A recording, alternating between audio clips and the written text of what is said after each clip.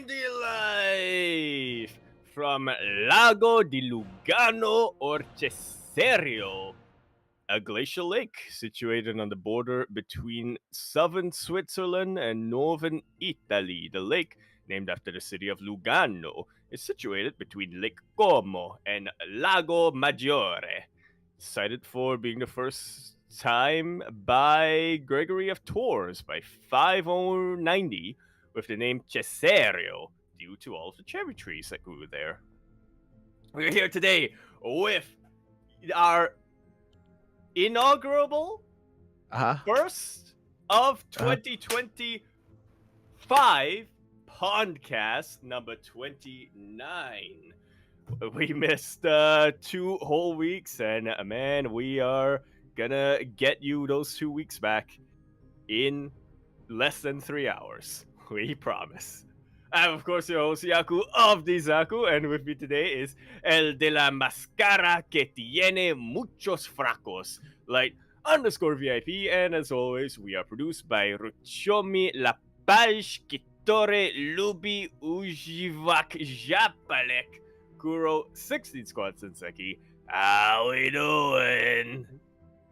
Happy New Year, Yaku! It's as you mentioned, welcome to 2025, our first podcast of the year. As you did mention as well, we did take some weeks off. We took off the week of Christmas and we took off the week of New Year's to enjoy some time off and to allow everyone to spend time with themselves, with their families, with StarCraft. But now we're here to catch up on everything that we missed out on, and we're helping you catch up on everything as well, because there's been a lot of StarCraft. Yeah. There's been a lot of tournaments, a lot of news. We'll get it to you in less than 3 hours. Yeah, we may have gone on a break, but the StarCraft did not. No. It actually ramped up the minute we left. The very minute we left, they were like, all right, they're gone. Let's go. Exactly. You know, the original plan was, you know what? We're gonna put our events on hiatus. We're gonna put the podcast on hiatus, SDO, MSO, STC, and we'll have some free days. We can enjoy the holidays, and we can just chill. Nah, it didn't happen, Bappy. We just casted every single day, multiple times a day, just non-stop StarCraft, because apparently that's just how we do in the off season in StarCraft. Apparently. Yeah. Apparently. But speaking of off season. How's it going with this? It's the off season. We've had a lot of events, but we've also had a lot of developments, shall we say, happening in between. A couple of them, a lot of them kind of unfortunate to start things off here. Yeah. So very quickly, there were definitely some interviews and some documentary series that were updated throughout the course of those 2 weeks, and we would love to get into them, but we will be doing that next time. The reason for this is twofold. One, there's a lot of videos to catch up on, and we would like to add our own opinion and add our own thoughts on those things and give our own insights as well and have a discussion going on. More importantly, we're catching up on 2 weeks of content already. There's a lot to go through. Yeah, we may end up having to just do a mini podcast just for the interviews and the documentaries that came out in the past 2 weeks. Yeah. There's already. Oh man, we don't want this show to drag on too long here, so we're gonna try to keep things a little bit more brief here. We'll have a bit of brevity when it comes to going over everything, and we'll definitely give those videos and those documentary series the time they deserve, and we'll be going over that next time. Not this time. Mm-hmm. But as you mentioned, that does lead us into some of the other announcements that we had this week. The first thing is Control. Control has left Offside Esports. Offside Esports, of course, is the offshoot of Onside Esports, Onside Gaming. It's aka Team Vitality. That have been supporting a lot of players. Actually, recently did sign Cristiano not too long ago. I think we probably covered that in a podcast past. But looks like Control is going to be since parting ways with them. Yeah, it was a really interesting journey here for Offside Esports and Control as well. I mean, Control, he is a player who I feel like has always kind of been in that semi-professional level, right? He was... I don't think it was during his military service where he was playing, because I don't think you're allowed to actually, compete in anything with prize money when you're in the military, but he was definitely still active towards like the final months of his military service. This would have been back in like 2019, 2020, around that time. And so he never fully went full time, but he was still very much a part of the community. He was very active in our events as well, which is how we kind of got to know him. We got to speak to him quite a bit in that time, and yeah, he's always said that he's got a lot of different things that he was that was that he was considering about doing. He wasn't fully sure, but yeah, offside I think was kind of the best environment for a player like Control for a while, who was, when it seemed like offside was more focusing on like amateur and semi-professional talent. But it's cool to know that recently that has changed.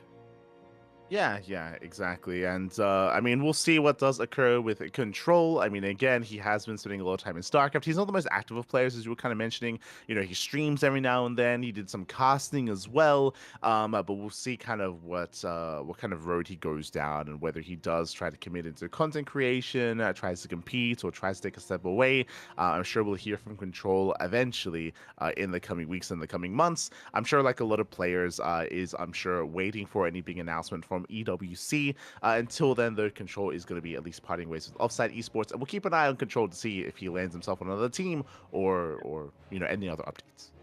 Yeah, I do find it interesting that he's kind of like leaving the door open in a way, right? Because I feel like usually when a lot of players, when their contract expires and they're looking to continue to compete at a professional level, they usually say something along the lines of, I'm exploring new opportunities, or I would like to find a new team, or something like that. Control didn't say that, but he also didn't say flat out that he's going to retire. So we'll see where he goes. For sure. We will see. I would like to catch up on that, because he made another post literally on New Year's Eve that he is looking for a team as a player / streamer. There we go. And Streamer zone. There you go. And he lists his like his current achievements there, so you can take a look if you want. I'm gonna post it in the Discord. Yeah, there we go. He did post his achievements related to SC2, Battle Aces, Stormgate as well. So, yeah, do hope that he finds himself a nice place to call home. Meanwhile, speaking of retirements, someone who did announce his retirement here, which is a little bit unfortunate, you could argue that we saw it coming a little bit ahead of time here, is Su. Su did recently announce his retirement at the end of 2024. Yeah, like you said, it feels like something that was a little bit of a long time coming. Honestly, I do think that I was honestly a little bit surprised when Su finished his military service and then came back to StarCraft 2, just because of, it feels like a lot of players from his generation, shall we call it, people like Innovation specifically, who for a long time was kind of his rival there, did say that, I'm just going to retire when I go into the military and, not come back.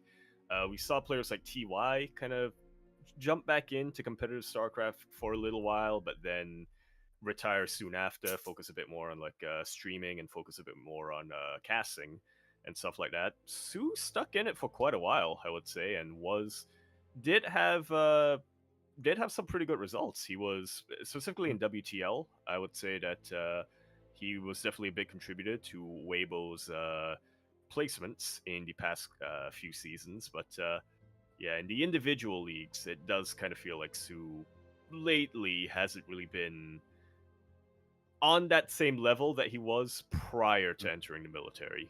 Yeah, I'm sure it's just a really difficult thing to really kind of a difficult pill to swallow when you, before military service, right, when you're kind of at the peak of your career, when you're winning championships, traveling internationally, and when you're definitely in form, and to come back after post military, and clearly everyone else has been improving, everyone else has been performing, and it's not the easiest to kind of get back into that swing of things and get back onto that kind of horse. There are some players that I've been able to pull that off, players like Hero, players like Classic, players like Bjorn, but there are also a lot of players that haven't really been as successful, and Su is definitely going to be one of them, unfortunately. Yeah. But I'm personally, I'm just glad that he did stick around this long. I myself am a big fan of Sue. I think it's hard to find somebody who's been following StarCraft 2 for a while who doesn't have a positive opinion on Sue just because of his story. He is the guy who came in runner up for 4 GSLs in a row, and then came in runner up for another 2 GSLs in a row, and then also came in runner up at IEM Gamescom, at what was it, MSI Stockholm, and the big one, the one that everybody was so sure he was going to win, BlizzCon 2017, where he went down to Rogue in the finals. It was absolutely, at times, kind of painful to watch as a Sue fan, but the fact that he was able to pick himself up over and over again after all those defeats, like, I'm sure that probably wasn't, like, I'm sure that was pretty hard on his mental state a couple of times. The fact that he was able to pick himself back up and then eventually win IEM Katowice, the biggest tournament of, well, one of the 2 biggest tournaments of that year, alongside literally one of the 2 world championships of that year. That's an incredible story. Yeah, for sure, for sure. Like he has a long history behind him, and I'm sure we're all hoping that that's what he's remembered for, not necessarily the most recent performances of him, but the more historic performances instead. So we do bid Sue adieu. This is also one of those retirements that again was kind of like on the horizon here, and there's a couple of other players that are a little bit more in flux when it comes to that. I know a lot of people have been asking for stats. He has been MIA ever since EWC. He literally hasn't played in a single event. DRG is another one who hasn't played in a couple of months as well. I do think for a lot of them though, I think they're just waiting. I think they're just waiting to see what's happening with EWC before coming out with anything. I think a good example of that is Gun. No, I was going to say that's exactly what it is in Korea. From what I've been hearing from the Korean, the Korean fans and the Korean scene, the vast majority of Korean pros are just biding their time. All of them are just kind of biding their time. I'm not gonna say all of them, but like most of them, and certainly most of the top players, have mentioned in the past that if there's no announcement from EWC, they are just gonna retire. Yeah, that is definitely thing that. Even if GSL comes back as a crowdfunded thing, because the unfortunate fact of the matter is that even if GSL does come back, it's gonna have nowhere near enough of a prize pool for it to be viable for most of these pros to play full time. Yeah, exactly. So a lot of them are kind of trying to lie in wait and figure out what's going to be happening and what decision they make from there. So I guess, again, January is going to be a big month for that, as we are expecting an announcement at any moment here when it comes to whether or not EWC is going to be involving SC2. Something alongside that is another retirement that was announced more recently, and that is with Oliveira. And I think this one at least caught... Yeah, this one caught me off guard just because we already heard from Oliveira like a couple of weeks ago, maybe a month ago, that he was saying something similar to what we just mentioned, where he was planning on waiting for EWC for an announcement before deciding whether or not he would retire. He was one of those players as well, and he kind of came out ahead of it instead and did come to the decision to kind of step away even before an EWC announcement. Yeah, which... And again, this isn't speculation or anything. He straight up said, yeah, no, I'm retiring. Those games at Masters Coliseum and Lulu League Cup are going to be the last games I'm going to be playing professionally. And yeah, like you said, this kind of caught me off guard as well, just because Oliveira... Does this mean he's not going to go to Bellum Zagora? Like, he is still a top player. Like, you were mentioning it during the Lulu cast, or was it the Masters Coliseum cast? Oliveira absolutely is one of the top 3, if not top 5 Terran players in the world. In terms of the non-Korean Terran players, I would absolutely put him number 2 behind Clem. He is just an incredible player. It really looked like 2024. He was on the up and up. He had some very, very incredible finishes. finished in the semifinals after taking Cyril to the ace match in DreamHack Dallas, did really well in EWC as well, and so it did look like if he were to continue, he could continue getting results, but yeah, he's just not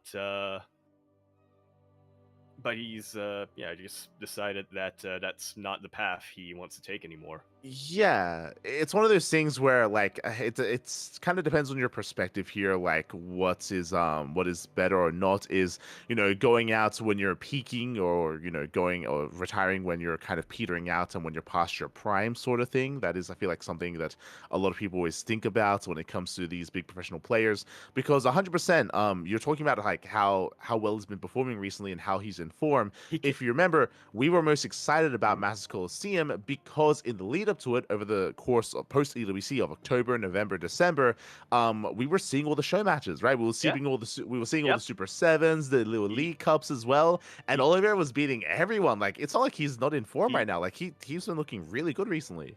yeah, he was beating Shin, he was beating Trap, he beat Hero when they both Mhm. off raced, he was beating Dark, he Uh, was getting a lot of results in these show matches. One result I forgot to mention is he was the runner-up at Bellum Zagora yeah. in 2024, which secured his seed for the Bellum Zagora tournament later in June. So it's like, yeah, it really does.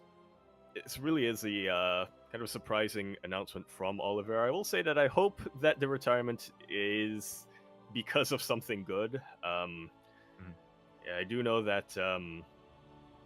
I mean, I'm just gonna say this out right now. The Chinese fans are absolutely vicious when it comes to their players, and especially when it comes to Oliveira. He's mentioned this a couple of times in the past, how whenever he underperforms, he just gets bombarded by messages from the Chinese fans telling him to retire and whatnot. And I'm hoping that that wasn't the deciding factor here, but if it was, then it's understandable.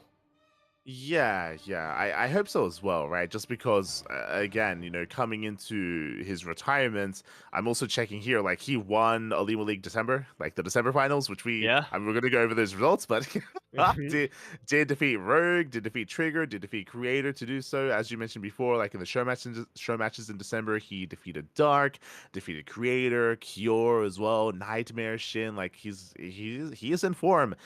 So to step away now of all times, it did feel a little bit more jarring than anything. It is sad to hear, just because myself, and I'm sure you as well, we're big fans of Oliveira, right? We're big Yeah. fans. He, We know how good he is. We know how much potential he has, and I'm sure we're looking forward to seeing him have another big run, kind of like at a big finals offline event. yeah. He has such an aggressive play style. It's inspirational, IMO. Yeah, It's like I for watch sure. Oliveira is one of those players who I watch and I'm like, damn, I wish I could be that. I wish I could do that. I wish I Mhm. could be that good. For sure, for sure. So, yeah, it is really I sad to hear. mm, We can only uh, speculate as to. Good. yeah. No, I was just gonna conclude. So if you have anything there, Yeah. I was just gonna say that we can only speculate as to the reasoning as to why he did Mhm. come to the decision to retire. Right? Maybe it is just because how uncertain the future is. Maybe it is because of fan feedback or like messages that he's been receiving.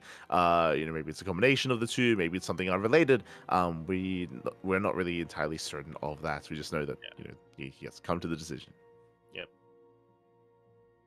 Yeah, and once again, just kind of round off Oliveira's career here. Obviously, he's the first Chinese world champion, winning IEM Katowice 2023. He had, a lot of great results. He's dominated the Chinese scene, won a lot of the WCS or ESL Masters, China and Asia regionals. But one other thing that is not necessarily in results that I think is worth talking about here when it comes to Oliveira's contribution to the scene is he was actually very influential regarding the, shall we say, Chinese Renaissance, and not post 2023. That was post 2023 was when all the Chinese players saw Oliveira and was like, okay, we can do it too. Normal man won the world championship, we can do it too. I'm talking about 2019 when we first started seeing big Chinese investment in the scene when we first had CranKy Gaming coming around. Mhm. CranKy Gaming, from what I understand, initially approached Oliveira and were only interested in just sponsoring Oliveira, but Oliveira was the one who kind of said, you know, you can sponsor me, but if we get 2 more players, we can compete in team leagues. And so that's how Innovation Bunny ended up joining CranKy Gaming, because they were practice partners with Oliveira. Oliveira liked them a lot, and he wanted to be able to bolster what was at the time Gold Pro Team League, and then eventually became WTL. Mhm. Yeah, exactly. Like he's always been like a part of that, right? Like kind of lifting people up alongside him. Always hardworking, of course, very much so. I think his personality is definitely something that a lot of people got behind as well. Being very humble, very much so. And yeah, I don't know. It is quite sad to see him step away from the game. Regardless, we do wish him the best. We do wish him the best in his endeavors. In whatever he does decide to follow, of course. And yeah, we know that might not be the last we see of Oliveira as well, in a sense, where, SC Boy, they're always willing to bring him on to, help cast or have some content or something. And, if events do continue, then maybe he'll be dropping by every now and then as like a guest commentator or something like that. I'm sure there's definitely room for him. So yeah, we'll see. We'll see. Yeah. I just realized that with Oliveira retiring as well, Weibo Gaming have lost 2 players in the span of 1 week. So they have. I. They still got Hero. They still got his. It's fine. It's fine. Don't worry about it. But with at least that, Hero is unlikely to retire because he has a restaurant anyway. There's no way he's gonna. Yeah. There you go. He has a restaurant he wants to avoid managing or cooking. Probably no joke, but to be honest, I don't know about it. With that, that does conclude our kind of team transfers and retirements. That does lead us into the newly announced Team Liquid Map Contest number 20. Yes, glad to see that they're becoming. It feels like they're becoming more regular now, or not regular, I should say. They've always been regular, but I feel like they're more frequent now. Yeah. I mean, I'm sure it feels quite fast just because we just had one, but the one that we just had was team based, right? It was for team like 2v2 maps, 3v3 maps, things of that nature. So it's great to have another TLMC returning. And yeah, the announcement was an interesting one, with the post itself. Big shout out to Monster Energy for, of course, funding and sponsoring the event itself. They themselves were quite transparent, saying that like, the future of SC2 is a little bit uncertain, but they did say that at least for the near future, they are confident that there is going to be, additions to the ladder map pool, and they're still willing to, of course, devote their time and energy into running the TLMC, despite this kind of era of ambiguity. And yeah, they're still going to be running it.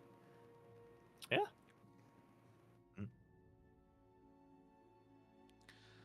For sure. So if you're out there, if you happen to be a map maker, if you're interested or even interested in maybe diving into map making as well, there is a lot of opportunity here to try to have your hand and maybe earn some prize money as well by posting your own maps. What I will say is that from my understanding, I believe that they are alleviating some of the restrictions they used to have, and their goal here is to have less kind of guardrails than they used to, and have a little bit more of a creative, like kind of free thinking, like outlook onto this TLMC. Yes, they've actually released a spreadsheet about map features that are allowed and map features that aren't allowed. Most of them are allowed, I gotta say. Hostile missile turrets are going to be allowed this time, as are neutral simulators. True island expansions, so maybe not Monty Hall. What was the other SE Evo map? That was purely island bases. Yeah, it's god, it was like Near Space called? something. I Neo something. Yeah, hopefully we get to see some. I'm hoping anyway that some of the map makers take some inspiration from SE Evo. Well, I say that usually it's not the map makers who have to take inspiration. Usually it's the judges who have to approve them, right? So hopefully, I'm hoping that the judges have seen the light in some of these SE Evo maps and be like, you know what, maybe we can allow these. True. The map you're thinking of was Paradox. Paradox. There we go. Yes. Neo something, yeah. Yeah, it's close Yeah, enough. close Neo, enough. Paradox, yeah, same thing, same thing. Yeah. Yeah, I look forward to it as well. Definitely look forward to it. I'm sure we'll be delving into the submitted maps once we get into that phase of testing, that phase of judging. I am definitely a lot more motivated to this time maybe dive in a little bit deeper when it comes to going over what maps they have to offer and hopefully giving So- them some more publicity. Oh, that's where you're going. I thought you were gonna be like, I thought you were gonna announce that you were gonna be making a map Oh God, no. based on Paradox. No. Let's go. Oh, the island. I would base. watch a stream of that Beautiful. actually. Beautiful. So look forward to it. Look forward to it. Again, we'll keep you guys updated and posted when it comes to the progression of TLMC and the phases that they do go through, the iteration phases, the judging phases as well, the submission phases. So we'll be all over the TLMC 20. Absolutely. Submission has not begun just yet, but they're going to be beginning pretty soon on... Oh, no, they did begin. It's the end of submissions that are still a ways off on the 27th of There you go, January, there you go. so just before Lunar New Year.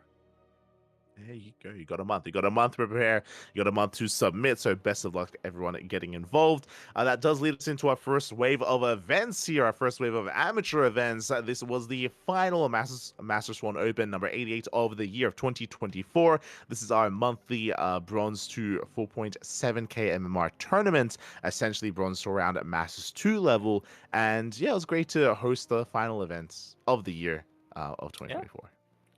Glad to be. I was glad to be involved in this one as well. It was fun. Chat had a great time. I remember that. There you go. There you go. Yeah, Yaku, he got involved. We had some new participants. We had some old participants as well. Mm-hmm. Yeah. Can I just say, I watched a VOD afterwards. I think I've figured out the secret. Okay. When Kuro does the full intro, Okay. I win. Okay. So what you're saying is it's Kuro's fault for not doing the full intro. Exactly. The second time, yeah. True. Look, I'm only doing that I once. see, It I takes see. like 5 minutes to get through, okay? Mhm. You have to save it, is what you're saying. You have to save the intro for when True. Yaku needs it most, when he needs that buff, that boost. So Also- what is it called? It's the silver bullet. So, Yaku is pointing out that was quite a fun broadcast. For those who have missed it, I guess I can't point it out. The main meme of the entire broadcast was how I once called Captain Fish the favorite, and for some reason, literally everybody latched Yep. onto that, and just everybody started calling him the favorite, and he couldn't take the peer pressure to be the favorite. The Oh, pressure no. got to him, yeah, Yeah. in the end.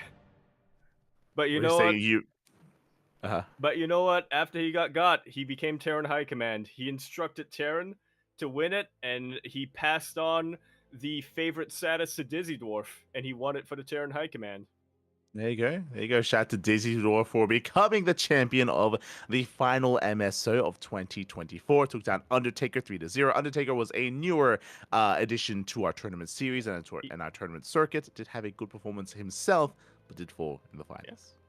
And having played against him, I was like, I hate you so much, but also I respect you. I respect what your playstyle so much as well. And he's not full Papa Panda, but there's a little bit of that wildness to him. That I'm like, when I was playing, I was like, ah! But then when I was watching it afterwards, I was like, damn, bro, respect. He's got that panda in him. Yeah. There you go. This is There where you go. Maybe they're related. this is where we learned this is actually like Papa Panda's cousin, or like, you know, his like work colleague or From something. underground. Yeah. Or no, yeah.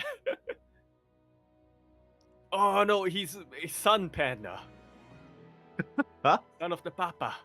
There you go. There you go.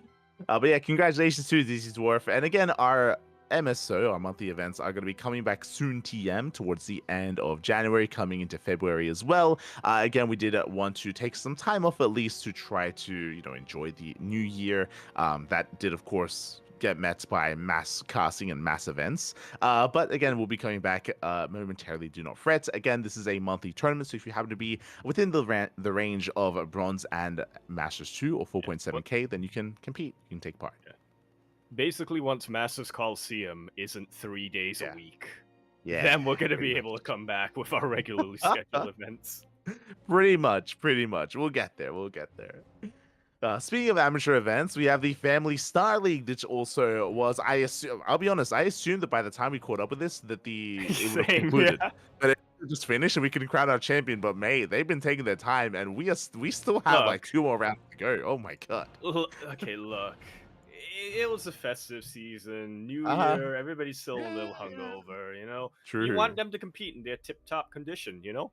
Uh-huh. Rage's Raiders, they played while they were still hungover, along with the Angry Mhm. Space Hares, and somehow they were able to make a series out of it. But you know, Pull the Boys and Infinite Cyclists, they want to make sure everybody's rested. Uh-huh.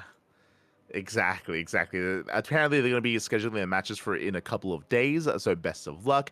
And it looks like in over a week's time, we'll be crowning our champion as well, based on these schedulings on Wikipedia. So congratulations to Rage's Raiders for making it through. They did take down the Angry Space Hares 3-1. Very impressive performance there. We were able to see them pop off in the 2v2s, in the 1v1s as well. And yeah, next time we're here, we'll be able to at least have a look at the finalists. What is it scheduled for? Maybe. 18th. Yeah. Maybe they'll lock in the players who are going to play in which slot by then. No, potentially. Potentially, yeah. So yeah, shout out to KJ Freedom for, of course, running this more fun kind of team league format. A little bit less serious, a little bit more laid back, and more family oriented, if you will. And they've been running this event for what feels like months. I mean, it has been. They started back in September. Jesus, they're still going strong. So best of luck as they do wrap that up eventually, coming into the new year. And that also leads us to Nation League. This, I believe, must have wrapped up by now. It has, and I'm satisfied with how we did. Oh. I'm satisfied with how we did, is what I'll say. Yeah, here we go. Last time we were here, we were catching up with the semifinals, but we had the third place match. Brazil takes down Hungary 5-1, securing their third place spot. And then we had the grand finals between Peru and Italy. Indeed, we did, and Peru did end up taking the W 4-2 over Italy, but at least Italy was able to fight back and show why they were worthy in the first place of making it to the finals. So, proud of you, my boys. Exactly. As Yaku, he is the most Italian of the CranKy Ducklings. See. There you go. Beautiful. So congratulations, GG, well played. And yeah, we'll see if we do end up encountering another Nation League. I mean, it looks like they have been running quite consistently over the past couple of seasons, and I'm sure there's going to be another season of Nation League on the horizon. It's just a fun way to also kind of have like another amateur event, but it is of course split up by nations, not necessarily by teams, like Chobo Team League, for example. It's a good way to kind of like bring players together and have them motivated to improve together as well. Yeah.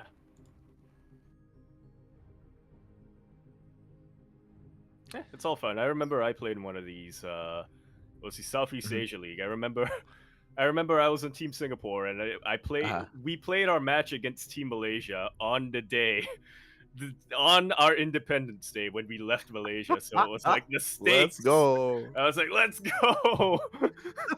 We were all like, we gotta do this. Was Aries playing in that at the time? Do you remember? Was he? I think he was casting or adminning. I don't think he was competing in it because he was like, man, because he's like, Malaysian but also living in Singapore. So I think really what it was both teams like didn't want him. Neither team wanted him. Oh no, Aries. No one wanted him. Feels bad, man. Oh no.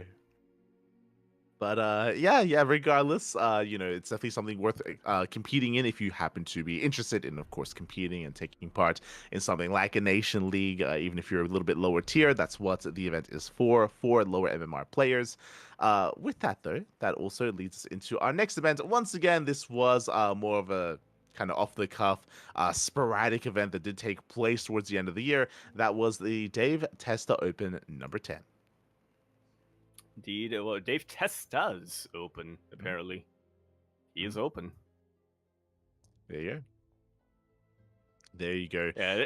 And from what I remember here, if you can see, it's purely best of ones. Purely best of ones coming into the finals. I don't know if the Wikipedia is accurate because I think from what I remember, I think it was purely best of ones, and I think they were all playing random as well. And I believe in the finals they off raced Trigger and Jumi. Like that was like it was a Oh. very chaotic tournament from my recollection. Yeah, I'll have to take your word for it. I was asleep when this was on. Fair enough. Again, it was just a very last minute kind of event that was thrown together, and I mean, again, you can see here with all the best of ones and best of three finals. So not necessarily the most serious of events, but shout out to Dave. I believe this was also coinciding with his return to Twitch and his return to streaming, and it was just a nice way to come back. Yeah, the map pool was also not very standard. Want to point it out. We have Monty Hall. Unfortunately not. We have Monty Hall. Smart. So yeah, congratulations to Trigger as it did take it in the end. 2-1 was the Dave Testa's Open number 10 champion, and that led us. I mean, speaking of these like more fun events, that led us into the MC versus Comunidad Latina show match. Yes, and I'll let you take the lead on this because I gotta be real honest with you. Like, the only thing I remember from that event was you and the other Latin Americans interviewing MC, asking him questions in English, and MC answering in Spanish. One of the questions was, do you have any words for us in Spanish? That was one of the questions, and he responded in Spanish. Did respond, so let's go. Or it was something like do you know any phrases in Spanish? Do you know any words in Spanish? And he did respond. But yeah, it was really cool to see MC competing again.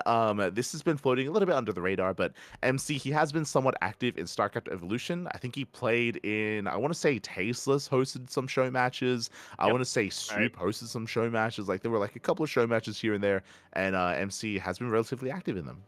Yeah, I remember the Tasteless one specifically because they got MC to play in it. They also got a lot of they got a lot of big names. They got like Bisu. They got I think Stork as well to play in that. I was so sad though that they managed to get MC, but they couldn't hook him up with his bro MMA. I was like, but yeah, that was a big one. The Tasteless show match back in the day.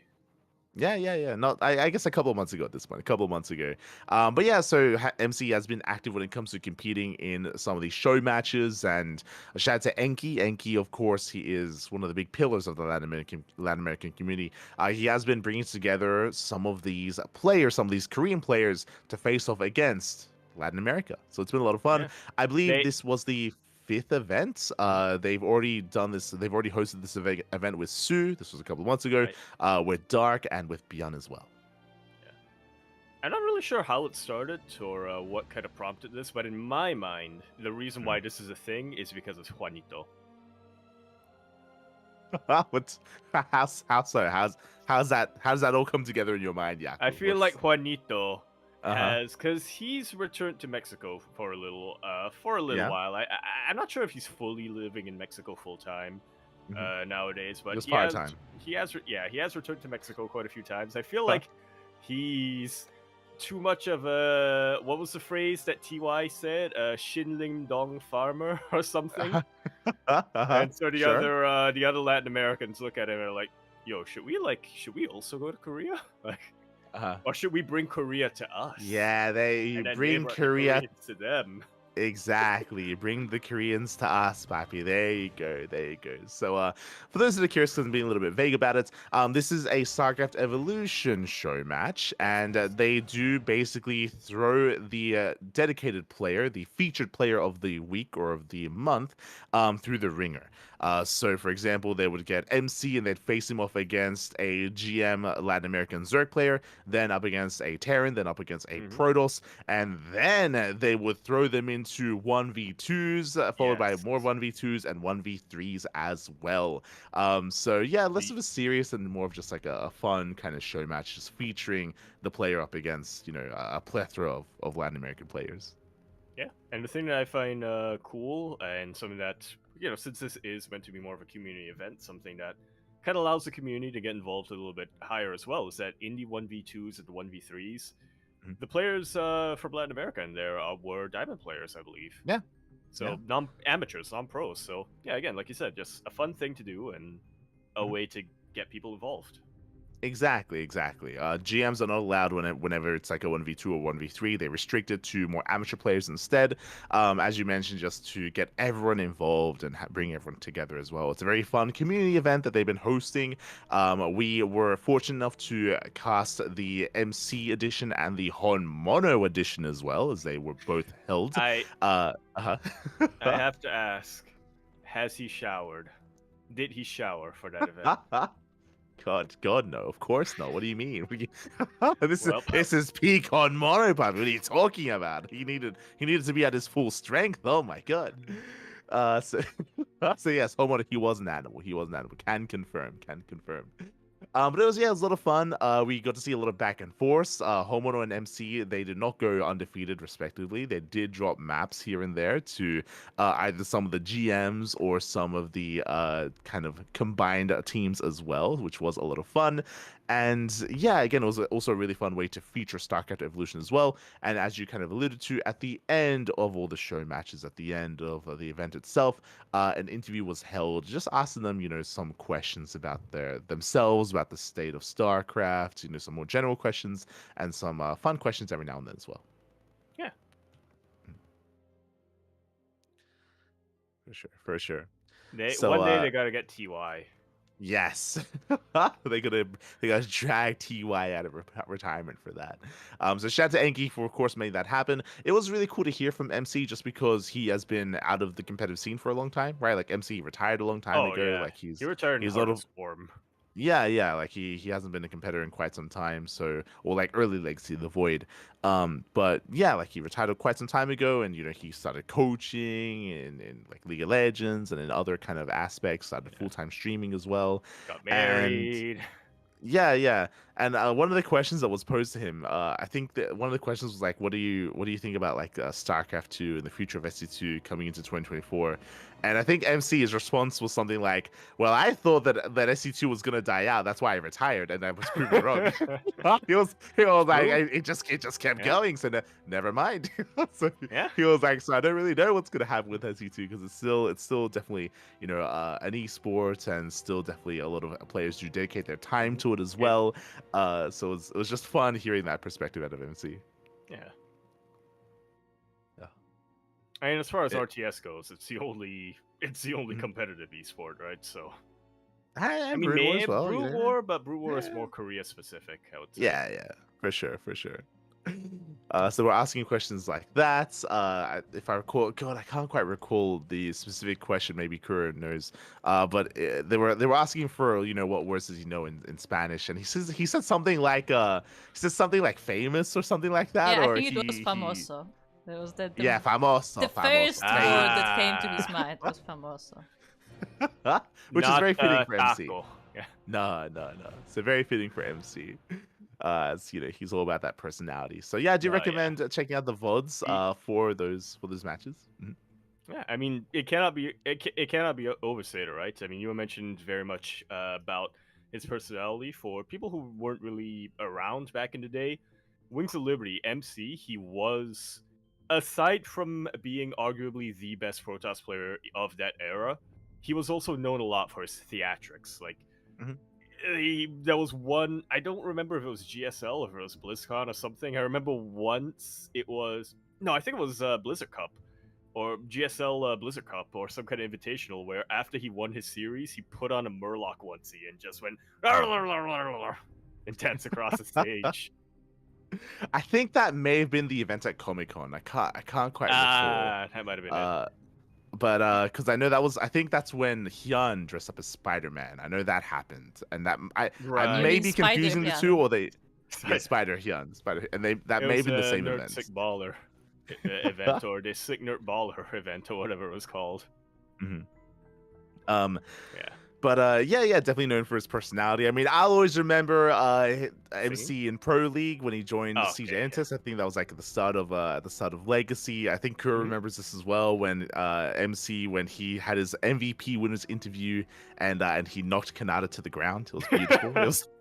Yeah. He, It was good times, good times. yep. Famous for in a dream hack or something after In Control asked him, were you worried at all about facing your opponent? And he just went, bitch, please. I'm the motherfucking boss toss. Who do you think I am? And more famously than any of that was Home Story Cup, if you remember, Yes. The when last when he whipped out the karaoke machine, or they whipped it out for him, I should say.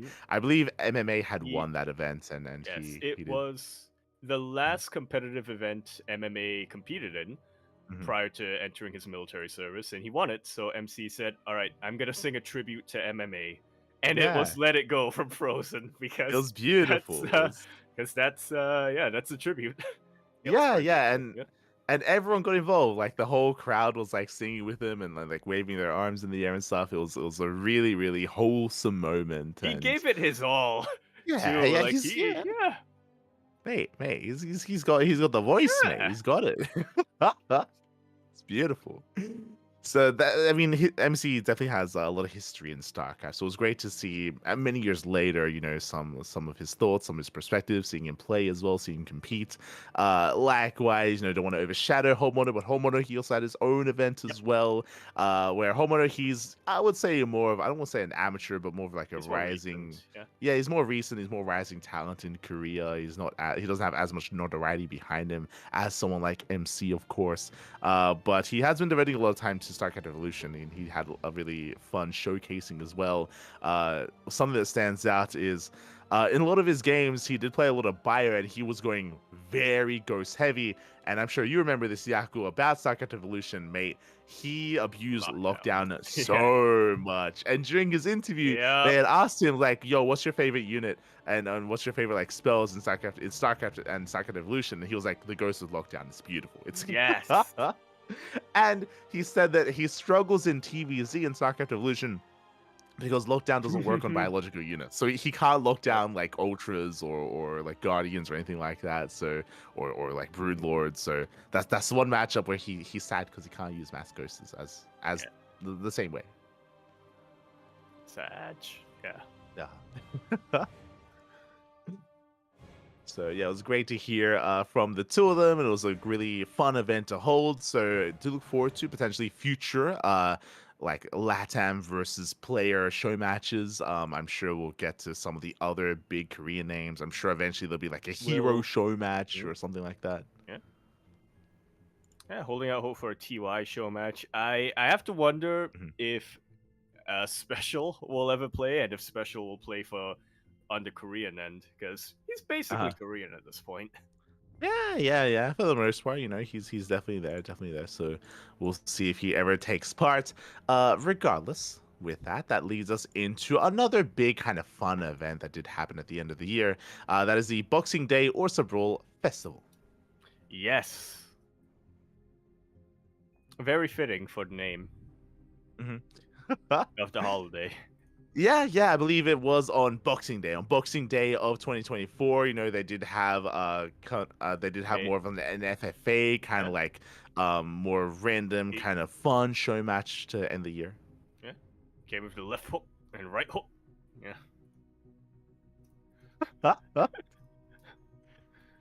What are you on about? Boxing Day. There you go. Yeah. Is that how you box? Yeah, you get him. Left and then right. Yeah, you hooked it right. You hook it left. You hook it right. That's how they box in Australia, at least. It is. We learn from the kangaroos. It's true. So it looks like they just had some FFAs. They had some free for alls. Of course, FFA is not the most balanced of formats, but a lot of fun nonetheless. So it was great to see kind of like an end of year celebration here involving players from all around, from Europe, from the Korea as well, even from the Americas, I would imagine. So great to see players coming around just to celebrate StarCraft in their own unique way. I know Orsa has been very much so looking forward to hosting unorthodox tournaments. So it looks like there was like a King of the Hill like FFA. There were like some best of ones. Like there was, not the most orthodox of kind of like matches. Yeah, an interesting way of going about it.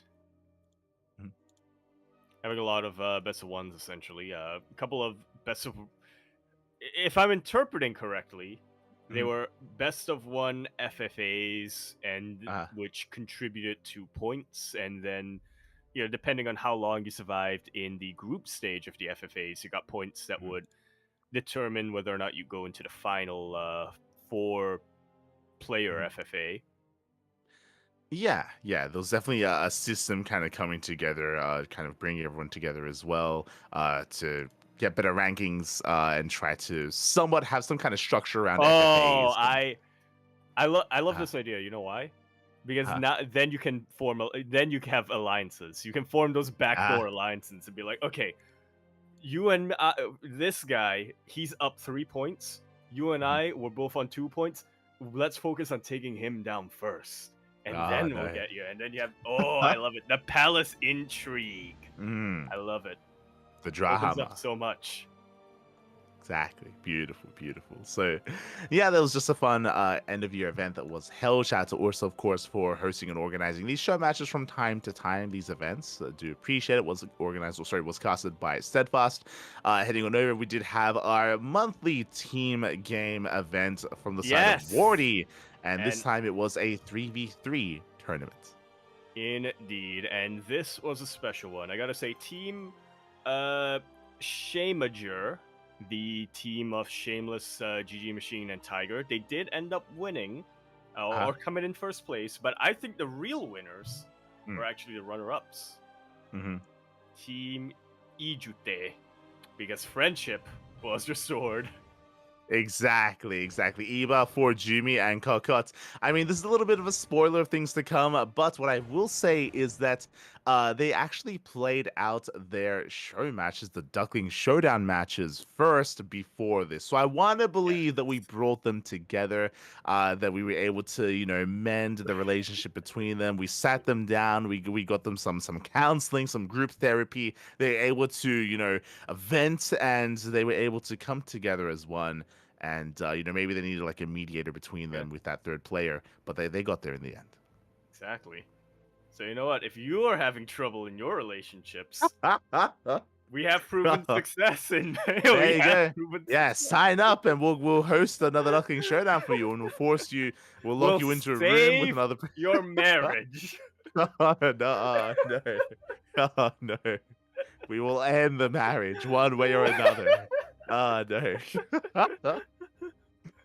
There you go. There you go. We have Iba and Jumi as an example of that. Beautiful. But yeah, they played Uh, quite well here. The trio, they were able to take down Geralt, Max Pax, and Spirit. That is crazy, by the way. That's a yeah, the Polish hefty boys. team. Jesus. Yeah, Max, close enough. Yeah, Yeah. pretty much the entire might of Poland coming at them. Yeah. And Spirit. Yeah, all of Let's go. Poland and Peter. Mhm. Yes, yes, of course, of course. You can't forget Peter.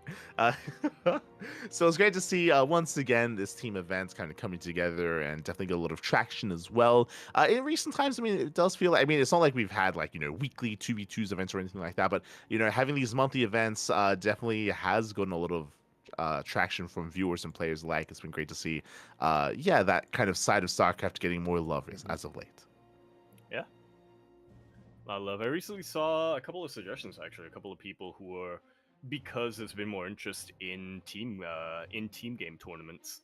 A Mm. couple of people coming up with some ideas or some ways to kind of revamp the Observer UI specifically for team games. So Mhm. fingers crossed. Hopefully, there's enough resources there from the side of ESL or whoever's in charge to, maybe maybe commission a UI from someone and add it into the game. Yeah, Fingers yeah, it would crossed. be great. Just 100%. Like the team game UI is awful. It's Yeah. it can definitely do with some work. 100%. It can get very cluttered and very busy just because there's so many like production tabs and so many numbers floating around as well between all the players. So especially once you get into 3v3s and 4v4s, it takes up a lot of the screen. So maybe could happen at some point.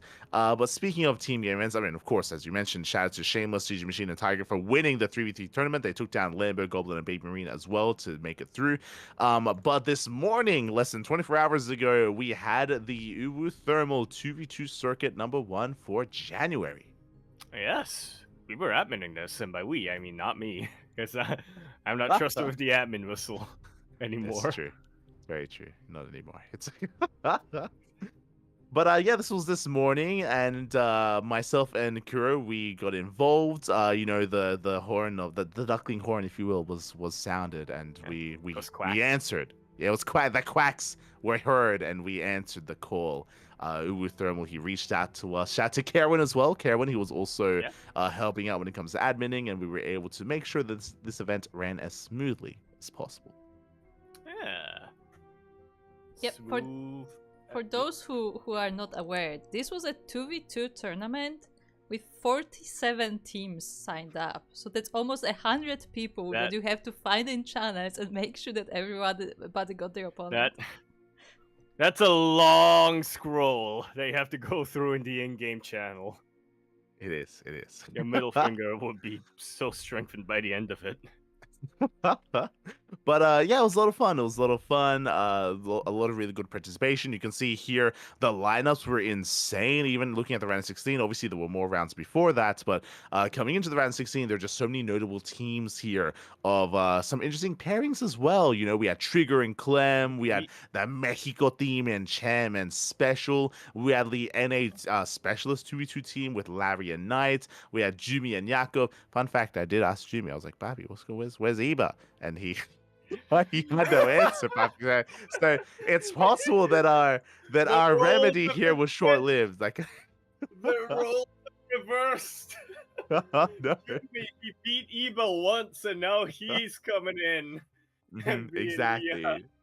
The abuser. I was like, you think I'm gonna settle for Iba? I could do better than that. I could.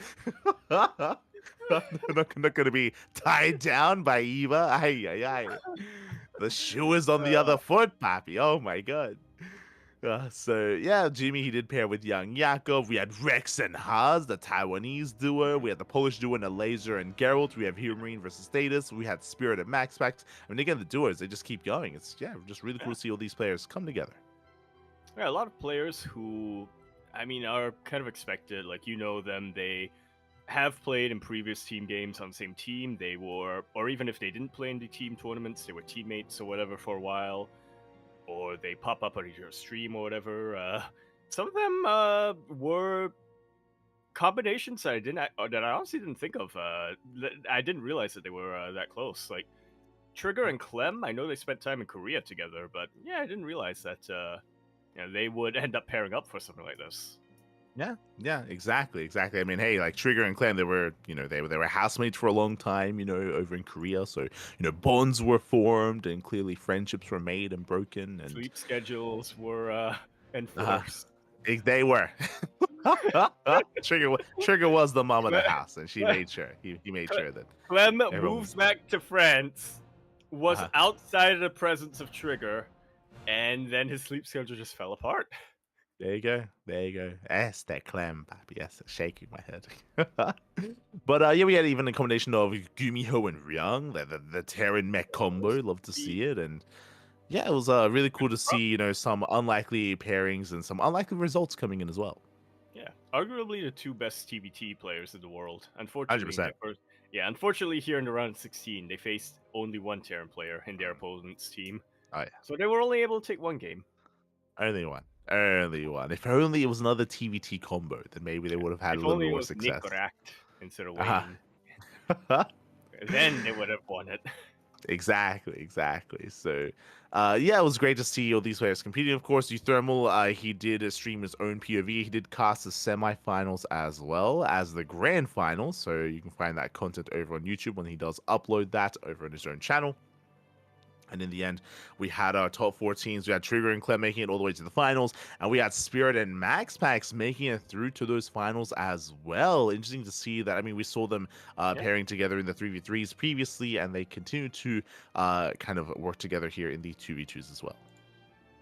Yeah, again, it's a pairing that I wouldn't really expect right off the bat, but it kind of makes sense in hindsight. They were both on Psystorm for a while. They were also both on Psy-V for a little while.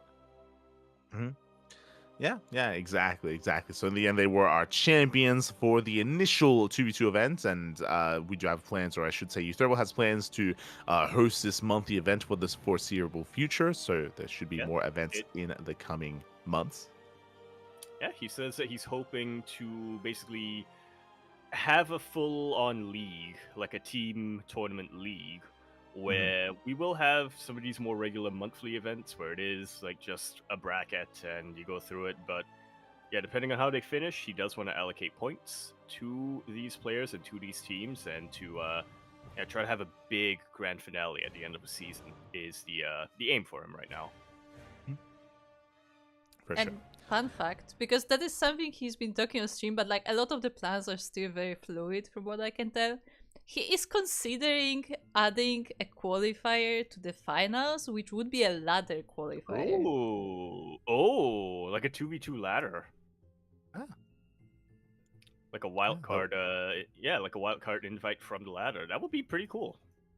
Yeah, that would be really cool to hear to kind of come to fruition here. So it is just a really nice way to like reinvigorate the ladder as well, and just incentivize ladder participation. Exactly. Now we don't have to wait 5 minutes for a 2v2 game. No, Sure. it was never that bad. It was never that bad, but like it definitely takes longer than 1v1. It does. Aye.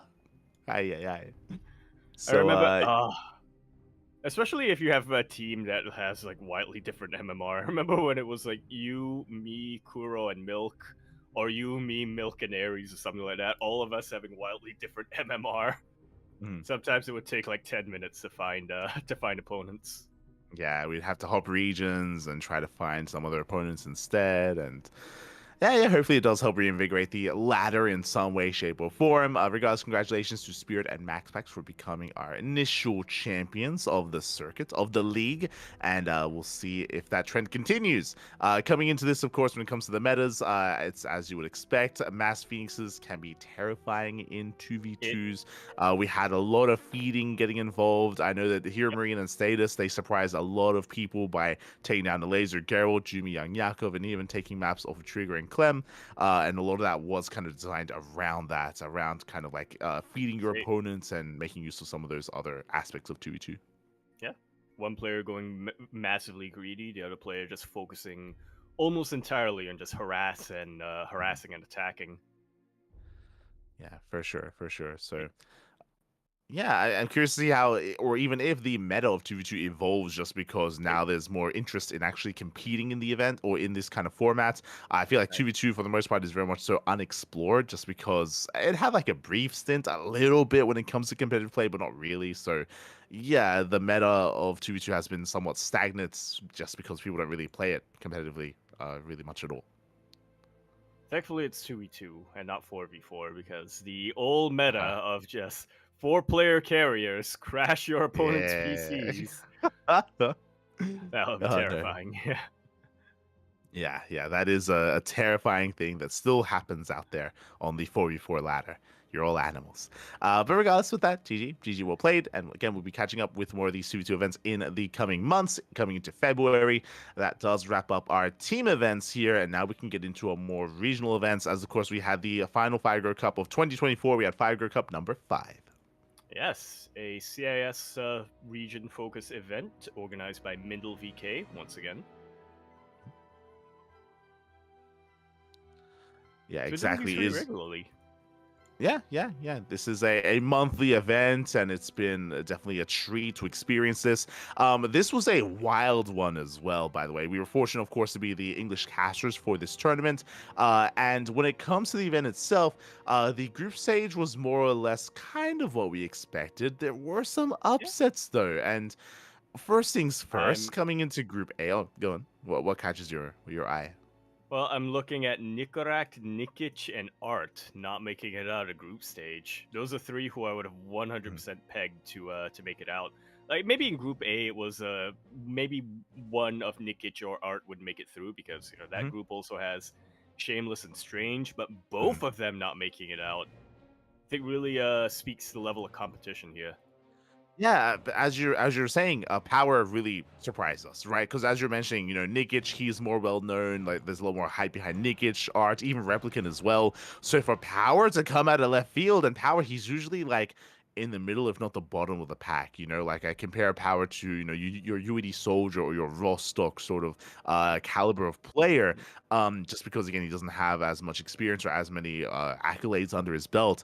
But for Power to pop off here, and hey, he was able to, go 1-1 against Nikic, able to take down Art as well.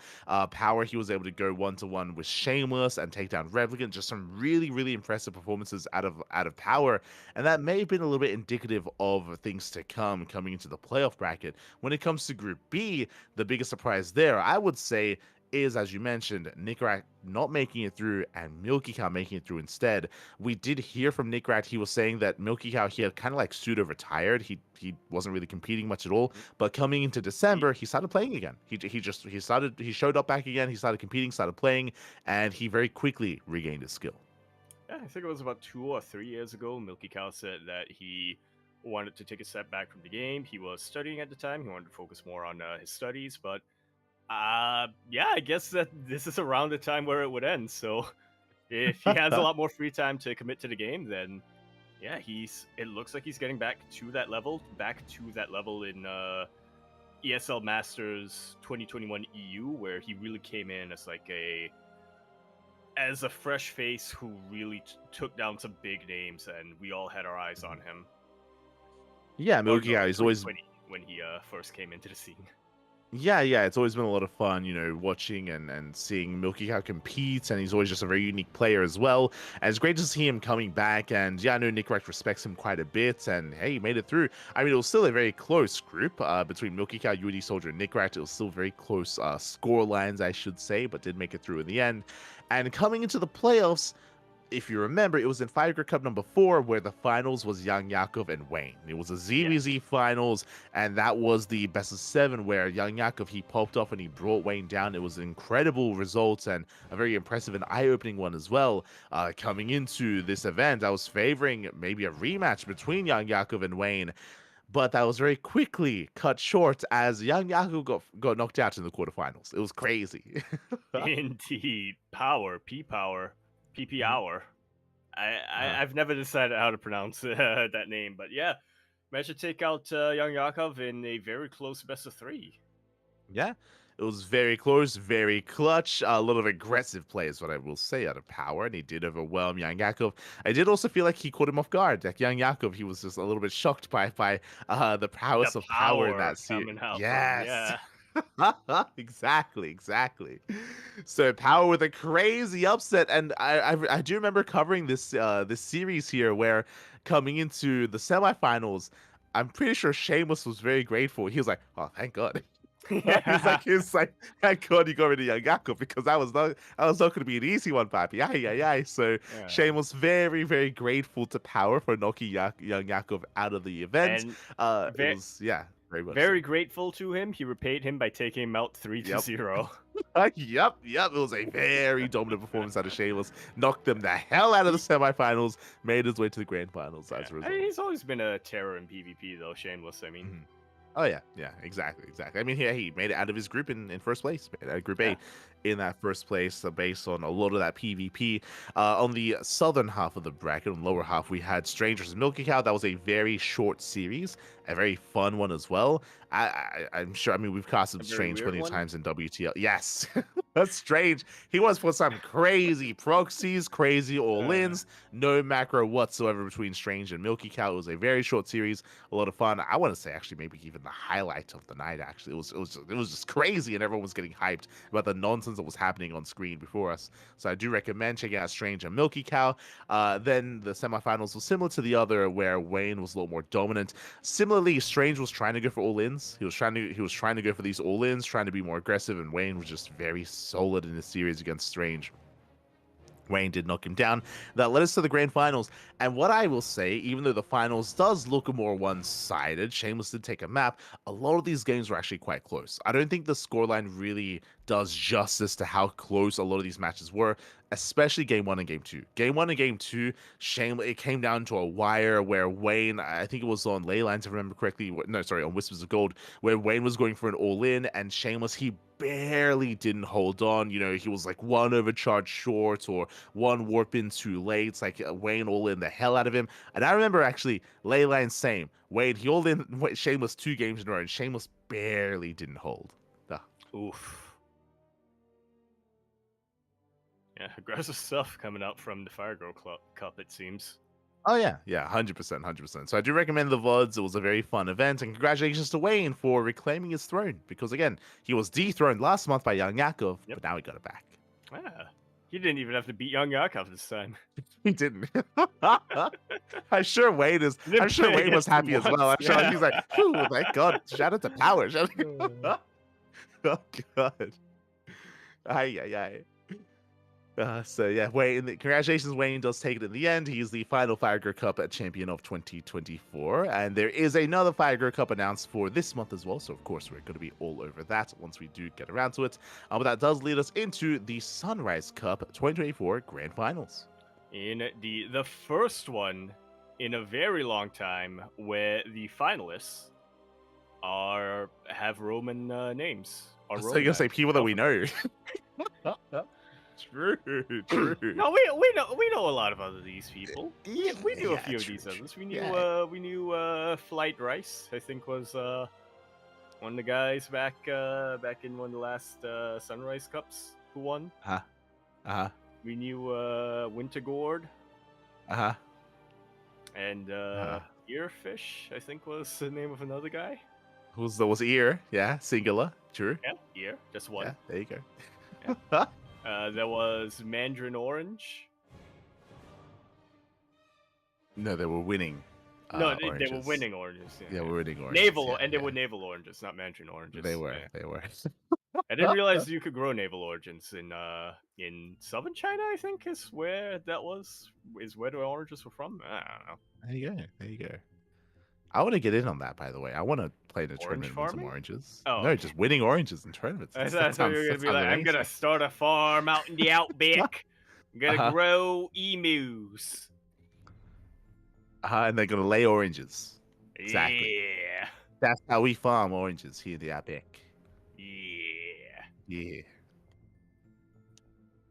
As we had the end of year event for the Sunrise Cup, and as you mentioned, Lancer coming in as the heavy favorites. And despite that, though, we saw some other big names facing off. Young Zest versus Nanami. We had Oriana. I feel like it's been a long time since we've seen Oriana pop off. Like Oriana, he was, I want to say, at his peak, 2023, maybe beginning of 2024. Oriana, he kind of fell off a little bit. He wasn't as active. He was playing in some of these Sunrise Cups with no major results until here. Yeah, he was saving it all for the end of the year. Exactly. It was just building up his power, before sending it all out here in the end of the year. I also just realized these are not best of threes; these are all best of fives. Jesus, that's a hefty bracket. I'm surprised that they didn't go full EWC or Masters Coliseum and have the semis be best of sevens and the finals best of 9. True. But I guess they were running out of time towards the end of the night, so I'm sure they were. But really intense tournament here. Lemon took down John Noah Loves. I would have favored Lemon over Oriana, but Oriana, he pops off, takes down Lemon. Very impressive. And even took Lancer to a series here, taking 2 maps off of him. Very impressive. Like, I do rate Lancer quite highly, especially like in current StarCraft. So for Oriana to fight against him, to take maps, it's good stuff. Yeah. I do think that now that Oliveira's retiring, the best Chinese player is, I would say, Lancer. I think Coffee is a close second, but he hasn't been as active as Lancer recently, so it's hard to tell. It's kind of a race between those two. Yeah, I mean, we recently casted Lancer versus Coffee. It was in the Masters Coliseum regional qualifiers. They did face off in the qualifying match, and Lancer did defeat him. So yeah, he has recently shown his prowess over Coffee as well. So yeah, I would agree. I would say Lancer is the number 1 player, and yeah, so for Oriana to take 2 maps off of him, it's impressive. Good stuff. Finally, it's been a long time coming, but we finally have a best player from their region who is a dad. I mean, Dark is I would say he's the best Zerg player in South Korea. Yeah, He's a Zerg it's player. All close. right, all right. Yeah. Yeah. I gotta add that Okay, little okay, caveat to it. okay. You Yeah. could argue that at different points of the past few years, he was the number Uh-huh. one Korean player. Okay, I'll Was give you was that. was there a Like could we ever? Uh-huh. it's like you have the Trinity in Korea for like the past 2 or 3 years, who were Maru, Dark, and Hero for each race, Mhm. right? So Yeah. I'll give you that. Could we ever try to like rationale our way into saying that Jaime was ever like the best player in Latin America? Yes. Can we say that? Can we He- say that? Juanito I he think left, we can because right? So- exactly Juanito left, Uh-huh, and then yeah. Cham Uh-huh. went to Brazil, stayed in the root house in Brazil Yeah. for a while. So Jaime Okay. Uh-huh. wasn't a dad yet when this was happening. Nah, that's You fine. know It's what? fine. Once you become a dad, you retroactively have always been a dad. He's I'm always pretty been a sure dad. that's how it works. I'm pretty sure that's how it works. Exactly. Shout out to Omade Jaime, by the way. Oh my god, like it's crazy. I can't believe it's been a couple of years. Like his kid is growing up. It's wild. Like it's True. it's walking around. Saying words. Pretty soon he'll be able to. Pretty soon he'll be able to ask if Zerg is a good race. And Jaime, are you going to lie to the poor child? What are you gonna do? Jaime? What are you gonna? I think we all know the answer. He's gonna tell him to play Protoss. Oh no, Jaime. Feels bad, man. Who said that recently? Was it Dark that said that recently in regards to his daughter, where people asked him what races is his daughter going to play, and he said something like, I want my daughter to live like a free life, like comfortable, so play Protoss. You say recently. This was like a year ago when Dark first became a dad. It was his interview with Talon just afterwards, where they were like, what advice would you give your daughter if she wanted to start playing StarCraft? And then he said, oh no, they asked him, what race would your daughter play? And then he said, well, I really, really, really want her to play Zerg. But logically, I would have to say, my heart says Zerg, but my brain says she should play Protoss. There you go. And then, and then there was also the story that Lancer was telling us, where he didn't have the same thing, but he was like, when his son started watching StarCraft, it was around the time where Cyril and Raynor were like winning everything. Cyril, Raynor, Rogue, and Sue were like winning everything, and so someone was like, "Is Zerg good?" And Lancer was like, "Well, good is subjective. They win a lot." And then Lancer's son was like, "All right, I'm playing Zerg now." And then Lancer was like, "No." No. He was like, I don't want to restrict my son. He has to make his own choices, but secretly I'm also mega disappointed. We'll get those. So soon TM Jaime is gonna have his kid competing and playing in StarCraft. It's gonna happen. It's gonna happen. This is a tangent, but I feel like it's a very Korean dad thing to tell their kids to play Protoss. Because I remember there was another video a while back that went viral. Some Korean streamer who never played StarCraft before, but her dad played StarCraft, so she called her dad up on stream and was like, "Hey dad, what race should I play?" And then he was like, "Oh, you should play Protoss because Protoss is easy." Yeah, I remember this clip. This wasn't from this was from like a couple of years ago. Yeah, I do remember. God, it's He was like, and I remember the funniest part was she was like, "Zerg looks really cool though. What do you think of Zerg?" And he just kept saying, "Oh, Terran is really hard. You need to really get used to things to play Terran." And she's like, "But what about Zerg, Dad?" And then he's like, Terran, you need good mechanics. You need to know the build orders." He's like, and then she's like, but Zerg though, Dad." And he just kept going. It's like, you watch these players like Flash, like Boxer. You gotta get like really good before you can get good with. You need to familiarize yourself before you can really play Terran. Look, he's just trying to do what's best. Okay, it's fine. But yeah. With that, we do actually get into some more of our show matches here outside of just the Sunrise Cup. We have the super events. We have the Super StarCraft Global number 9, which does feature a set of Korean players here. Once again, a bit of a longer format, best of 5 semis into a best of 7 grand finals.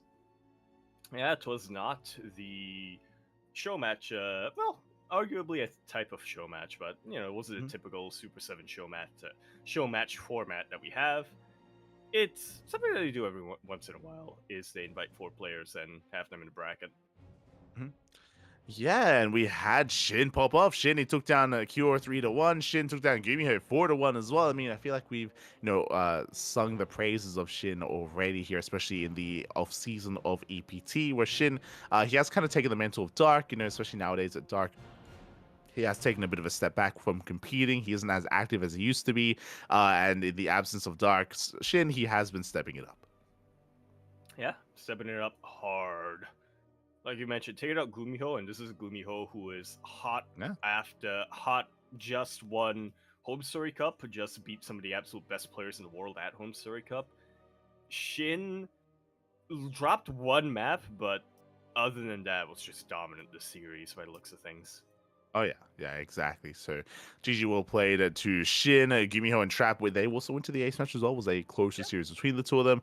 Of course, this show match was held over on the Super platform, as is the case with most, if not all, of these Super show matches, and we're going to be going through a lot of them, so you can check them out over on that respective channel. But congratulations to Shin for coming out on top in the Super StarCraft Global number 9, and that is followed a little bit more recently by the Super StarCraft Global number 10. Funny how sequences work like that, and It's crazy. We go from 9 to 10. One Yeah. more. Oh, Yeah, that's math. math. But yeah, this one was also another bracket format. It was another 4-player invitational, and we were talking about how Shin looked dominant in the last one. This time, he did go down to Creator. Yeah, Creator, he has been popping off as of late. I mean, we'll be getting to the Alima League results soon thereafter, but yeah, for Creator to take down Shin, it went all the way to the ace match, went all the way to game 5, was a very clutch back and forth between the two of them. Actually, looking at the results, Creator, he pulled off a reverse sweep. He was down 0-2, and then he won 3 games back to back to back. Yeah. It's that power of the mountain, yeah. There you go. Unfortunately, it looks like maybe Creator harnessed all that power, and Beyond did not. As Beyond did go down to Hero 3-1, and Hero looking dominant here in these show matches to bring down Beyond and to bring down Creator as well. Hero not dropping many maps whatsoever, so very impressive stuff. Hero, of course, showing and proving to us all that there's a reason why he's the best Protoss in South Korea. Yeah. His PvP has, always been phenomenal. His PvT has historically also been very, very good. I do feel like there were a couple of months recently where it's looked a little bit shaky, but I do feel like Hero, it has recently gotten that back in form. Especially beating Byun, who may not necessarily be the best TVP player, but there was a period in time, about a year ago or 2 years ago, where there was this narrative forming where Hero was, without a doubt, the best PvT player in the world at that point. The one player he could never beat was Byun. Because Byun's playstyle just pretty much directly countered anything, everything Hero liked doing. Yeah, it's just such a unique style, but that was quite some time ago, and here he has been able to acclimate to Just, of course, and in the end did win the show match. In the end, did take down Creator, did take down Beyond, so very impressive stuff there, very impressive performance out of Hero. That leads us into the Super 7s 24. These are the more straight up head-to-head show matches instead. Unfortunately, these show matches, they don't feature the stylistic interpretations that some of the other show matches do for the Liu Cup. These are a little bit more, they're a little bit more professional. They actually crop their images properly, and there's nothing kind of jagged, kind of like poking out. I was so sad when they actually drew something for Big Luli Cup.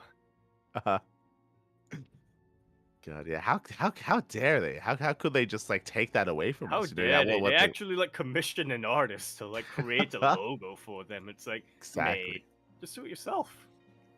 You can save so much money. Oh no. But with that, we did have a best of 7. How do you know they commissioned an artist and it wasn't just guy from production just True, it could be in-house, Well, because it looks good. That's how I know. That's subjective. That's subjective. But Well, but with that, we had our best of 7 here between Shin and Ryung. Actually, okay. I mean, Shin again. We have been seeing him perform quite well. We just saw him take down Gumiho and Kyor in those ZVTs, and does take down Ryung as well. There was a bit of a back and forth though, and I do appreciate that Ryung was able to make a series out of that, regardless. yeah, I do think that TBZ is Ryung's weakest matchup. So looking Mhm. at this on paper, I've been worried for Ryung. I honestly wouldn't really have expected much from him, but like you said, he was able to turn it around and make a little bit of a series out of it. For sure, for sure. I do agree. I do think I do rate obviously Ryung's TBT quite highly, and even his TBP, we've seen him pop off. We've seen Yeah. Ryung have some killer Terran versus Protoss matchups as well. But yeah, I do agree. I do echo that his TBZ is what he needs to work on a little bit more, or what is his kind of weakest point. And with that, Shin does take the series. That leads us Right. into a more classic best of 7 though, in Super 7 number 25. There's one thing before moving on, I just realized we were talking about the graphic. This is the old Vitality jersey Supers. Mm. They updated. They got a new one that's blue. Yeah, what's going on? What's going on? Yeah. Mate, if you're gonna pay someone to make a graphic like this, it's gotta be up to date. Yeah. Just crop it if you have to. Just Photoshop the face on. It's fine. It's fine. It's fine. Yeah. Let's do it. But Let's with say, that, You yeah. were saying. More That leads us classic into show match. yeah, Super 7's number 25. It's been too long. We used to see this every single week, and nowadays less so because, again, as we mentioned, Dark has been less active as of late, has alluded to soon conducting his own military service. But despite that, they were able to bring him back for a best of 7 against Dark and Hero. Yes, the classic rivalry from about 2 years ago. I say 2 years ago. It started about 2 to 3 years ago, and then it just lasted until basically EWC last year. Yeah. Dark and Hero were neck and neck. A couple of podcasts ago, I mean, this would have been like 2 months ago at this point, we were talking about the ESL Open Cup analytics. Is that the right Mhm. word? The article that Wax Angel wrote, just going through Mhm. all of the data and all of the matches of the ESL Open Cups. Dark and Hero, literally right next to each other in those standings in pretty much every metric, in terms of prize money won, in terms of finals, in terms of wins as well. They were the two players who it felt like they faced each other more often than anyone else. Oh yeah, and they did. They did definitely. They were at least a more modern equivalent of your Clem and Max packs every single European tournament, where they always would face off against each other. Here, Hero and Dark would always face off as well. As you mentioned, it wasn't until this year. It wasn't until EWC, or I guess I should say the off season, right? The off season that we're currently in, where Dark he did kind of take a step back. That's why we were talking about how Shin has kind of risen up instead as a much more active Zerg player. So that's why it's great to see these two face off here once again in this best of 7, and what better way to end it as well, as it went all the way to the ace match. I wouldn't have had it any other way. Yeah, without a doubt. They went all the way to the ace match. I don't think that series lasted too long, if I'm being honest. This is Dark and Hero we're talking about. It went all the way to the ace match. It would have lasted maybe half an hour tops. Yeah, I was thinking half an hour as well, 100%. They know each other. They know each other so well that they're just willing to rush anything at each other's way. No, yeah. Dark and Hero, they're animals. They're animals, especially against each other, and I'm here for it. I'm here for it every single time. They're disgusting. But always a lot of fun seeing those two face off. Hero did take it in the end. I mean, Hero historically does have a slightly winning record against Dark, despite their back and forth history between each other. So it does take it in the end. And yeah, I mean, this might even be the last time they face off against each other. We'll see how many more events Dark competes in. I wouldn't be opposed to bringing him back for another show match like this. Regardless, great to see this coming into the new year, coming into 2025. Yeah, good start for Hero. Mm-hmm. For sure, for sure. Meanwhile, that led us into the Super 7 number 26, and this also went all the way to Yes. the ace match. And It- this is another very fun series to see. I didn't quite get into it earlier. We were talking about how there were some players that we were alluding to, stats and alluding to DRG and some of the players that otherwise were inactive nowadays and don't really compete, and they're waiting for announcements from EWC. Bunny is also a player that disappeared alongside them, that wasn't playing in anything after EWC until the beginning of December, or I want to say maybe even halfway through December, where suddenly Bunny he popped up and he started playing again, like Yeah. quite regularly in all these weeklies. Yeah. Was a lot of like you said, speculation over Bunny just because of that disappearance. Bunny, he has been looking really good in these past couple of ever since 2022. I would say Bunny has been on the up and up, but that big championship trophy has always kind of eluded him, and so he unfortunately wasn't able to qualify for EWC, which I'm sure kind of demotivated. Wait, let me double check that real quick. I don't remember him at EWC, but yeah, it's possible that he was feeling a little bit demotivated after that, as I guess a lot of players were as well. But yeah, something changed recently, and he's just been a lot more active. Potentially something to do with the team. I would imagine. I feel like him becoming a lot more active kind of coincides with Rogue getting a lot of results, and also Solar kind of becoming a bit more active recently as well.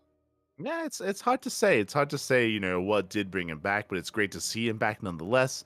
I remember seeing this before, but basically, Bunny, the last time he played was in July. Which was the Oof. EWC qualifier. And he failed, as you Didn't mentioned, he failed to qualify. qualify for EWC. And since July, he was MIA until December. So like 6 months. He just did not play a single thing for 6 entire months. That's why I remember at the time I was concerned that maybe he had just quietly retired. But yeah, specifically in December, he came back and he's been very active and looking quite good. And even though he didn't take down Solar in the series to go to the ace match against Solar, I mean, again, that just goes to show that Bunny, again, he is competing, he is practicing, he is improving, and yeah, it's quite impressive to see him go to the ace match against a player that didn't disappear like he did. Yeah. Well, yeah, it didn't disappear. He took a break, Solar, but he always kept us informed during his. He always Di- kept di- us kept in touch during his break. He always told us about how much what he was up to, how he was avoiding Protoss.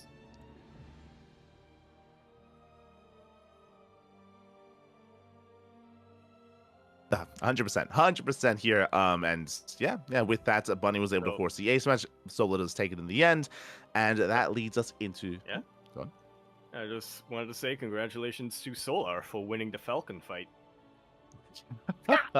That's don't make you don't have to make noise. It's fine. Does win it in the end. That leads us into the Basilisk Big Brain Bounce number 79. I believe the final Big Brain Bounce of 2024. What's the theme this time? Oh, that is a Yeah, we good figure it out. question. Yeah. I mean, there's a little bit of maybe like a Poland theme going on. I see Piotr, I see Mana as well. I see some Italian. I see Raynor and his brother, Raynor and Baby Marine also here as well. So there's definitely some threads that you can try to connect here. I do see. Potentially. What else do you see, Yaku? Let's see. I see dead people. No, I see. see a lot of Protoss actually. I just realized, I was curious. I was like, I'm pretty sure Raynor he off race. He did. Yep. Raynor did off race That his was- Protoss in game 1 against Spirit. Yeah, which means that there was Protoss in each and every one of these matches. Yeah. Okay. I see you. So there was definitely some kind of thread here, but regardless, we did have 4 matches. We had Winged up against SW Pro. Winged did take the series 3-1 in that best of 5. Likewise, we also in the lead up to the big main event, we had Baby Marine up against UED Soldier, a 3-0 score. Very impressive here by Baby Marine, able to take down UED Soldier. And then we had a matchup between Mana and Young Yakov. And again, we have been praising Mana as of late for his return to competitive play. Mana has been on fire, and Mana takes him down 3-1. impressive. Oh yeah, we're gonna have quite a bit to say about mana as as we get into some of these other tournaments. Oh, we're gonna have a lot to talk about with regards regarding mana. A lot of Oh yeah, 100%. congratulations. Yeah, To yeah, players, Mana. I He's should say, been yeah. Yeah, he's been looking really good as of late. I mean, I feel like a broken record a little bit, but it is, I want to say, over the past month, ever since December, like during the off season, Mana, he has Yeah. been competing quite a lot, improving quite a lot, and has been getting some very impressive results. Ever since he got promoted to player manager. I feel like that's what it was. He got promoted to player manager, Uh-huh. and then he was like, "How can I manage these players if I can't beat them?" And so True, he just kept going. exactly. So he just kept practicing. He was like, "All right, you have anything to say about my management style, Clem, or Oh Cure, no. or a laser?" Oh no. Oh no. He's beating everyone. No, at least from what I've seen from my perspective, it does look like ever since Mana, I want to say 2022, 2023, Mana, he has been a lot less active. He wasn't really playing in too much, wasn't really getting too many amazing results. But specifically this year, there was something that Mana was really active in, and that was the return of certain show matches, the return of Stormgate. Stormgate coming into early access, they hosted a lot of events. Mana was all over that. He was all over kind of like the initial hype of those show matches and tournaments. Mana started streaming a lot, started competing more, started getting a lot of traction on his own personal channel. And once Stormgate died down, at least from what it seems to me, it feels like maybe Mana, maybe that's what it took to motivate him again, right? Like he was like, oh, like it's fun competing, fun playing these RTSs, and you know what? I miss StarCraft. And then he just dove headfirst back into StarCraft in the most recent months, and yeah, it definitely has shown that he's been dedicating a lot more time and improving a lot more as well. Yeah. I feel like I miss StarCraft is a pretty common sentiment amongst a lot of people who played Stormgate. Yeah, well, it's one of those things where like you don't know what you're missing until it's gone, right? And it's maybe one of those things that Mana needed to kind of again like reinvigorate that passion, reinvigorate that fire within him. And yeah, it's been great to see Mana's growth over the past month. I mean, I think even in the previous podcast we were pointing out these big results that he was taking out players like Estrella, he was taking out players like Trigger, like Mana was just taking on some big names in these big open cups. So yeah, it's been great to see his growth, and I mean beating Yakuzaku, it's impressive as well. Yeah, for sure. For sure. And that of course leads us into Reigner versus Spirit, which was a little bit more one-sided here yeah. in the series. Yeah, I do feel like Reigner did want to try his off race a little bit, played Protoss, but then remembered that, or was very quickly reminded of the fact that Spirit has some of the absolute best TVP in the world. So immediately after that, switched back to Zerg, and took the next 3 games in a row. Yeah, I mean, that could be indicative of things to come here, which is Spirit taking down Reigner's Protoss. We can definitely dive into that in the upcoming events. But in the end, as you mentioned, the Reigner did take it, so congratulations. Does take down Spirit in that final main event. And that led us into the Wardy TV Christmas Invitational, which I believe we were halfway through at the time before we went on break. Yeah, I think we had, in the previous podcast, we had gone over the entirety of the group stage, and I think the playoffs were about to begin. Yeah, because we had predictions. We predicted the groups. What did I predict? I don't remember. What did you predict? That's a good question, Bobby. That's a good question. Well, I can make some guesses of what I think I would have predicted. I'm pretty sure you went. Oh god. For the Wardy TV Christmas Invitational. I'm pretty sure you went. I think you said Piotr and Trigger actually for Group A. That makes sense. I feel like I would. I'm looking at this group, and I remember. I'm looking at this group, and I know 100% that's the 2 players I'm rooting for hardest there. So I feel like I would have said that. Yeah. For sure. I think B. I think you went Clem Byun, I want to say. I think we were in unison for that one. Yeah, either Clem Byun or I feel like I don't know if I had the same sentiment back then, but looking at it now, I would feel like I would have either gone Clem Byun or Clem Mana. For sure. For group, I'm not sure if I felt the same way back like 3 Mhm. weeks ago. for sure. For group C, I think you went for the tuna. I think you had to go for the 100, tuna. in yeah, Group C. obviously, I go for obviously I go for Young. 100%. Who's the other one? Uh, I feel like I could have predicted for any of the other three. yeah, for sure. I think you settled Max Packs. Okay, yeah, that makes sense. Group D. I remember, I remember distinctly going for Nikita. I went for Nikita on that one. I think you went Gumi Shin. And I think I either went Shin Skillus or I would have 100% gone for Gumiho. Yeah, it's Yeah, the other yeah, one yeah. who I'm not sure I would have gone for. for sure. But yeah, with that we had the Christmas. We had the Christmas Cup going on here, the Christmas Invitational, of course. Some big results coming in. Spirit looking. I remember he impressed us. He impressed us quite a bit here to make it out in first place in Group A. You spoke about his PvT, his TvP even, and that is definitely something that he did rely upon here. Did go down to Hero, but took a map off of Hero nonetheless. Took down Trigger and took down Rogue as well. Rogue having a bit of a harder time here in this group. Yeah. And look at the scoreline as well. I remember this.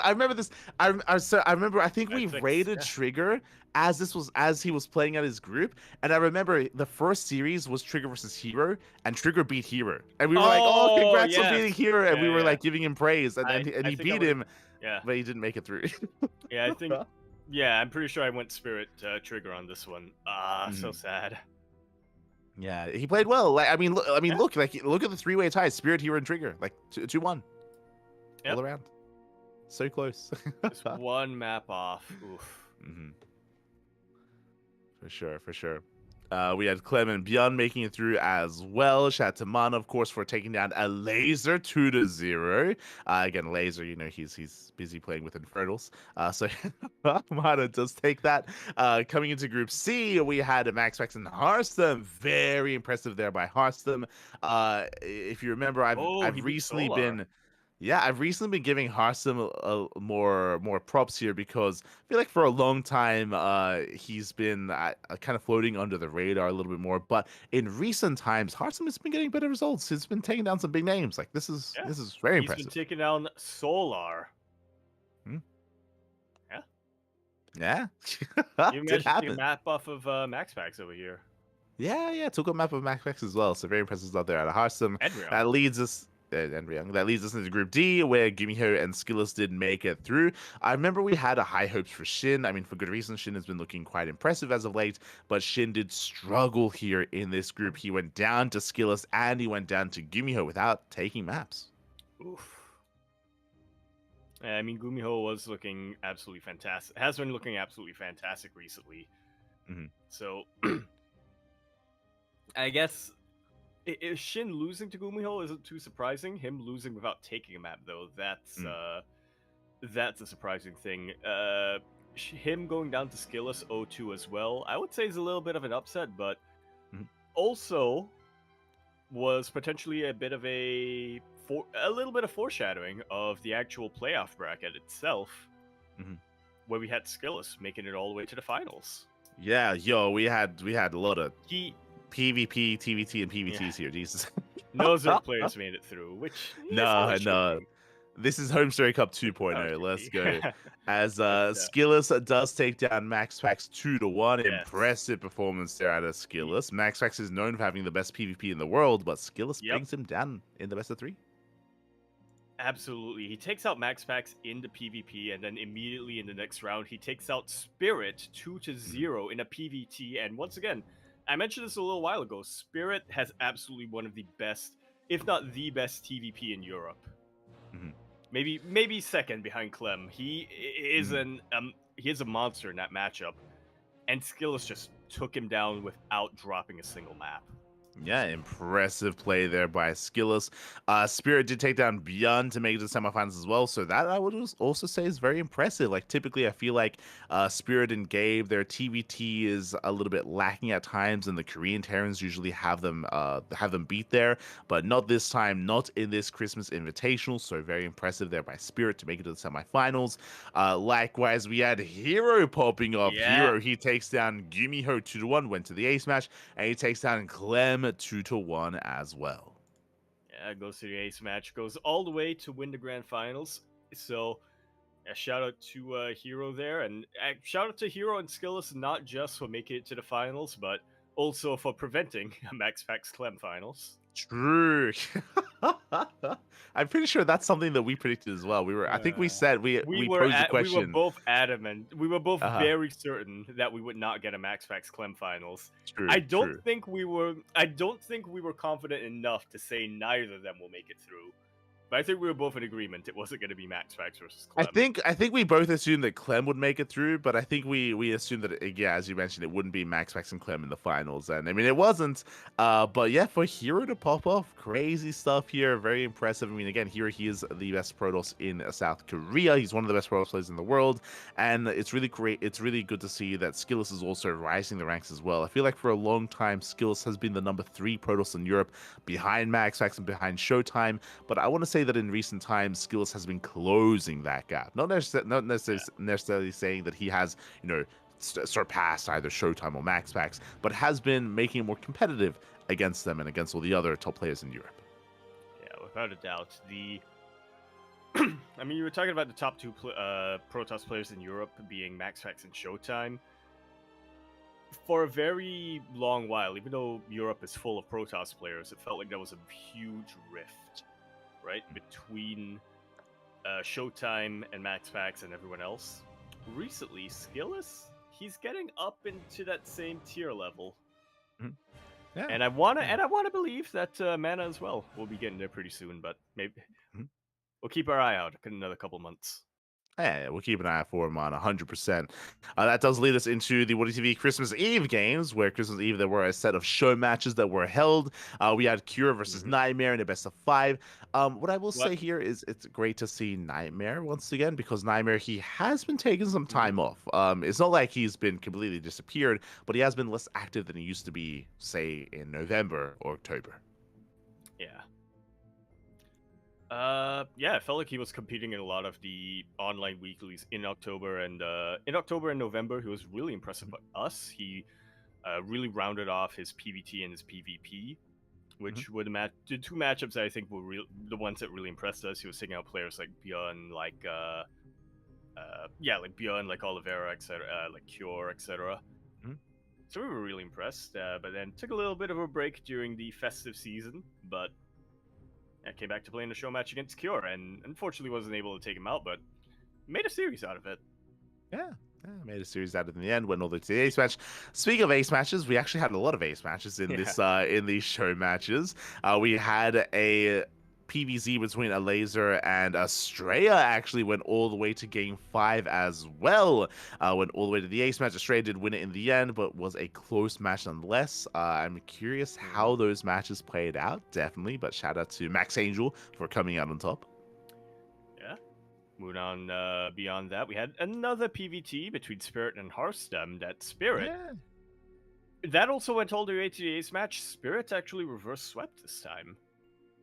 Yeah, so impressive stuff here out of Hearthstone. We mentioned it, how Hearthstone, he has been getting better and better results, and for him to go to the ace match against Spirit, considering the form that Spirit is in at the moment, is very impressive. Again, it does feel like over the past couple of years, Hearthstone has been focusing a little bit more on content creation, but over the past 6 months, I would say that Hearthstone has been definitely leveling up and definitely improving his play. It's been great to see that growth out of Hearthstone. Great to see him be competitive here with the other 2 players of his respective region, and did well here. Did very well. Yeah. And then we have Bunny V Trap, which I would say that this is... I mean, this is impressive, right? Because I feel like Trap, we've seen more from him recently, right? He's been looking more and more in form. Bunny only recently came back, in the beginning of December. So from Bunny to 3-0, that's crazy. That's a statement. Got that Falcon energy. He does. He got that bird in him. What I want to know behind these matchups specifically is what's the story behind them, Morty? Like why are we getting these players specifically against each other? Exactly, because beef?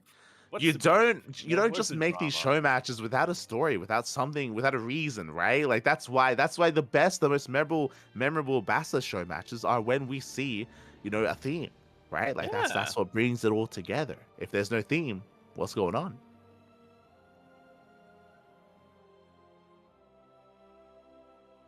Wardy?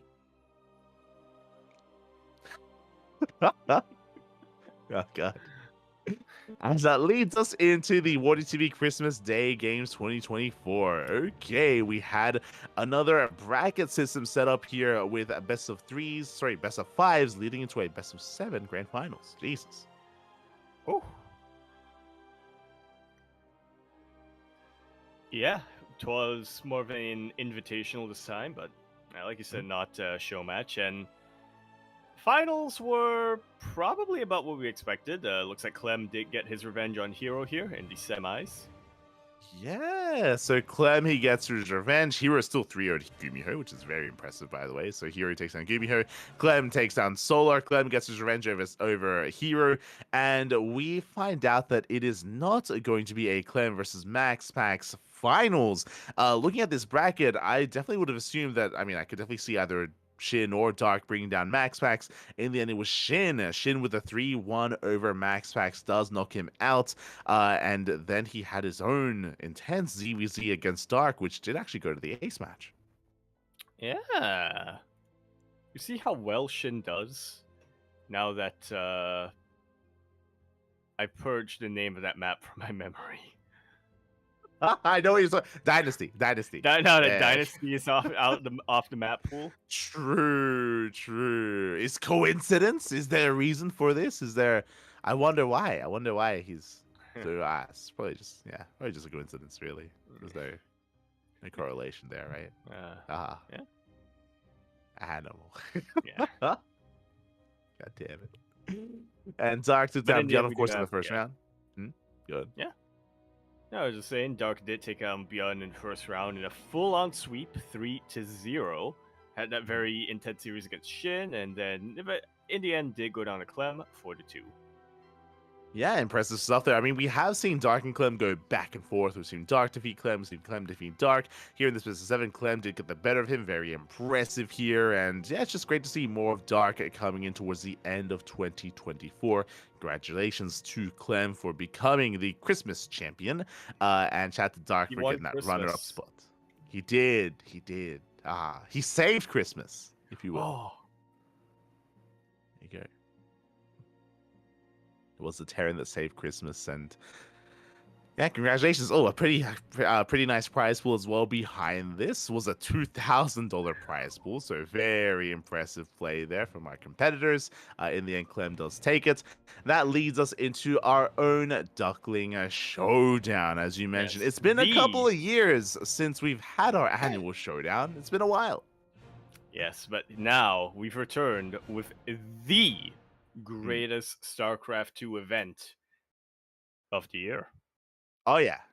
This is you get everything you're looking for here. We got some Korea on Korea action. We got some NA action. Europa. We have StarCraft Evolution as well. We have storylines. We have drama. We have a therapy session. We have banter in the chats where we have the two players just yelling at each other. We had an impromptu best of 9 where the series ended, but the players they just kept going. They didn't want to stop. They just wanted to keep playing games.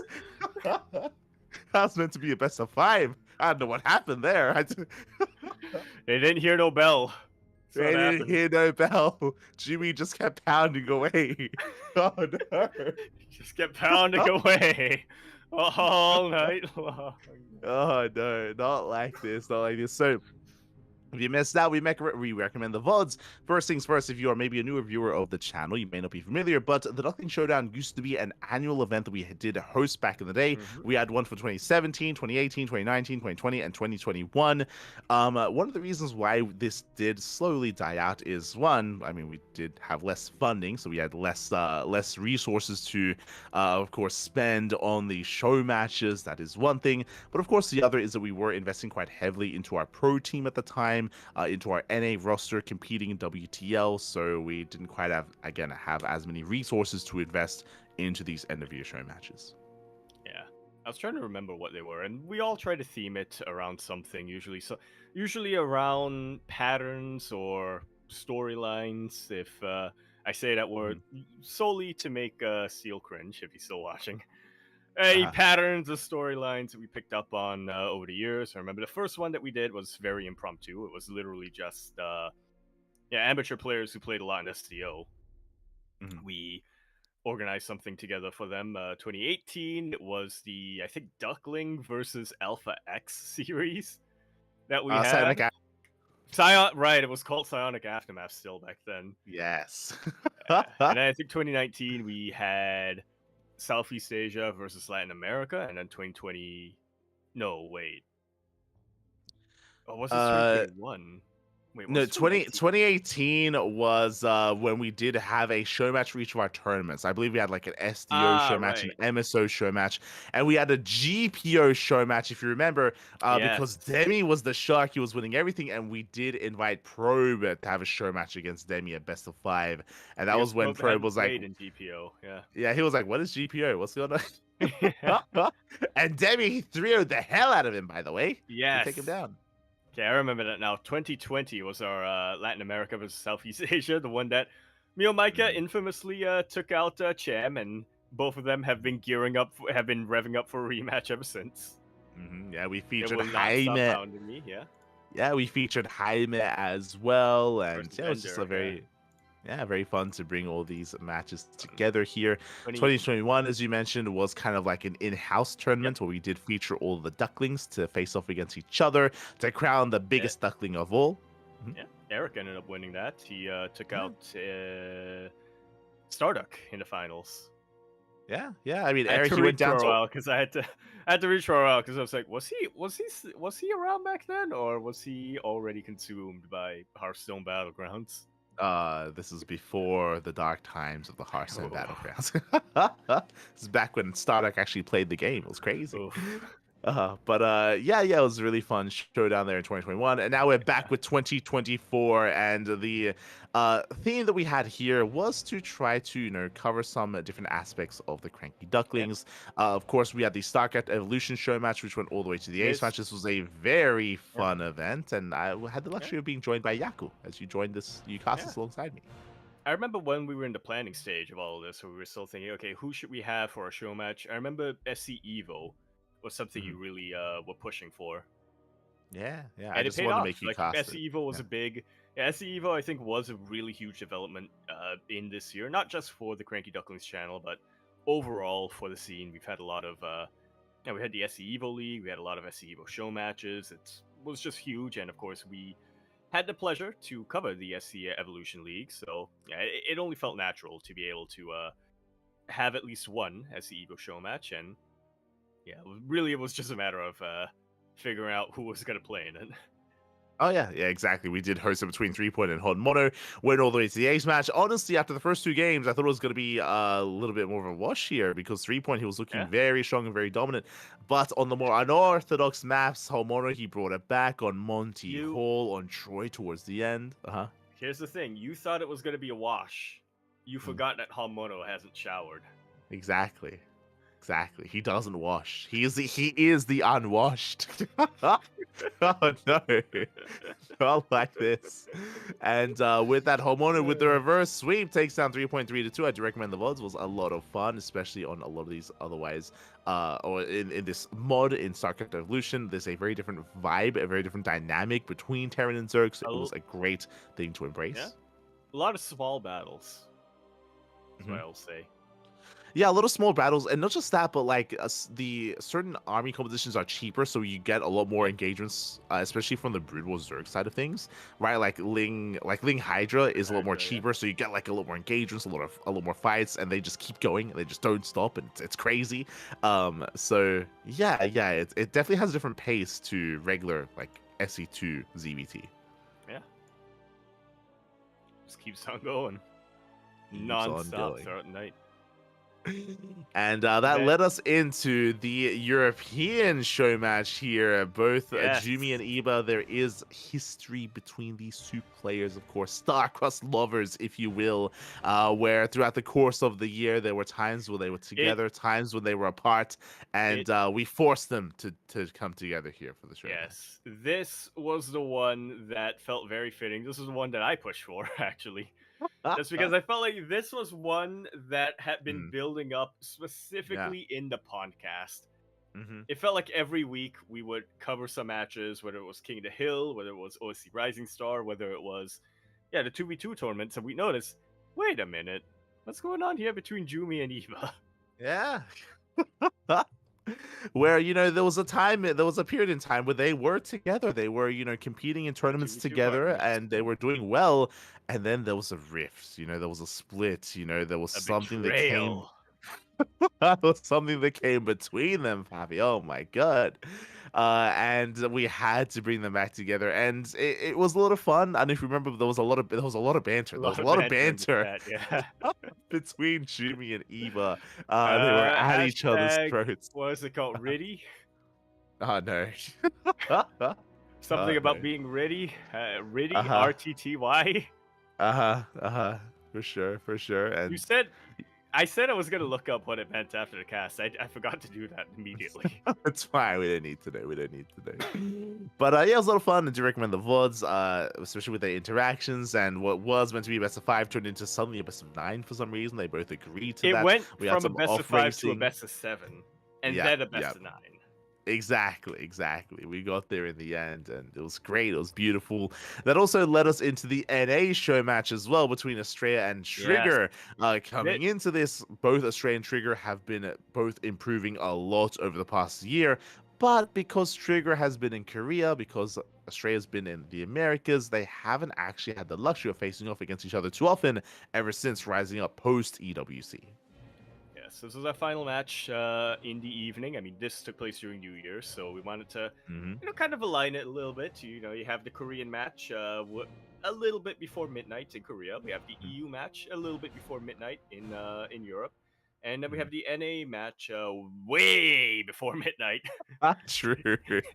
in the Americas. But yeah, this was the final one that we had. A little bit less drama, shall we say, compared to the EU match, but yeah, one that I personally was very curious about. This was honestly, Jumi versus Eva was amazing. 3-point versus Homono was absolutely fantastic as well. But coming into this, I had one question on my mind, and that question was, who is the best player in North America right now? And so that's why I had to wait quite a while to get my answer, but in the end, we did manage to figure out that for now, it is Trigger. Yeah, it's one of those things where I think we would both agree that Trigger and Australia, they're top two. They're top two in the Americas, and Australia has been number one for quite some time. Trigger has been the rising talent for quite a number of years as well. I would say ever since Nee retired, Yeah. Australia just shot up immensely. Yeah, he kind of took that mantle that Neve had kind of left vacant after his retirement. And Trigger, he has, again, we spoke about it, but ever since Trigger's been in South Korea, ever since he's been practicing and improving and training and devoting his time to StarCraft, he's been getting better and better results. We've seen that throughout the course of all these podcasts and the lead up to this podcast here, to this event. Australia has also been improving. They both did spend time in Korea this year. Trigger has stayed there though, and it does feel like Trigger's rate of improvement has been continuing here. I mean, is this one show match? Is this really indicative of everything?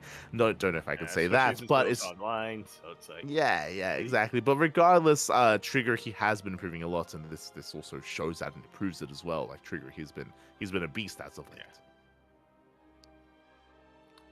I will never forget that ley lines specifically, where because it was a 3-1 by Trigger in the end, but honestly, the score does not really reflect how close the series actually was overall.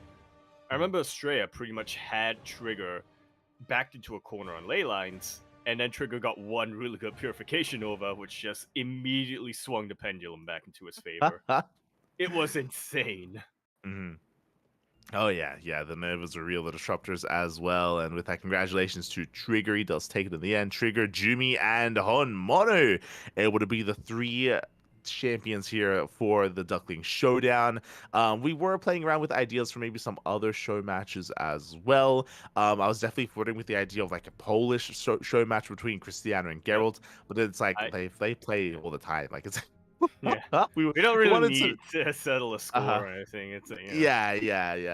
They face off all the time. I was also playing with the idea of maybe like Shin versus Björn, where Shin has been really active in online tournaments, Björn has been really active as well. But at the same time, it's like, but they also play all the time. Like we wanted to have something a little bit different, and I'm pretty happy with our results. Pretty happy, content. I think I was flirting with the idea of me versus you in our off races, me playing Zerg and you playing Terran. There you go. The potential. No shot. But So in with the that, end, we will get congratulations. that casted by Kuro. Oh god. And in the end, Homono, Jimmy, and Trigger, they do take it in the end. They are our champions for the year, and we'll see you guys next year for the next Duckling Showdown. Again, depending on how the year turns out, we will try to construct these matches as best we can. Yeah. So what you're saying is we need to start the narratives now. We need to get those storylines storying. Exactly. Linearly. Exactly. I'll get Steel Mold to write it up. Yeah. As that does lead us into the OSC Elite Rising Star number 13. Now, this is an event that has been running for a couple of months at this point, I'm pretty sure. Before we move on to OSC, I just want to give a quick shout out to Babylinks, who gifted us 10 subs, and we also just got a raid from Thriving GG. Hey. Oh my god. I do apologize. Oh my god. Thank you so much for the gifted subs in the chat. Baby links to you, Thermal, to Dave Vinyl, to Bappy. Oh my god, there's a Pappy in there. Yeah. Psychora as well. Wooden Tiger. Thank you so much, Babelings, for the support. Thank you. Oh Hearts in the chat. Yes, we can buy so much instant noodles with those subs. Exactly. So thank you so much for the gifted subs. We do appreciate it. Likewise, shout out to Thriving GG for the raid as well. Hope you guys had a great stream. Hope you guys had a great ladder session as well.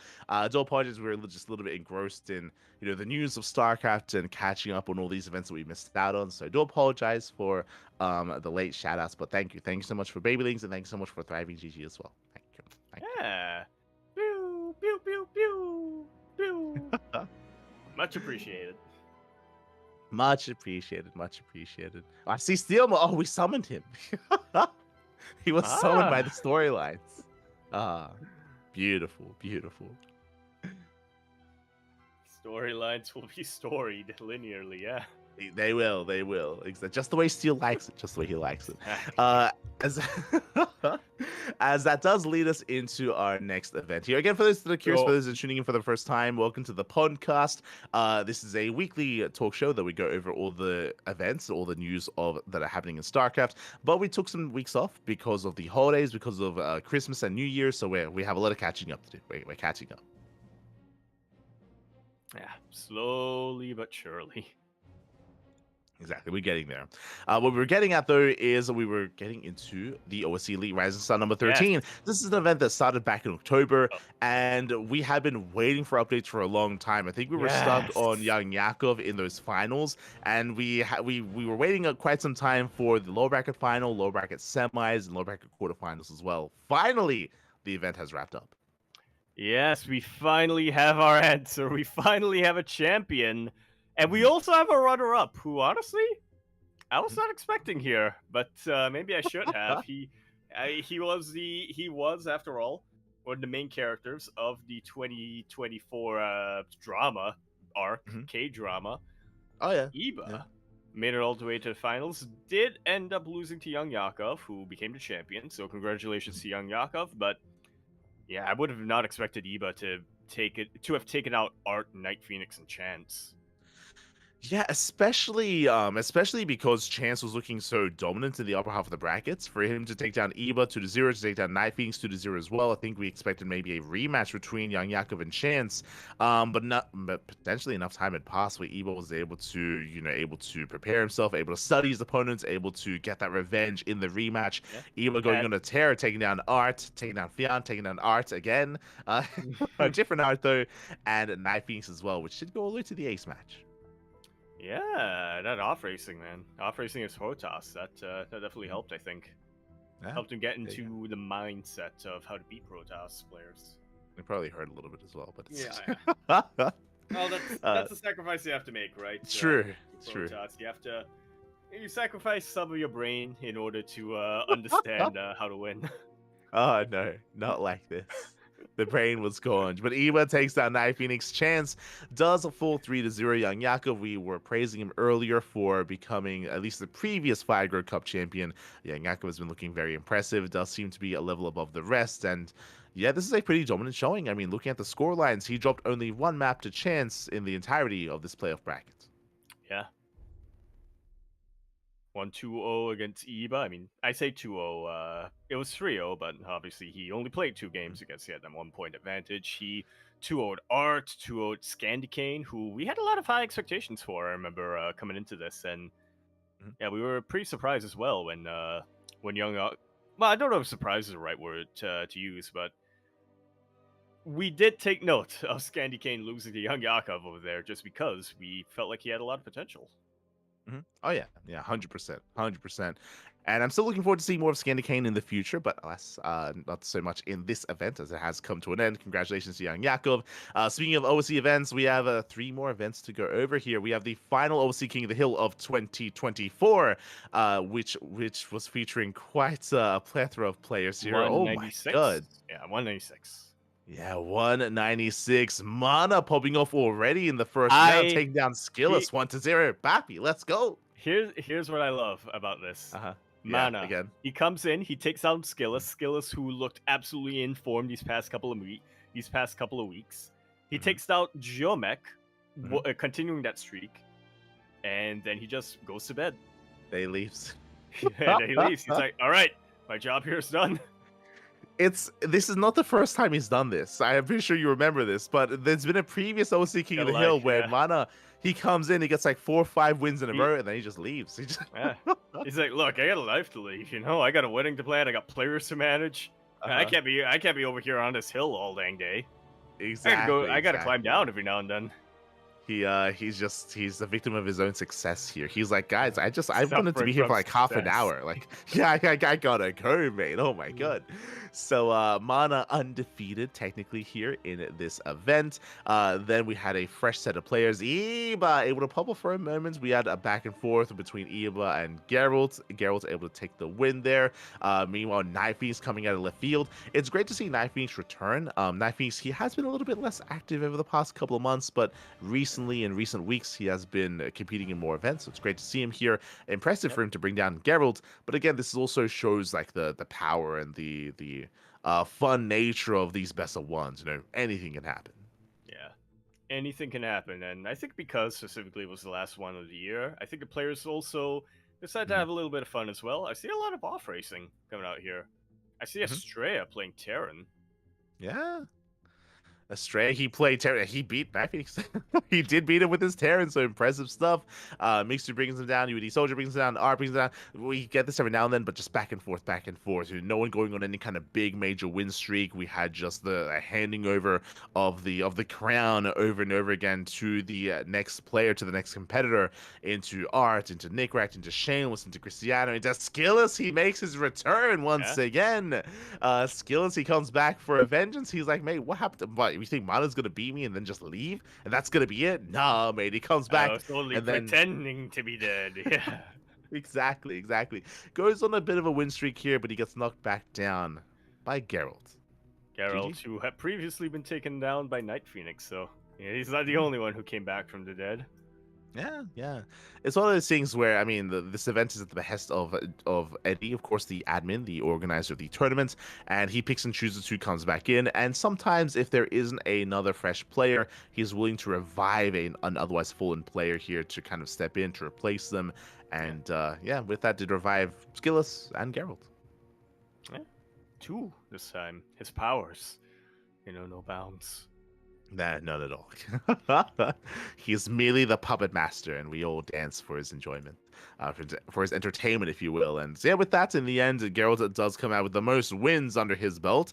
Night Phoenix and Skillus tied for second place, and Mana for fourth place as well. So yeah, GG. A lot of Protoss in the bracket, of course, and great to see some off racing out of Australia. Again, he's always willing to off race whenever he can. Just have some fun.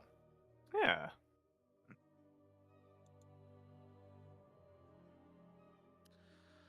Yeah, with that, that does conclude that OC King of the Hill. That was covered by Dave Testa, by the way. Was covered by Dave. Again, typically the OC events are kind of rotated between the casters, Wardy, Dave, Steadfast, ourselves, Chicken Man at times as well. So we do kind of hand it over depending on the week, depending on the event.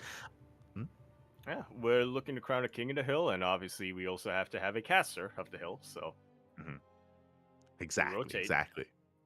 Exactly. And that leads us into the OC Midseason Playoffs. This is another event that's been a long time coming. It started back in August, by the way, and it took 4 months to conclude. Over 4 months, actually. Jesus. I remember the last time we had a podcast, we were like, hopefully by the next time we have a podcast, this will be done. And we kind of thought that maybe we were going to have one last week or 2 weeks ago, like potentially, but it's a good thing we didn't, because if we had one back then, we wouldn't be able to... This tournament would have concluded. Really, what you're saying is that we didn't return with the podcast until this tournament ended. You're not wrong. Yes. Well, to make sure we can wrap this up, goddammit. The last time we're done talking about it. We're not gonna have another podcast where we come back to mid-season playoffs. I mean, for context, sure we can wrap it up. You can see the date. Max Pax 3.0 Nightmare back in October. that was October. That was 2 months. That was over 2 months ago, by the way, where that series occurred, and it took a long time to really get everything else going. You can see here a lot of the lower bracket round 4, round 5 was back in November as well. It looks like we were able to wrap things up more recently. We already covered Max X versus Beyond. Max X took down Beyond. Max was in the upper bracket finals. We caught up December 31st with Mana versus Shin. Jeez. Yes, we managed to conclude everything on December 31st. Prior to that, the last match that was played was Max Pax versus Björn in the upper bracket finals. That was on December 5th. Yeah. And before that, the last match was played on November 15th. So yeah. We took a lot of breaks in between, but what can you really do? That's just kind of the nature of scheduling a big online event like this. You just can't have everything done in one shot more often than not. Other events take precedent, and obviously sometimes there are also IRL commitments that the players have that we would like to the admins do like to cut them slack for, and sometimes you want to organize an OC season playoffs King of the Hill match or something, and it's like, Beyond, he's out there climbing hills, he's out there climbing mountains. What can he do? Gotta climb the mountain. Exactly. Gotta climb back down. You're not gonna you can't just bring a LAN up to him. Yeah, it doesn't work. Doesn't work like that. No 5Gs up there. Yeah. There you go. No no Jesus pylon. Apparently. As Shin apparently. As Shin did take down Mana 3-0. Impressive performance there out of Shin. Take down Skillus 3-1. Mana 3-0. Went all the way to the ace match against Nightmare, popping off here. Very impressive. Went all the way to game number 5, but Shin, he barely does squeeze it out. He takes down Beyond 3-1. Once again, a big win for Shin. And then we have the grand finals. I believe this is a similar result as what we saw previously, where we actually saw it. Was it in one of Wardy's Christmas events, where Shin also took down Max Pax in the early rounds. Here takes down Max Pax in the grand finals, and Shin is this season's OSC mid-season playoffs champion. This mid-season, yeah. There you go. No, The other the season next has one already is starting. It has already begun. Yeah, it's already begun. It has. It started last week. God damn it. We finally wrap one up, and then they bring Uh, another to us. Right? They just don't end. The season playoffs do not end. yep. Oh no. Yes, but congratulations to Shin for winning it, who I guess was a little bit of a dark horse at least after he got knocked down by Max Pax and got down to lower finals. I think he was a little bit of a dark horse. Like, sure, him beating Shameless, him beating Skillless, maybe not too surprising. Him beating Nightmare and Beyond, though, that was, I wouldn't necessarily call those upsets, but I would have 100% favored Beyond coming into this, for instance, just because they made it a lot further in the upper bracket. So, yeah, shout out to Shin. Yeah, shout out to Shin, of course, for becoming the champion here. And yeah, again, it's one of those things where Max Packs, more and more often we do see specifically players like Shin, players like Beyond as well, being able to contest him. I mean, Max Packs and Beyond went all the way to the ace match in the upper bracket finals. Here, Shin defeats Max Packs once again. And yeah, they're quite more competitive with each other, more so than I think they once were, say a year ago, for example.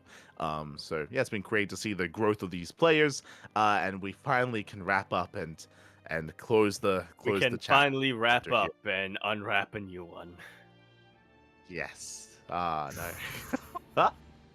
Speaking of unwrapping a new one, we have the OSC Championship 12, Season 12 playoffs. So we have wrapped up the brackets. Now, this is a kind of an interesting phrasing. These are challenge brackets. These are basically qualifiers. The qualifiers for the main event did conclude. The way that this event works, this is the end of year finals. The based on performances in the mid-season playoffs, which is just wrapped up, players are invited. They're invited, they're seeded into the main events, yes, with their OC points. But we have 5 qualifiers that did take place last week. Indeed, we had 5 qualifiers to determine 2 times 10 players, wildcard players, if you will, who will be able to qualify for the main event itself. And yeah, we actually have a bracket in front of us already.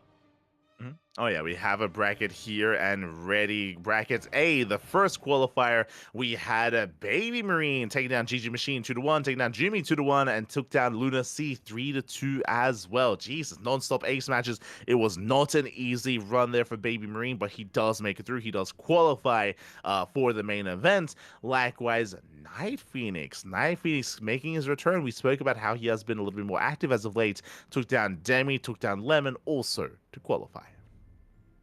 Taking down Lemon. Ooh. Lemon, who has been very active throughout this entire time. That, again, just goes to show how in form Night Phoenix is getting recently. Oh yeah, really, really does. And that leads us into bracket number B, going quickly through these. Bracket B was... Yeah, bracket B. There you go. Yeah, bracket number B. The second qualifier, if you will. Yeah, the second qualifier, if you will, as we saw Jimmy take down a Dolan 2-1, went to the ace match, and Jimmy, he popped off, taking down a Laser 3-2, went all the way to the ace match. That's a big win for Jimmy. I'm telling you, man, his next arc is just beginning. He finished the drama arc against Iba.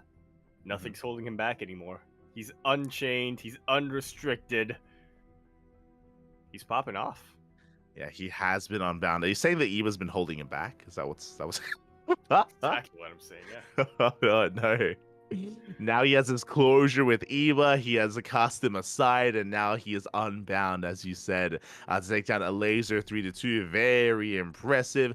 Likewise, speaking of impressive play, Art. I mean, we saw that Art, he struggled in the most recent Fire Grow Cup, but here, Art, he takes down Fiant, takes down Eva, takes down Hydra, and Art qualifies as well. Yeah, impressive result. He definitely had to fight for it. The Zerg players did give him a run for his money here, but yeah, by the time we got to the PvPs, it was pretty much smooth sailing here for Art. Oh yeah, that was smooth sailing. That does lead us into the third qualifier, into number C. Yeah, as we are settling in, we do have a Solar. Solar, a heavy hitter, does qualify, taking down Demi to go to the ace match. Shout out to mate, the Shark of the Sea. Still got it, Papi. Still got it. Did take a map off of Solar to threaten him more so than anyone else. But Solar does qualify, of course, for the main event. Likewise, DNS takes down Iba, takes down Mana, takes down Lemon in the ace match as well to qualify for the main event. Yeah, all ace matches, which once again goes to show you just how clutch of a player DNS is. Mm-hmm. You know, when the pressure is mounting, when he only has one shot remaining, that's when he really does his best work. He does. He really does. Likewise, we had a third qualifying match. Lemon takes down Lunacy 3-1, and Lemon, he has been quite active in a lot of these qualifiers, does make it through into the main event. GG, well played. Lemon will also be a part of the OC main, or the OC season finals. And with that, that leads us into bracket D. Yes. Where this one is a little bit surprising. Arog Fire. A player who has remained active, has been playing in a lot of like Wardy TV Mondays and the not Pegasaur, but the KFC Steadfast Chicken Man Cup. Steadfast Chicken Man? No. Steadfast Roddy Kalaris Cup. And stuff like that, but has never really the KFC. The KFC, obviously. It's just way easier to call it KFC, honestly. Mm-hmm. Yeah, he is somebody who has been flying under the radar a little bit. This time, 3-0's Mixu, 2-0 Spirit, and also beats Lunacy in order to qualify. Yeah, I mean, this was fortunately we were the casters for bracket D, so we were able to cover this.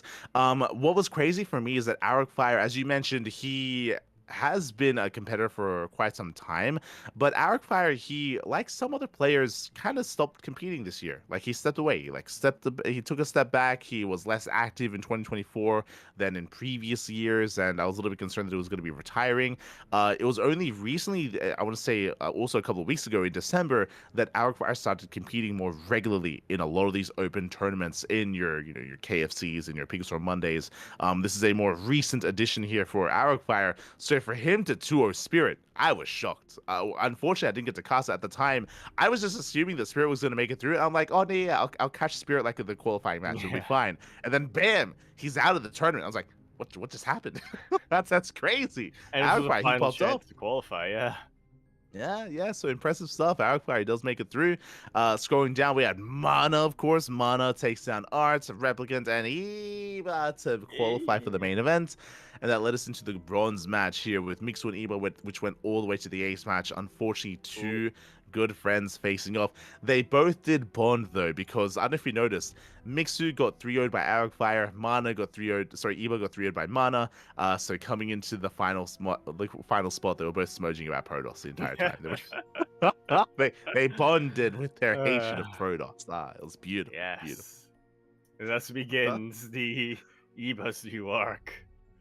Oh, no. This is the thing, really, it's talking about Protoss, but Eva plays Protoss as well. Really, that's the mistake. He should have played Protoss. He should have.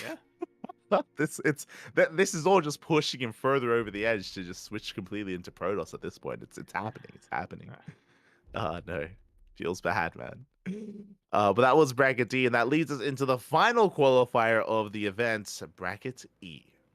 Yes, the actual final one. Mm-hmm. And yeah, this time Spirit did manage to qualify. Which would have been surprised if he didn't. He managed to take out Fiant, he took out Rostock, he also took out GG Machine to make it to that qualifying match against Fiant, actually, who I guess I shouldn't be too surprised looking at this bracket. Fiant is a really good player, and I would definitely rank him higher than Azura, and around a little bit higher than Lunacy as well, but yeah, I don't know. I feel like he's still missing that big breakout performance. Yeah, for sure, for sure. And Spirit, he was the heavy hitter. Spirit did drop a map. He dropped a map to Rostock, so big win there for Rostock. I don't know how he did it, but he was able to get a fast one over on Spirit. Spirit did qualify, and Lunacy did get his revenge. Went all the way to the ace match. He takes down Fian 3-2. We did congratulate Lunacy, as he did actually drop by in the chat earlier today. So big shout out to Lunacy for making it into that final event, to the final spot in the final qualifier. GG. And with that, we have our 12 players. We have our final 12 players here. We can head on over to the overview. We have our plethora of Protoss, which, I mean, it's an online tournament. So we have Night Phoenix, Art, Yeah. Jimmy, DNS, Lemon, Arrowfire, Mana, and Luna C as the Protoss players. We have 2 Terrans and Baby Marine and Spirit, and we have 2 Zergs in Solar and Mixu. There we go. I gotta be honest, like I zoned out a little bit when you started talking about numbers. Like, yeah, we got our 2 Zerg, and I'm like, yep, numbers. That's a lot of them. There's a lot of players in this bracket. Is what we're getting at. That's how 2 is a lot of them. Is that what you? That's what you just said. You're like, hey, when you said the number 2, Look, I was like, hey, I it's cannot more than one. comprehend the It's more size than of the one. number 2. But it's crazy. Oh my god, you It's blew more my than one. mind. You know, we're allowed to have more than one. It's like, oh Yeah, that's Yeah. crazy. It's crazy.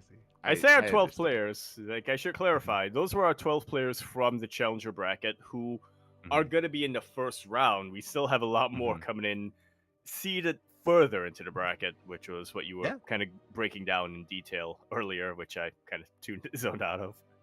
Oh no, I was breaking A lot down of the numbers. qualified players. That's all I was making. You ain't seen nothing yet. As we head on over to the main event, you can see the entirety of the player base. We have 19 Protoss, 7 Terran, and 6 Zerg. Oh boy! So I hope you like some PvPs as we're getting as the main bracket is being seeded, and we can actually like have a look at it. Right. Okay. And if you Yes, click on the and- top tab into the main events, the main event for the Yes. top tab, you can scroll down and you can actually see the bracket that has been seeded. This is not all the players. I believe a lot of the players That's that made more it the through the challenge, qualifiers. Yeah, I believe they're in the lower portion of the bracket. But we can at least speculate and have a look at the upper portion instead.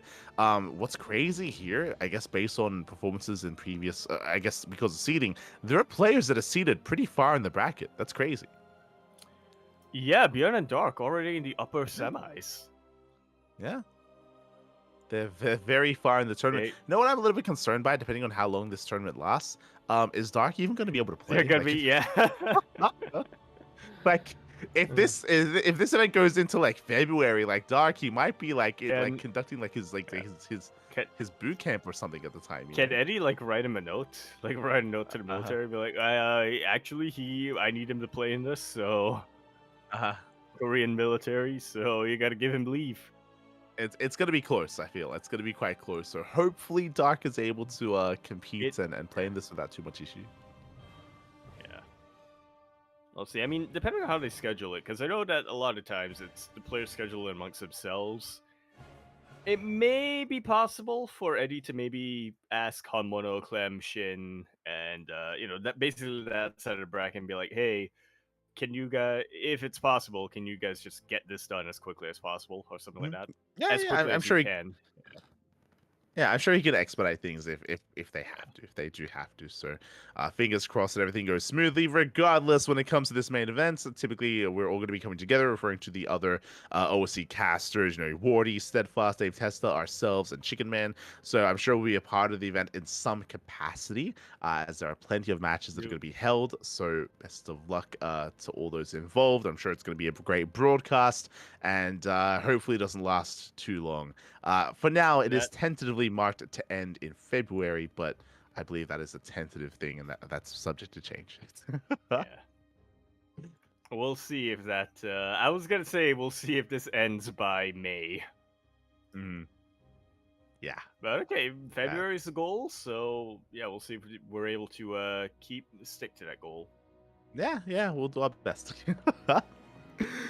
as that is going to lead us into the weekly tournaments. Okay, here we go. We're getting into the beef, if you will, the main bulk here of the events that we did miss out on. I mean, I say that we did cover and castle these events, of course, or at least most of them, as we always do here on the CranKy Ducklings. But we had the Lima League week number 234. Yes, and oh boy, what a finals! What a throwback finals, honestly. Oh yeah, this was crazy. I mean, coming into this tournament, even before the finals, give a shout out to Young Yakov. I believe because of this performance, Young Yakov, he actually because he made it to the top 4, he secured his placement into the December finals, the monthly finals of the League. Oh. So yeah, it was just a really, really nice run here for Young Yakov to take down Percival, to take down Creator 2-0 as well. It was impressive, very impressive. Yeah, more than redeemed himself from Fire Girl Cup. Yeah, it did take down a Creator in the end. Scrolling down a little bit further, though, we have some other updates. We had Gumiho taking down Trap 2-0. Rogue took down Gumiho as well. And, of course, Rogue did make it all the way to those grand finals. Did drop a map to Honmono, by the way. Honmono, he, as you can imagine, cheesed the hell out of him. He's an animal. Yeah, I don't know if you remember this, but it's still living rent-free in my mind. I think it was Elima League week number like 233 or 234. Sorry, 232. Homeowner actually defeated Rogue in the first round, and it was on Neon Violet Square. Homeowner, he went Mass Cyclone, and he cycloned all over Rogue. It was, it was very heartbreaking to see, but that did happen recently. God. How long do you think Rogue has been waiting for this moment? Ever since, yeah, 100%. Yeah, he has not been able to sleep well at all. He's no, he's been thinking about the unwashed for quite some time. As as that does lead us into some of these lower matches here, we see Classic got his revenge over Trigger. Trigger has been getting very impressive results in the PvPs, but he does fall at the hands of Classic. Cure takes down Björn in the TVT. Björn having a bit of a harder time recently, especially in the TVT matchups. So Cure does bring him down. Hero has a good performance, but Classic, I feel like it's been a while since we've seen Classic take down Hero, but Classic, he popped off this week. Yeah, it takes out not just Hero, but also Shin, and then also Rogue in the grand finals, securing himself the victory. Yeah. I mean, remember, this is a Shin that we have seen defeat Max Pax twice now over the past couple of weeks. So, like, this is a Shin who is very much so in form. He took down Skilless in this tournament as well. But Classic, he was, on fire. Like, a Classic that I feel like we don't see too often anymore. So, impressive stuff. Yeah. Yeah, the chin was washed. It was polished. It was ready to go. Shiny. It blinded everyone. Exactly. There you go. Do you recall? You must have growing up. Did you watch Fairly Odd Parents growing up? Yes. Yes. You got the superhero with the chin? Yes, the Crimson Chin. That was his name. Okay. And he had his the villain, the Nega Chin. It was him, but just color swapped. Which one is Classic? That's the real question. Oh, true. No. Yeah. I wasn't aware that's what you were going for. I thought you were gonna go with SpongeBob with the balls. But I guess the shiny ball chair is steel mold, not Classic. It is very shiny. As that leads us into the Hub Cup number 2. Now, this is a tournament. This is a bi-weekly series, not a weekly. It is a bi-weekly that Hubsaya has been hosting as of late. Did get a lot of funding to run this event. This event is newer, of course, and it is a little bit more centric around the European and the American time slot. It is a lot more earlier for us in the Oceanic Southeast Asian region. I think it's like it would be like 7 a.m. for us or 6 a.m. for us. It's a lot earlier in the morning. So because of that, when I believe we have confirmation to cast it, but we have not delved into it. There've been a few nights where I was awake at that time. I don't think that's a good thing. Oh no. See, you say like, oh, I've been awake at 7 a.m. It's like, yes, did you wake up at 7 or did you stay awake until 7?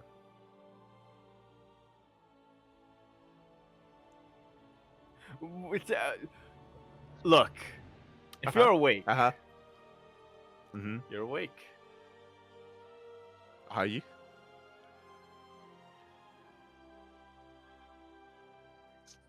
God. We could all be dreaming. Yeah, right now. I'm There not. you I'm go. not There you fully go. convinced I'm awake right now, to be honest. Fair enough. Fair enough. I'm not I convinced you are either. Oh, I will admit I did sleep at like I did go to bed at like 7:30 in the morning. there you go. There it is. There Busy. it is. As again, this event is also a little bit more unique as well, and I'm not entirely certain how I would want to approach this, but coming into the Hub Cup number 2, it isn't just this event. There are other events as well that we will get into, I'm sure.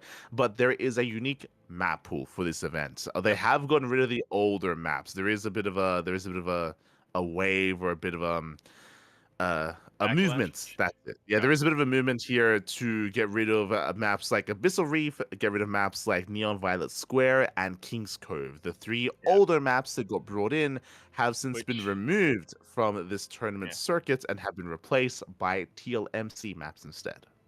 Which I want to emphasize. They're being replaced not because we're against the idea of bringing back old maps, Mhm. but more so that it just doesn't really fit with the rest of the maps in the current map pool. Yes. Like, yes, if we had another exactly. map pool that, how should I put this? If we had another map pool and we had another patch where the idea was we want more defensive play, then Mhm. I'm sure most tournament organizers would be open to bringing back Abyssal Reef, bringing back King's Cove and Neon Violet, but right now, I think most people have had enough of that style or watching that style over and over and over again, so yeah, we're trying to get less turtly maps, shall we say. 100%, 100%. So that is why the initiative has been made to introduce some of these TLMC maps instead into the latter map pool, or into this tournament map pool, I should emphasize. This is applicable to the Hub Cup as well as to the Pigasaur Monday as well. I believe those are the 2 currently, and maybe some others have been getting involved. If you recall, our tournament's on hiatus. Our tournaments are not coming back until January, so we're kind of, at least I'm feeling things out. I'm curious to see how well received these maps are, and if so, then we're Yep. more than happy to adopt Yeah, it as well. I, for one, will be using my influence to lobby light behind the scenes. To my own benefit, but maybe it'll benefit some of you guys. We'll see. Okay. I see. You're like, bring back Grassvan. You're like, Yes, I actually don't think I played that much in Gressfon. I remember I didn't veto Gressfon, but everyone else did, so I never actually played much on that map. What am I thinking of? I'll get behind. Bring back 2,000 atmospheres. Yes. I can play Blink 182 when I play that map. Let's Blink go. 182 blasting. Bring back Jagannatha. Look, I just want Dust Towers back. That's all I want. True. I just want Dust Towers. Let's go.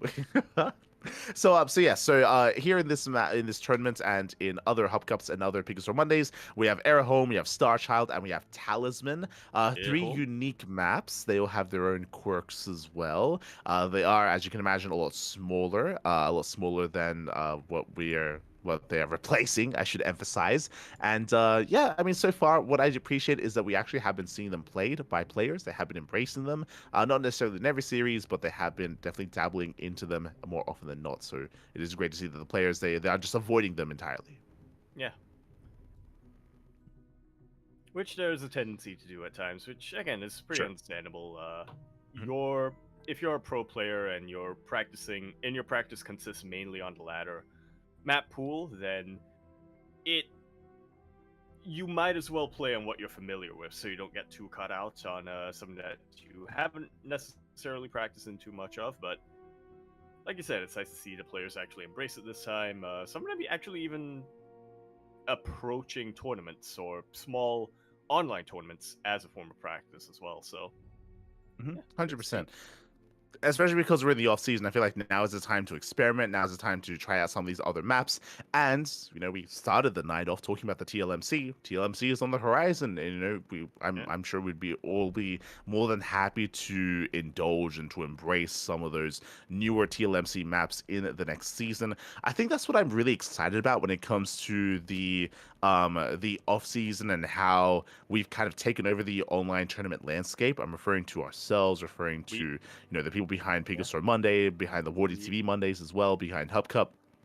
that we can come together in unison and agree upon. For example, usually whenever there's a TLMC, like Wardy hosts a specific event that features those maps. If we wanted to, just like with the PTR, where we all decided to play everything on the PTR, we can decide, hey, let's all just play everything on the TLMC maps, for like this month or something, right? Yeah, we don't have to standardize. Rather, we have standardized, but we standardized via our own initiative. We're not standardizing things based on ESL's rules or anything like that, where we just kind of have that freedom.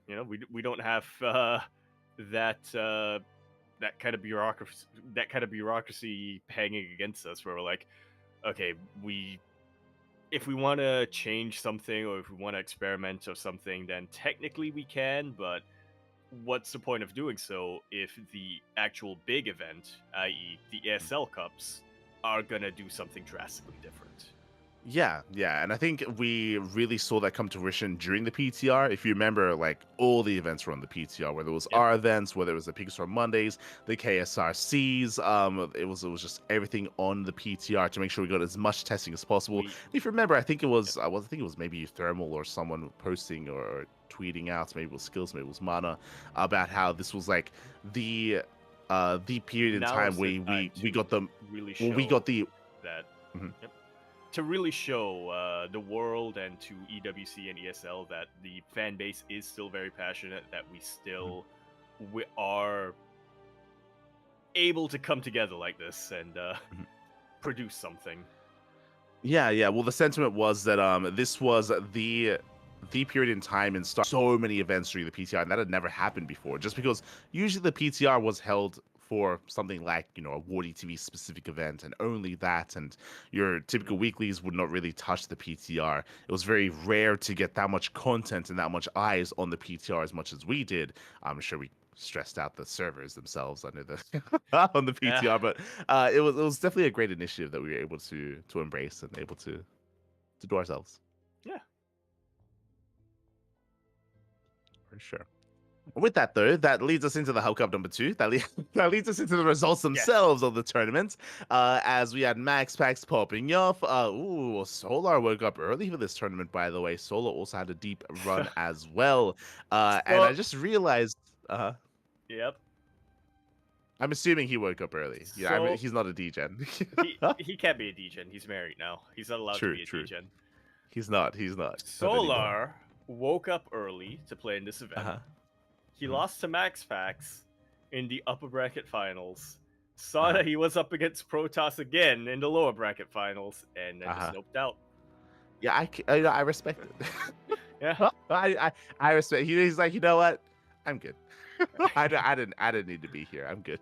Don't step out. It's like Christmas is coming up. I might as well just go outside, enjoy time with my family, get some those last minute arrangements done. I don't have to sit here and take Protoss to the face. I don't have to spend my holiday with Protoss. Okay, and you know what? I think we can all get behind that. You don't have to. Don't have to spend your time with Protoss. Just spend your time with yourself. Enjoy your life. Enjoy the holidays. But yeah, Solo took down Astrea to make it to those finals. As you mentioned, Max X went down. I wasn't quite expecting this format. I'm not too in love with the length of this. I don't know if you noticed, but in the best of 3. Well, it's best of 3s in the quarterfinals. Then we had best of 5s in the upper semifinals. Then we had the best of 5 upper bracket finals, then the best of 5 grand. So a lot of best of 5s plus double elimination as well. Like that's a long format. I just realized I said best of 2 into best of 3. I just want to correct you for the record. I meant best of 3 into best of 5. Yeah. It's all good.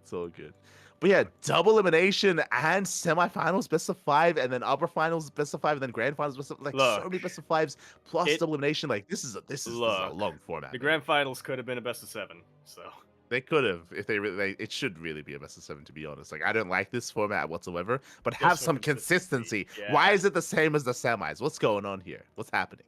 Well, because they got to make it consistent. What's more consistent than that?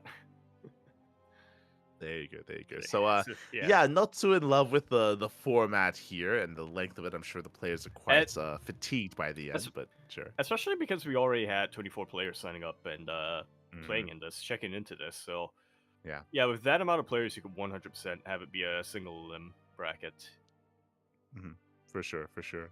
Or at least calm down with the amount of best of fives. Yeah.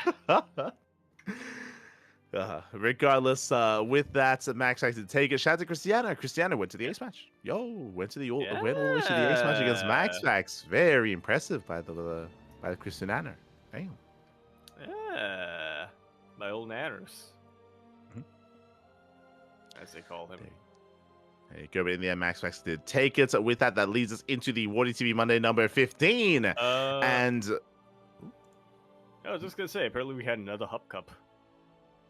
we did. Just a couple of days ago, yeah. I'm just going down the list, mate. I'm just. We'll get there. How come number 3? We'll get there. Don't you worry. Look. I know you're excited. I was going through the order when I arranged the order. The order got changed. I thought we were just gonna go through these. I thought we were gonna tackle the cups themselves and then go into things, but then things got rearranged, so we were doing it chronologically instead of tournamentonically. Excuse me? It was chronologically from the start, just saying. So good, yeah, it's so good. Well, with that, we have the What is TV Monday number 15. With this is another weekly tournament. It is weekly. It is a more favor towards the Korean and European time zone, less so the American time zone. And with that, we typically do have Clem and Maxx doing well. Clem was MIA in a lot of these, in the most latest weeks of these events. Clem has been a little bit less active, so maybe again just enjoying the holidays, enjoying Christmas, enjoying New Year's. But alas, many of these other players are still on that grind. Yeah. In fact, some of these players actually started grinding during the holidays. Some of these players started coming back during this time. Oh, yeah. They did, and Max once again, he made it all the way to the finals. To our Skilless, to our Solar as well. Impressive run to make it to those finals, but he does meet his match. This time, not at the hands of a Zerg, not at the hands of Shin or Dark. Instead, Hero, he takes down Rogue 2-1 in the semis, and Hero takes down Max 3-1 in the grand finals. Indeed, once again, Max showing a little bit of weakness in the PvP matchup, or potentially Hero rising to match his strength there. Yeah, we were discussing this last time. I don't know if you remember, but Hero, his PvP has changed. 100%, his PvP has changed, and we actually have been seeing a lot of Hero going for the Max opener on these otherwise unsafe maps. Like, he's just been doing it himself. And we've seen a really different dynamic between Max and Hero now, where instead Max he goes for his opener, Hero opens up economically as well, and then Max instead feels like pressured to be the aggressor. Like, it's just been, yeah, a more different dynamic. And yeah, it's been interesting to see Hero's PvP evolve over the past couple of weeks. It's been interesting. Yeah, he's looking to reclaim his claim. Reclaim his claim. Yeah. Yeah. He's spitting facts, mate. True. What else is he gonna claim? Yeah. He can't claim it yet. He's gotta reclaim it. Yeah. What's he claiming? So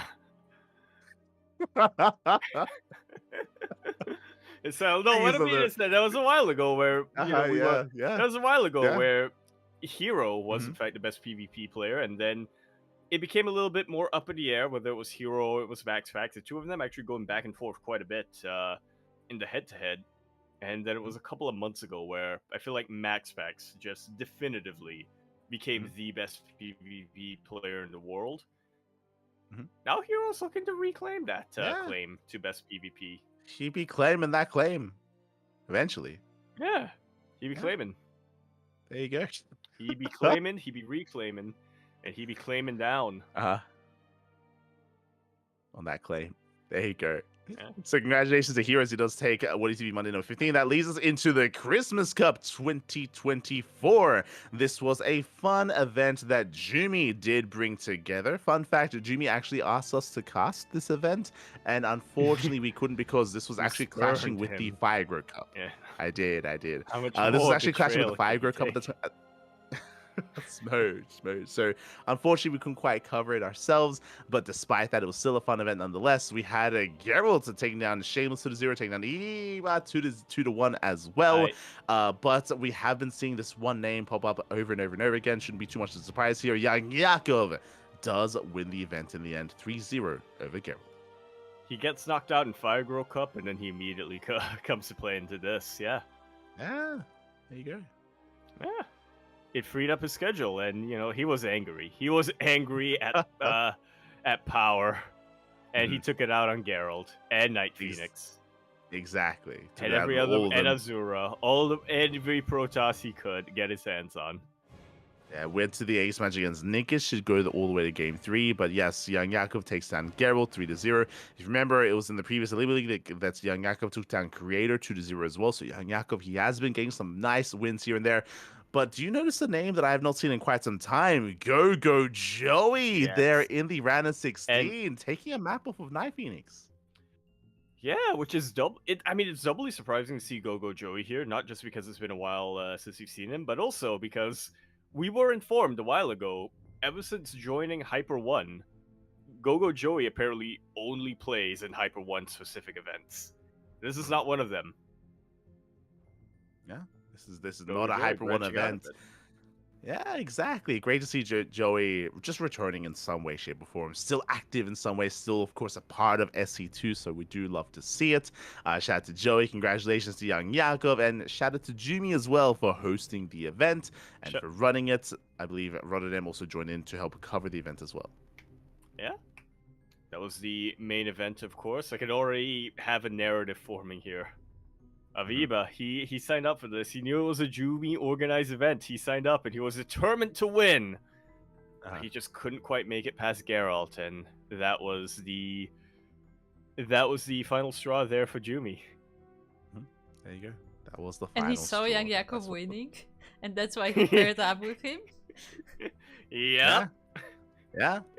That's how he picked his next champion, his next couple. You thought that this was just going to be a fun little online event, invitational or what have you, and fun little bracket? No, these were tryouts. Who is worthy of being Juvi's new partner? Exactly, and that's how he got to Young Yakov. So, the birth of a new rivalry, a new duo, if you will. Yeah. How long will it last? No. Who drops first? Not like this. We'll find out. We'll keep an eye on them. Will Juvi, in fear of being betrayed again, preemptively betray Young Yakov? We'll see. Oh no, it's possible. He could just be self-destructive in that way. But with that. No, I was just gonna say that was the main event. We also had an FFA as a part of this. Yeah, there was a fun FFA as well. That was held at the end of the night, at the end of the tournament. Just kind of like a fun way to interact with everyone. Nothing too serious behind this, but did involve Jumi, G Machine, Mixu, Baby Marine, Rotterdam. Jumi did come out in first place, but that's where I say hashtag rigged in the chats. Most likely Jumi just stacking things in his favor, and it's he won't be hurt again. Yeah. He exactly. won't be hurt again. He's built a fortress around him and around his base. Exactly. Won't be able to get him. Never again. Este Iba. Oh, Rotterdam. That does lead us. FFA.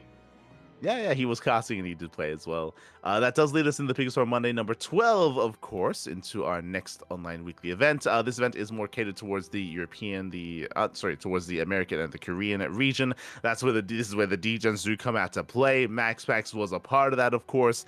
But once again, was this like the third or fourth time we've seen it so far? Shin takes out MaxPax before the finals. Oh my god. He is the Max Killer.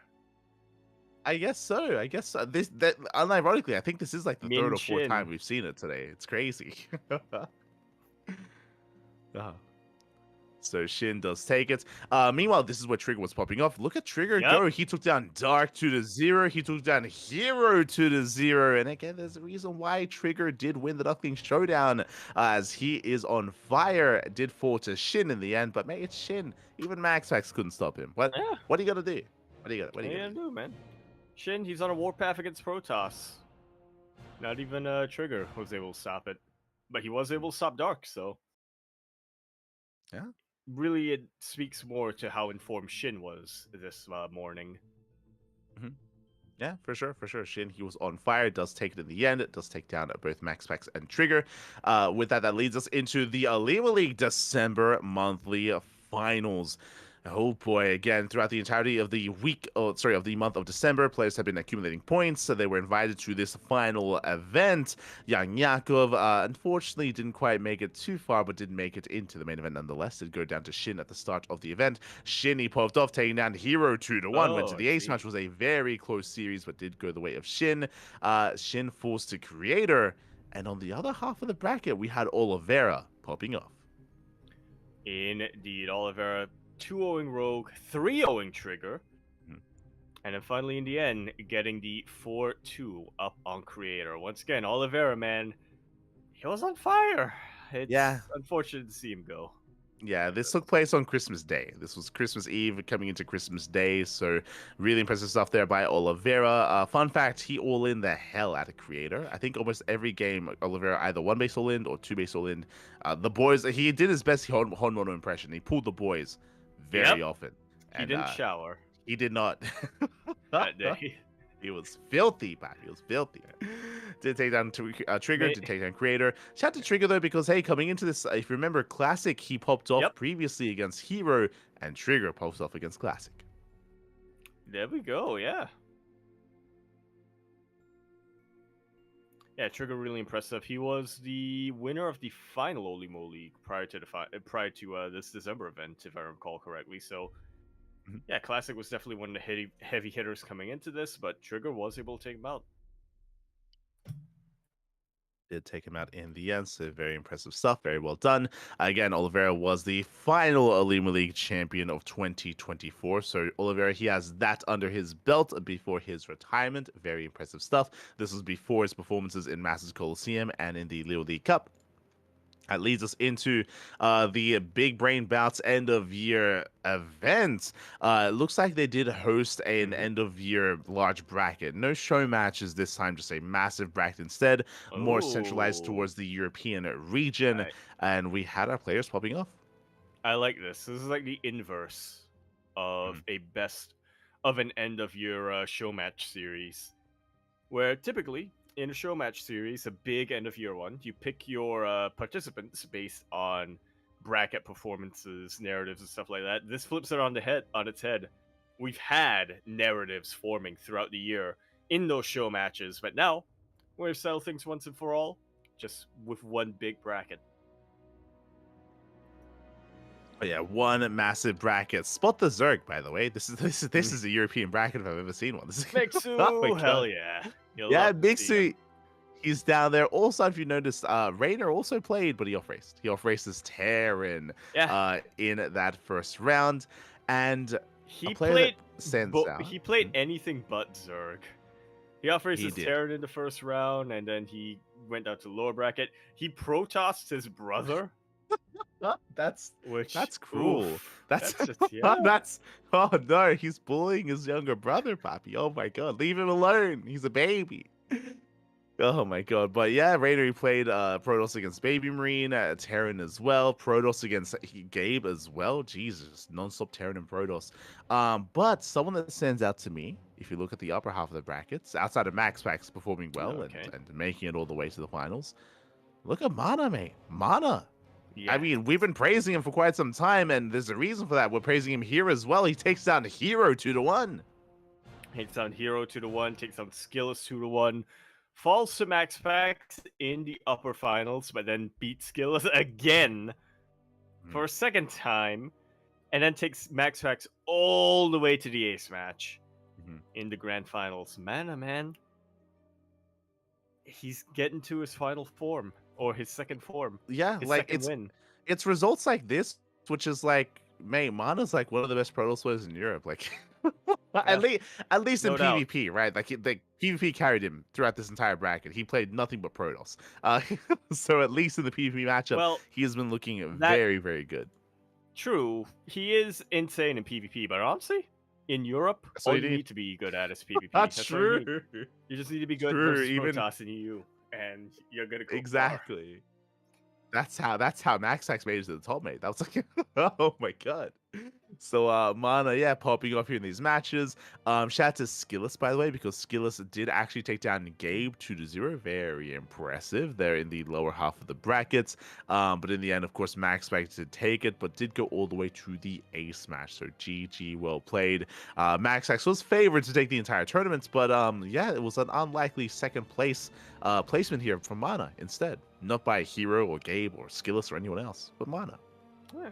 You say unlikely. It was unlikely, but Yeah.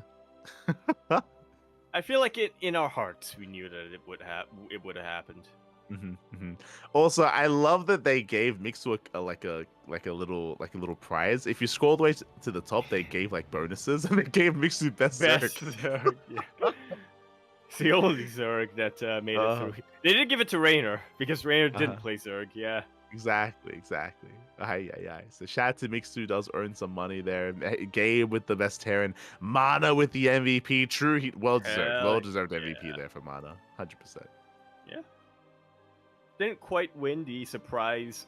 Look, I'm gonna say this is supporting evidence for me. He didn't win the surprise bonus award because no one was surprised that Mana made it to the finals. Mana, we all knew in our hearts he was gonna make it.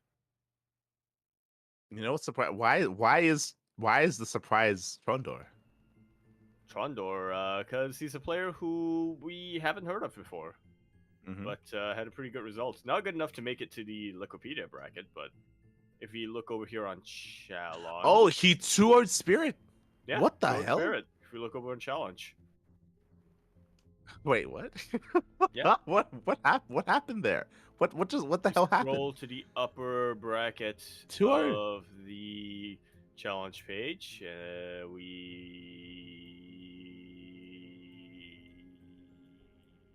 stalling. I'm stalling. I'm trying to buy time. Yeah, so you 2-0 creature and then 2-0 spirit. Yeah, that is the surprise. True. Yep. I don't know how he did it, but he did it. There you go. Damn. Yeah. It's crazy. Crazy. With that, GG well played. That does lead us into the KSL. I believe the final KSL of 2024, KSL number 66. Yeah. We had a plethora of Protoss and Zerg, as is typical here in the KSL. No Terrans, as it is too early for the Korean Terrans. They're all in bed. Yeah. They're all getting rest. They're all getting ready for the more degen hours of StarCraft. And we saw Hero get his revenge of a trigger. There was a brief moment where we had the foreigner team house in where Trigger was able to enforce non-degen hours on the foreign Terran players, but alas, that is no longer the case. So we no longer have any Terran players in KSL. No longer here. But we have plenty of Zerg and Protoss instead. And I'll be honest, coming into this tournament, I was getting ready for a Hero versus Rogue finals. I was looking forward to Hero versus Dark. I was looking for Hero versus Dark finals. Like, let's go. You know, it's been too long. We didn't cast a show match between them. I wanted to see them in a best of 5 here. Would be amazing. Would be beautiful. But Rogue, he popped off in that ZVZ. It was a very intense ZVZ, is what I will say, between Rogue and Dark, as you could imagine, very short. And Rogue did outdo Dark in the end, was the stronger player in the end. It did bring him down, and that led us into the finals instead, between Hero and not Dark, but Rogue instead. Yeah.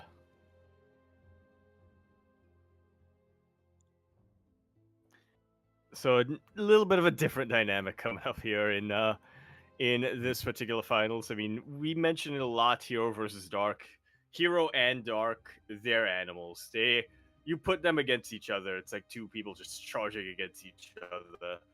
Rogue is not afraid to get dirty, but has a little bit more finesse to how he does things, which was his first mistake, really. He uses brain too much. Exactly. too much in the end. Regardless, GG well played.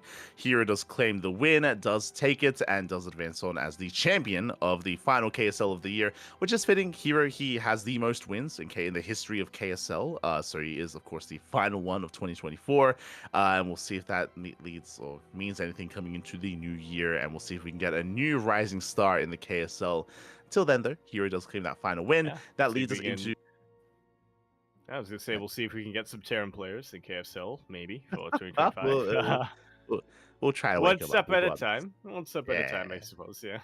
Exactly. And that leads us into the WTCV Monday number 16, the final WTCV Monday of the year of 2024, which led us into almost, this wasn't quite the beginning, but throughout the course of December, and especially these past like 2-3 weeks, I don't know if you've noticed, I don't know how much StarCraft you've been tuning into, Yaku, but we've seen the resurgence of Clem off racing and avoiding TVT entirely by playing Protoss instead.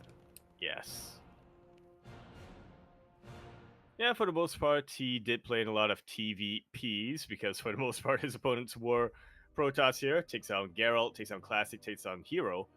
Gets into the finals. He's up against a Terran player. He's up against actually his number one fan, number one cheerleader, number one fanboy, as well as his teammate Cure.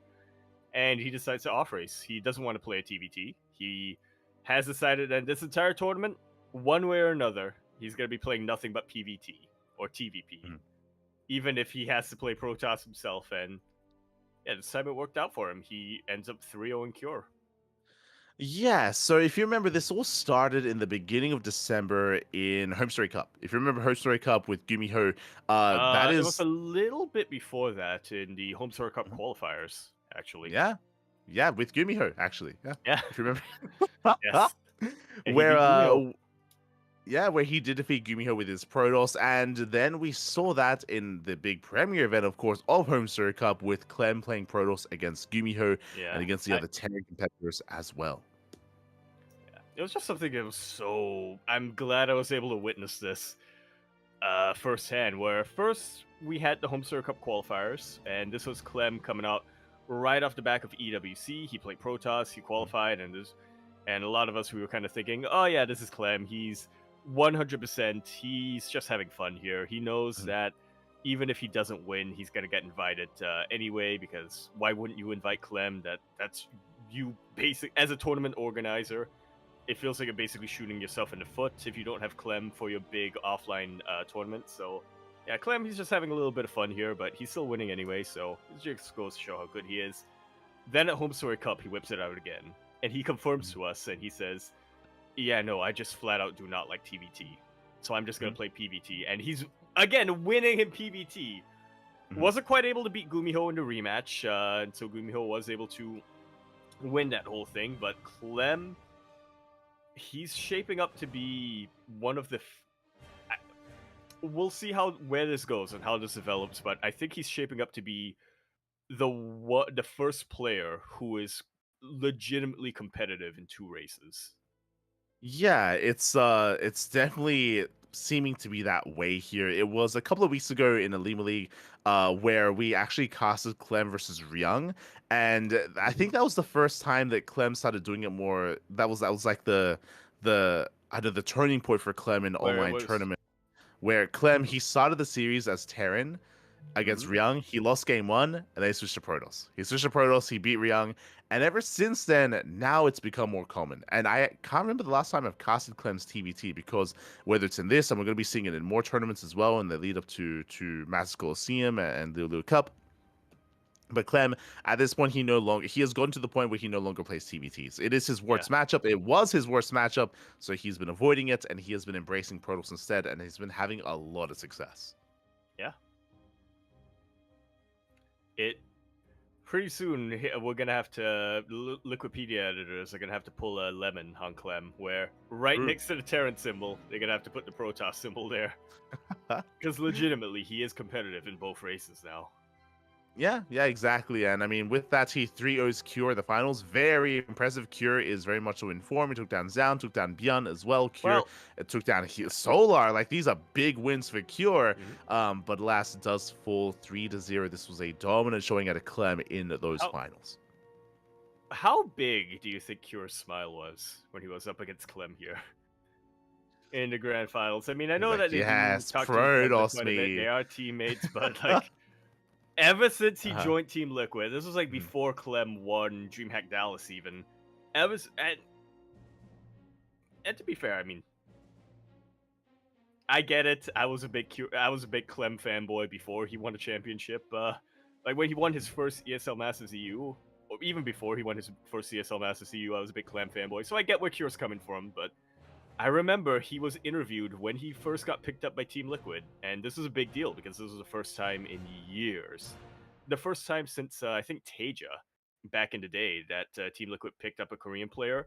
The entire time, Kyo was just talking nonstop about Clem and being like, "Oh yeah, it's a huge deal being able to join Team Liquid. You know, Clem, that boy, he's going places. You know, he's gonna become the next big thing." And it's like, Kyo, calm down, bro. I'm a big Clem fan as well, but I guess I can't hold a title to. I can't. My fanboyness for Clem cannot hold a candle to Kyo's fanboyness for Clem. Yeah, and I'm sure he practices with Clem even. I'm sure like Cure is Definitely maybe do. even a part of the reason why They- Clem's PvT is so good. So They definitely yeah, I mean, I'm exchange sure that'll ideas kind quite a bit. When Clem came to Korea, I'm sure Cure was just like camping outside the foreigner house, like, "Yo, Clem, how we doing, mate?" I'm sure that was a big part of it. And yeah, with that, Uh. like Clem's PvT is terrifying.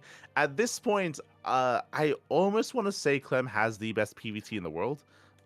Based on his performances over Bold the past move, couple but I of think the weeks. results can back it up. I think Yeah. empirically you can make a very strong case of that. It's the only way that the only reason why I'm a little bit tentative is just because we still like the sample size is still very small, right? Like Yep. it's still like a Mhm. handful of games. Like he looks good, but I feel like we need to see more. Like we need to see more of Clem, we need to see more of his Protoss to really get a better Mhm. idea of like where he is and be more confident in kind of that placement. Yeah, we need to see more of Clem versus Spirit, which I guess that's spoilers for True. later. But we need to see more of Clem against some of the top TVP players out there, right? Yeah, for sure. And So not with just that, Clem versus them, but also we also need to compare that to Max Facts versus the top Terran players against Hero versus the top Terran players, etc. oh yeah, for sure. So with that, Clem, he does win with his Protoss, of course, here in the Woody TV Monday number 16. That leads us in the Pixar Monday number 13 here, where there was no Clem. Again, Clem has been playing less in these events. I'll be honest, I think Clem is becoming less of a degen. I think he is now actually going to bed and at proper times. It's been a while since I've seen him play in a Pixar Monday. Yeah, it's the influence. It's because I started playing 2v2s. Exactly. I was gonna say this coincides with when he started playing 2v2 with Trigger. So Yeah, there you go. what was Being whipped into shape. Yeah, exactly. You know what? You know what people say? The inner voice in your head that is like telling you to do things that you should be doing. The nagging voice in your head. Apparently, for most people, it sounds like their parents. For Clem, it sounds like Trigger. Yeah, and you know what? This is the example. This is a good example of like the inverse, like the negative or the positive of the dynamic between Iba and Juby. Therapy. Yeah, the team game therapy. This is like the positive outcome of like Trigger and Clem. This is like the example of like a healthy relationship or like a healthy duo. And then on the other side you have Iba and Juby who are just like yelling at each other like nonstop. And you know what the difference is? Clem and Trigger, sure, both of them understand Protoss, but neither of them play Zerg. It's Terran Protoss and Protoss. Jumi and Iba, it's a dark combination. It's Zerg Protoss and Protoss. So Iba, he plays. I'm just gonna say it. Zerg is the difference. You say Protoss that is the constant here. The different Protoss is the constant variable. The different variable is one plays Zerg and one plays Terran. So that is true. I mean, I was going to say that Iba, he also main races Protoss, but so does Clem, right? Like they both have that inner Protoss within them, right? It's that they're off trying race. they're trying to bring together. Exactly, it's the off race that is the problem here. And really, what we're getting at is that eventually they're just going to be fully converted to Protoss. Exactly. But I wanted to say that Iba was trying. If they want to save their relation, well, he did stick to it. He had no commitment. He couldn't commit. Yeah, that's the real problem. It's about the commitment. Ah, Well, no. basically, what you're saying is to save your relationship, just switch to Uh-huh. Protoss.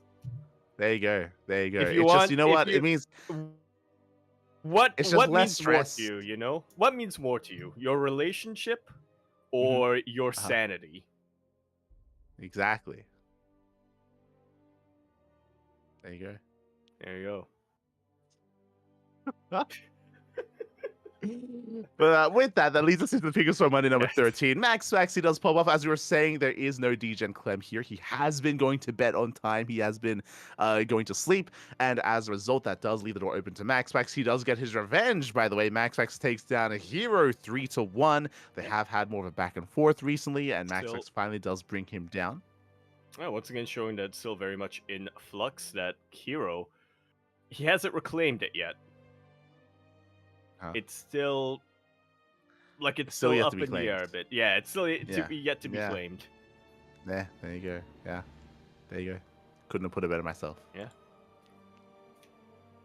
Beautiful.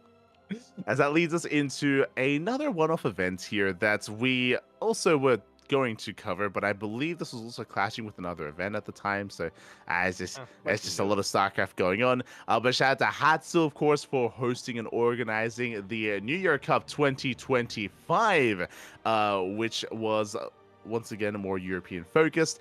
We had Geralt. We had Geralt popping off and making it deeper. CIS focused specifically. Oh yeah. Does make a deeper run in the event. We had Nickeract popping off, taking down Replicant at 2-0, takes down Shameless 2-1, and then we had a best of 5 grand finals between Geralt and Nickeract. Went all the way to the ace match, was back and forth, and in the end, Geralt did take it, just barely though, just barely. Yeah, congratulations here to Geralt. He absolutely had a really good showing. He definitely looked dominant until getting to those finals where Nickeract gave him a run for his money. But I gotta say, Nickeract, I'm not sure if impressed is the right word to use here, but earlier in the broadcast we were talking about how he kind of underperformed a little bit in Fire Grow Cup. I think he absolutely redeemed himself here in New Year Cup 2025. Yeah, for sure. I mean, it shows that like a little bit. I'm sure it has to come down to his form on the day, right? Like how good is he feeling? Did he rest? Did he get some food? How well is he on the day of the tournaments, on game day, if you will. Wait, get in there. We're almost there. Don't worry. We're gonna make it. Yeah, it's all good. Yes.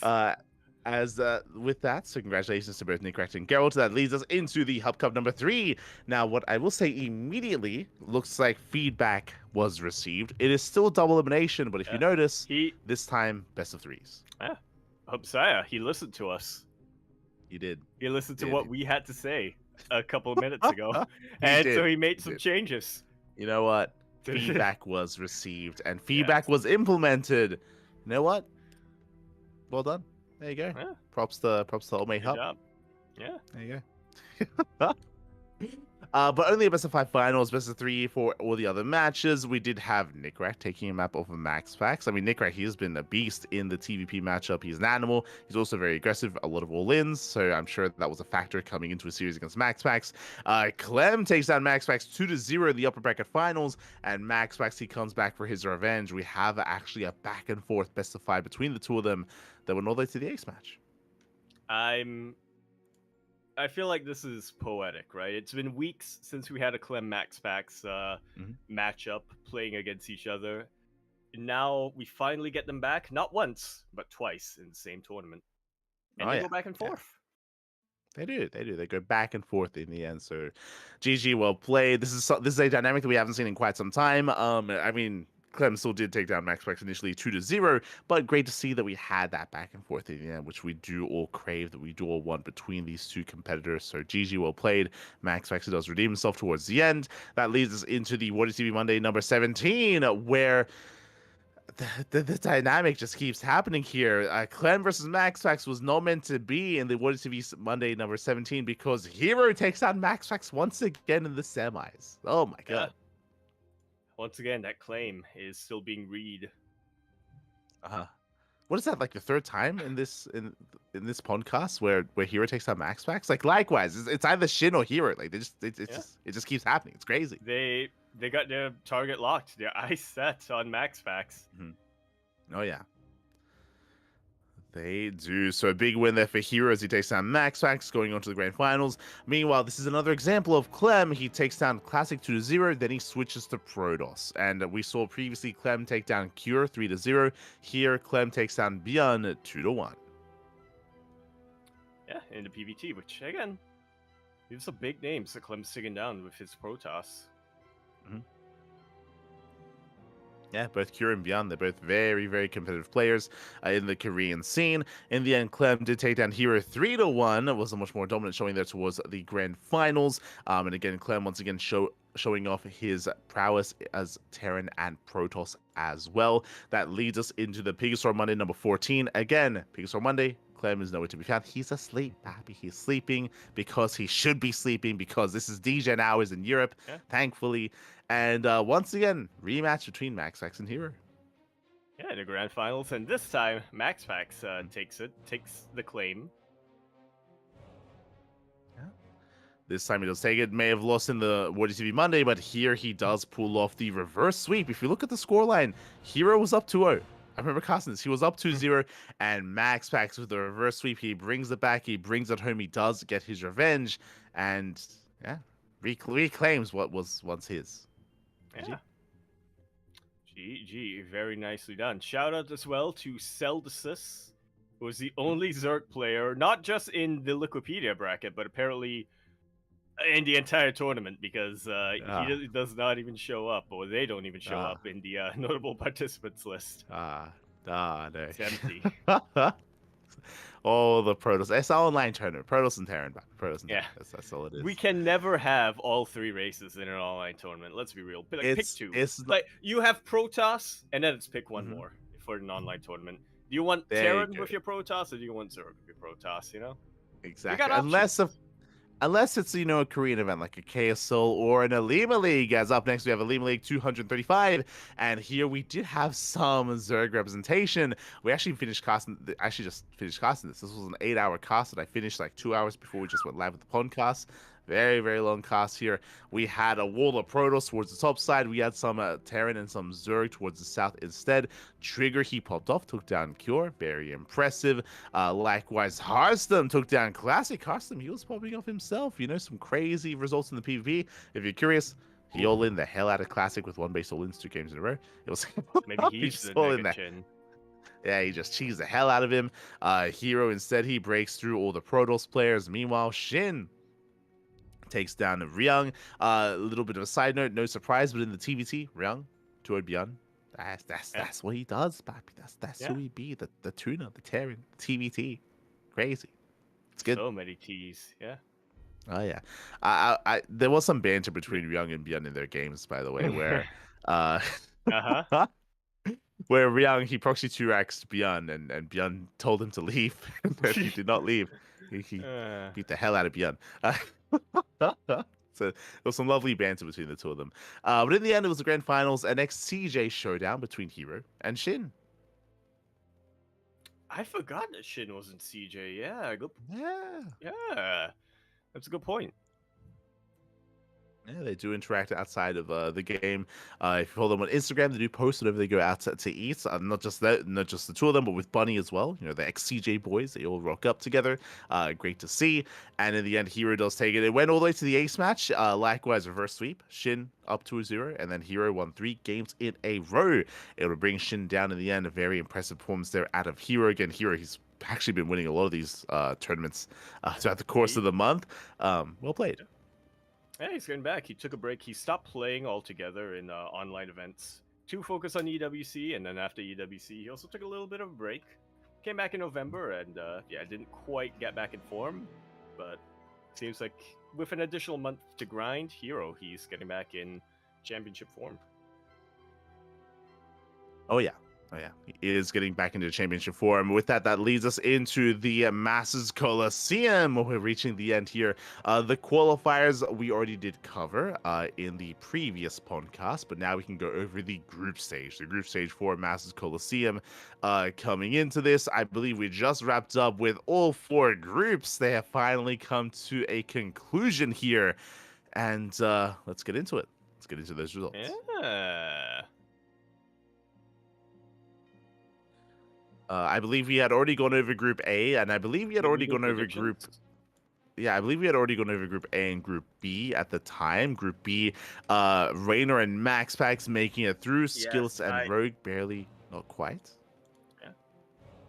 And I remember this. I didn't watch all these matches live, but I do remember looking at the result and pretty much everyone being unanimous. Group C and Group D, major upsets. Oh yeah, crazy upsets here. I feel a little bit vindicated in a sense where I'm pretty sure for Group C I did predict Hero and Gumiho to make it through. But I did not expect Maru to come out in last place here, as Maru had a very rough time in this series. Clutched it out. Managed to take down Maru 2-1. Absolutely insane. Hero and Gumiho, I gotta level if you like. I would have predicted Gumiho to make it out. Specifically in this group, I just feel like his over Maru as well. I would have just predicted Gumiho. His TV, I'm gonna say something potentially controversial. I think Gumiho has the best TBT in the world right now. Oh, those are fighting words, mate. Don't let Ryung hear you. More so than Ryung. I think we need a show match to really settle that. Yep. True. Next I'm saying Home Story Cup. Gumiho beat Maru. Ryung could not beat Maru. You're not wrong. You're not wrong. So, you're not wrong, mate. So, yeah, I would have definitely predicted Gumiho to make it out. And then, I would have pictured second place would have been either Hero or Maru. And I'm going to be honest, I would have leaned towards Maru as well. Yeah. I mean, Maru, he just had a really hard time here in this group. Lancer popped off. He popped off specifically with these more gateway-heavy styles, these more aggressive styles. Storm as well, some really, really clutch moments. It was close, is what I will say. It was very close between Maru and Lancer. Lancer did clutch it out in the end. And, I mean, we have been showcasing Hero popping off in these online tournaments. Hero is in form. He does take down Maru as well. Maru just having a really rough performance here in the group stage. Not necessarily showing his best here, unfortunately. And, again, you got to come in with your best if you have against Gumiho and Hero. Yeah. I think in hindsight, maybe you could say that predicting Maru to make it out instead of Hero or Gumiho is a little bit bold, considering the fact that historically Hero has been the player who has been giving Maru the most. Well, apart from probably Serral, in Korea, Hero has been the player giving Maru the most trouble in these past few years, and then of course recently Gumiho has just had a positive record against Maru. If we're just looking at Home Story Cup, so again, hindsight, Hero and Gumiho, that makes the most sense, but I think most people expect a lot more from Maru. I mean, when we were doing our predictions for this group, I'm pretty sure we both said that like this was a really rough group to predict, and it would be brutal for any of these 3 players not to make it through. It's just a really rough group. Like if Maru was in Group B or in Group D, I would. Oh, actually, even Group D was a rough one. Maybe not Group B. These are rough groups, mate. These are maybe Group A. These are no, actually, you know what? I would say Group D. Actually, yeah, I'd say he'd make it through. But then who would you replace? Is the question. Over Spirit? Over Spirit or Sound, and sure. Yeah, for sure. So just a rough setup there from Maru, and in the end, Hero and Gumiho do make it through. Maru, he is out of Masters Coliseum, and that leads us into Group D, where we also had a very close result and a very controversial result as well. So when we were casting initially, I'd assumed that Clem had already made it through. I don't know if you noticed something here, but specifically, we have a 3-way tie, kind of, where we have 2-1, 2-1, 2-1. And we have Clem with 5-4 as a scoreline. And he in a regular tournament would be placed over Spirit. Yeah. He would be placed over Spirit. But we actually had to adjust the we had to adjust the Wikipedia the actually way that they do it, Because because usually we do count wins, and that is in not the case here, specifically in Master Coliseum. yeah, they went with the head-to-head here, which was a little bit valued higher. This It's a little bit of an odd format here. We don't typically see round robin for a for 4-man groups, but it's something that can be done. It's just a rule of favoring head-to-head Mhm. over map score that Yeah. leads to some pretty wonky results like this. Yeah, it was very controversial. I know a lot of people were very upset about it on like forums and stuff, because they were like, why is this specific rule here and not everywhere else? Like, why are they doing it differently? But at the end of the day, that is how they That thing, prioritize yeah. it. You know, they do value head to head more than that map win score, as you did mention. So because of that technicality, Spirit did come out on top of it. Clem, I actually don't think Clem realized that he didn't make it through until afterwards as well. Like, I think he just assumed that he had just made it through. Was not the case. So yeah, as a result, through Do you technicality, think Spirit Clem, knew that he made it through? I didn't. Do you think Spirit assumed I'm not. that he didn't Yeah, make it I'm not sure after about that losing to either. Zound? Yeah, crazy. And again, like, it was very close. Clem, of course, he took down Oliveira with his Protoss. Was able to take down Zound. Did go to the ace match against Spirit. Spirit, he barely did take down Clem. It was a very fun series. What I will say. Spirit versus Clem was very Yeah. clutch between the two of them. I do think that it was a very interesting, dynamic TVP. And with that, The because Clem went to the ace match in every single series, he barely didn't make it out of the group. Barely. Yeah, just barely. I was able to catch Spirit versus Clem though, and Mhm. yeah, like you were saying, it was a very entertaining series, very dynamic as well. And I'm gonna be honest, I knew Spirit was good at TVP, but Mhm. this was specifically the match that made me say maybe Spirit is the best TVP player in the world. Yeah, I mean, Like, I don't what I think we will. can definitively say the best, but at least top 3, right? Yeah, I mean, I would say that specifically this series showed that Spirit, he's really good against Clem's style. I don't know if you notice, Clem is hyper aggressive when he plays Protoss. He's Yes. very in your face with Blink Stalkers, with harassment, with just drops into the main, with Zealot Rumbites as well. But something that Clem, a bit of a weakness of that, is that he intentionally doesn't actually leave a lot at home. And what Spirit did abuse is drop play. He was just going for Yep. non-stop drop play. What He he does was able to best. sneak out. He was able to He, avoid observers. He was able to avoid the vision of Clem. And whenever Clem was being active across the map, whenever he was trying to be aggressive on Spirit, he'd be punished for it by drop play, and he'd be losing workers back at home. And he'd just be pulled apart, yeah. and would just having a hard time playing the way that he would want to approach this matchup. Yeah, to quote Cyril, referring to Spirit, what the mad lad. 100%. So it's really cool to see that.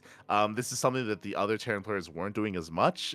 So again, Spirit just had a very different vibe, very different kind of pace to his way that he approached TVP, and Clem had a really hard time adjusting to that. And with that, did go the way of Spirit in the end. GG. That leads us into the playoff bracket, and while we can, Yaku, it is going to be in a Yes. couple of days. Let's get Well, some we fresh already know we're predictions not. Yeah, going. we already know we're not getting Max Fax versus Clem, so True. Oh boy. So we have our playoff bracket. Hero versus Estrella. We got our PvP. What are you going yes. for? Estrella. Oh, okay. The Max That's Angel. the Max Angel. I know Hero is looking to reclaim his claim, Mm-hmm. but I can't. I just can't root against Max Angel. You know. Okay. Fair enough. I'm going to go for Hero for that one. Rainer versus Spirit. Spirit. Biotta, I think even though it's not a Spirit's TvP. I think Piotr's out for revenge. I think after Okay. Big Rain Basilisk bout, Piotr's out for revenge, and he wants to unleash his Uh-huh. madness, and I think it's gonna go to. I think my brain is telling me that Rainer has the upper hand, but my soul is telling me that Spirit is gonna take it. Okay. See what you do there. Zan and Max Pax. What are you going for? I'm going for Zaun in this one. Mhm. And this is 100% a heart pick. I feel like Zaun, out of all of the players in the playoffs, he is the dark horse. So Mhm. yeah, let's see Zaun do well. My eyes on him. Okay. And Cell versus Gumiho. I want to say Gumiho. Deep in my heart, I want to say Gumiho, but we didn't get to see them face in Home Story Cup, so Yeah, we brought it up at the we time. barely did see it. Yeah. Yeah, like Gumiho, he got quote unquote lucky in the sense that he did flex his TVT and TVP. I do think the TVZ is his weakest matchup, and as you mentioned, he avoided Serral at Home Story Cup, which was very fortunate. He doesn't avoid him here, so in a way, like we're able to see it, right? Where it's like we missed that at Home Story Cup, and now we get to see it here and now, and this is gonna be telling for things to come for Gumiho, I feel. And I have to say, I think Serral's gonna take it, but I don't want to think. So I'm going to say Gumi God will take it in the end. Okay, let's go. I think Serral's going to take it, but I don't like thinking. All right, so let's have a grander prediction here. It's going to have a slight grander prediction coming into this. Now, for last time we predicted whether or not it was going to be like a Hero, Rainer. Yeah, you're Hero, Rainer, and Max, Pax, and Serral. Okay. Yeah. The boring predictions. Yeah. The rate. Wait. So you're just going the opposite of me. Wait. So you're just going the opposite of me. All. You're just. I see what you did. Okay. I see. Not at all. Not at all. Yeah. I think. You're just picking the opposite of what I pick. Okay. No. But when it comes to the grander prediction, what would be a fun thing to predict? Last time we were talking about Clem and Max, but that is impossible here, unfortunately. So off race. I think the fun prediction is off race frequency. I mean, Rainer is the only one who has demonstrated that's the problem. Off race. that's the problem. And Rainer typically only off races against Zerg. Now, if Rainer plays against Serral, Rainer finals. Serral Rainer finals. It's going to be off race, and Rainer's going to play Protoss against Serral. Yeah. I know that contradicts what I predicted, but see, this is what happens when you start using your brain, Yaku. This is the power of the brain. Let's go. That's a finals that I would love to see. Rainer Protoss versus Serral Zerg. So we actually have seen that before. Not a finals, we have seen Rainer's Protoss against Serral Zerg. I agree. I think if they do play, I think Rainer's off racing. Yeah, I think he's off racing his Protoss. I think that's going to happen again, for sure. But who do you think the finals are going to be? I know if Rainer and Serral happens in the finals, you want to see the PVZ, but do you think they will face off in the finals? Well, based on what I predicted, that cannot happen. So that's not going to stop you from predicting those. I'm thinking, yeah. Who do I think is going to make it to the finals? I don't like thinking. Yeah. Who's going to make it to the finals? Bearing in mind, there's lower bracket as well. So, like, if someone gets knocked down, they can still make it through. So that is accurate. Yeah.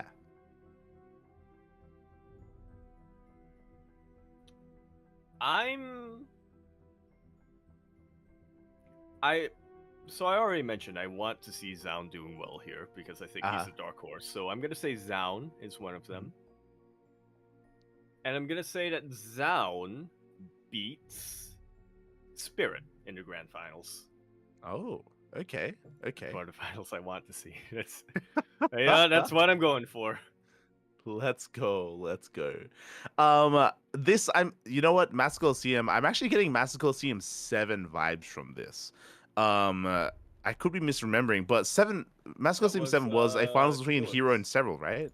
No, it was Hero and Maru, right? Or no, yeah, Hero and Serral, yeah. Oh, wait. I'm thinking of something else completely. Holy shit. You might be thinking of like Stars War 11 or something. Stars War, yeah.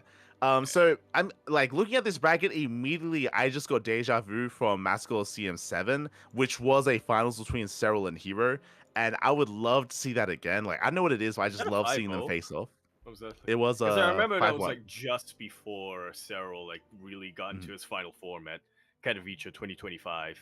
2024. Freudian slip because I want there to be a Katowice 2025, but yeah, for sure. Was 5-1. And yeah, Hero, he was I think he was the only player to take a map off of Serral in the entire tournament. In the playoffs. Yeah, the playoffs. Yeah. I remember.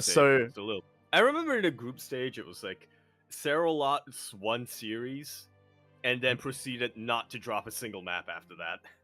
Mhm, mhm. So I'm feeling He once took it again Hero versus personally. Cyril. Yeah, I'm feeling that. My heart wants maybe Cyril Gumiho in the finals. Like that like I would love to It's see like a possible. rematch in the finals, regardless of how that goes. Like that just sounds fun to me. Like I still remember they faced off in oh god, they faced off in an offline tournament where they actually had a really close Yongchiping. series. Yep, there you go, 2023 Yongchiping. Yongchiping. Yeah, Yeah, 2023 Yongchiping. It looked like Cyril was gonna 4-0, but then Gumiho managed to take 2 games off of yeah. one of them being BCs and the other one being a Hmm. straight up macro game where he went for multi-pronged bio. It was really impressive there for Gumiho. Cyril took it in the end. It was 4-2, but I think most of Yeah. us who were watching it just didn't think. I remember this specifically. I was watching this with one of our clan members, Princess. We were watching it live. Uh-huh. I remember it was the multi-prong game, I think, where they were just saying, Gumiho's dead. Gumiho's dead. There's no way he can take it. He's dead. Cyril's gonna take this 4-1 or 4-0. Gumiho's dead. He's just dead. And all of a sudden, Gumiho won, and they were like, oh, holy shit. I guess he's not. I remember I was Yeah, like, you didn't believe in the Gumi God.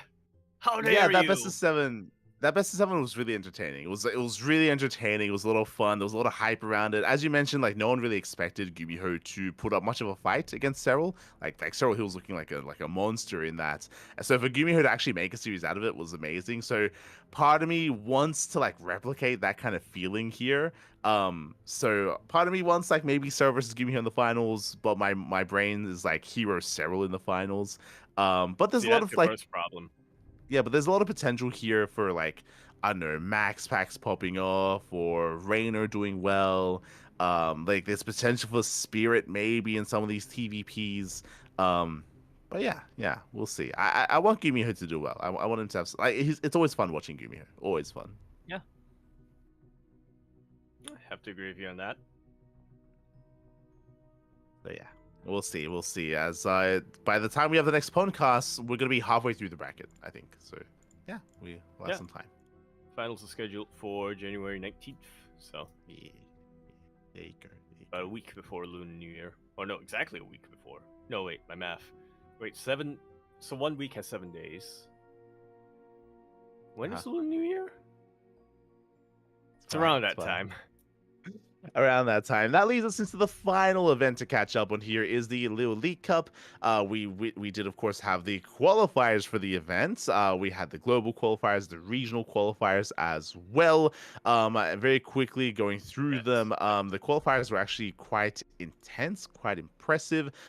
Quickly going over through the Asia qualifier, we had Shin making it through over Solar. We had Gumiho making it through over Byeon, and we had Solar making it through over Byeon as well. So we had Shin, Gumiho, and Solar, 2 Zergs and a Terran through the Asia qualifier. Did make it through? Yeah. Perfectly balanced, as all things are. Kind of the usual suspects kind of popping up over here. I'm honestly kind of impressed. I'm honestly impressed that Byeon managed to take a map off of Gumiho. I'm not gonna lie. You mentioned a while ago Byeon lately his kryptonite has been TVT. I mentioned that I think right now Gumiho is the best TVT player in the world, so I'm impressed with Byeon over there. He didn't qualify, but it's not bad. Did well for himself. Likewise, that leads us into the European and Americas qualifier where we had Skillus making it through over Mana. Big win there. Mana took down a laser again, by the way. That did happen again, where Mana knocks down a laser, Skillus knocks down Mana. Series this time, but yeah.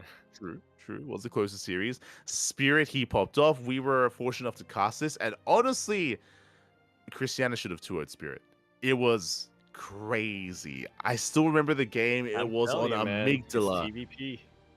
Yeah, like Cristiano, he was out of his mind. Like Cristiano, he was looking so good, and we typically rate Spirit over him. Spirit was the favorite player to make it through, so we weren't really expecting this to go to the ace match. And specifically, it was in game 2 where Cristiano, he was up in bases, he was up in economy, he was up like 40 supply, 40-50 army supply. It was on Amygdala, one of the larger maps in the map pool.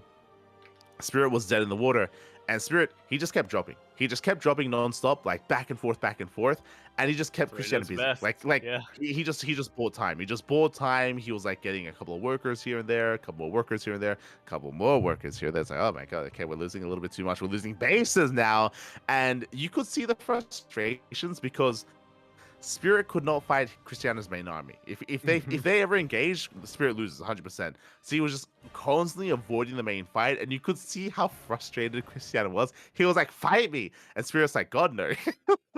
he just avoided the entire time, and he brought it back, and then he took it 2-1. It was insane. It was insane, and I felt so bad for Christiana because he did so well, and I wasn't really expecting it. So Spirit does qualify. He was favored. He was meant to qualify, but yeah, it was crazy to see Cristiano looking so good against him. Yeah. Well, that's foreshadowing, I think. But before that, we should just conclude here by mentioning the final player from this qualifier to make it through, Mana. No surprise. 2-1 Australia. Yeah, no one's surprised. It's Mana, mate. It's my. I know throughout Duckling Showdown, I was spinning this tale of Estrella being the old veteran detective coming out and being replaced by a young face. Mana, he's even older than Estrella, mate. So he is. He's so old. He's like perpetually like in black and white or something. Like it's actually Estrella's grandfather from the old times. Yeah, he taught him everything. He's got that. Exactly. Taught him everything he knew, and everyone thought Mana was dead, but no, he had faked his death long ago, and he was still out in the darkness, out in the shadows, helping from afar, and he killed Estrella. He killed his grandson. He did. Oh my, it's crazy. It was like, the drama. You lost the trigger. You are unworthy of the badge. So yeah, GG. Mana, he qualifies for Leo League Cup, and that led us into the final global qualifier. One spot remaining. Super stacked bracket. We had Björn, we had Creator, we had Goblin, we had Zaun, we had Trigger, we had Nicorakt, but in the end, the player who we had Gerald in the end, the player who qualified, the player who beat Björn, Creator, Zaun, and Geralt to qualify was Christianer.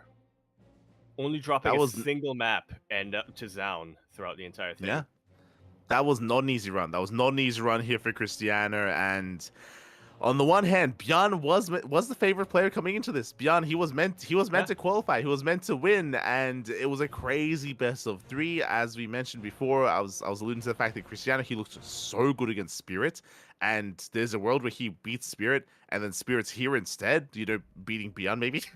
But yeah, like Cristiano, he looked very good, and it caught me a little bit off guard because Cristiano, he has been less active as of late. I mean, in the sense that he hasn't been competing in as many, Tuna Cups or as many Turtle Tussles or just as many online tournaments.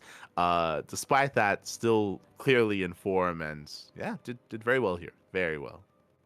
Yeah, why, nicely done. Well deserved. Huge upsets all around. Oh yeah. For sure. Because that means that Björn isn't a part of the events. Björn, he is denied entry into the Leo League Cup. So is Trigger, so is Down, so is Ryung, so is Creator. An unlikely of players making it through the global qualifier, Christiana. Yeah.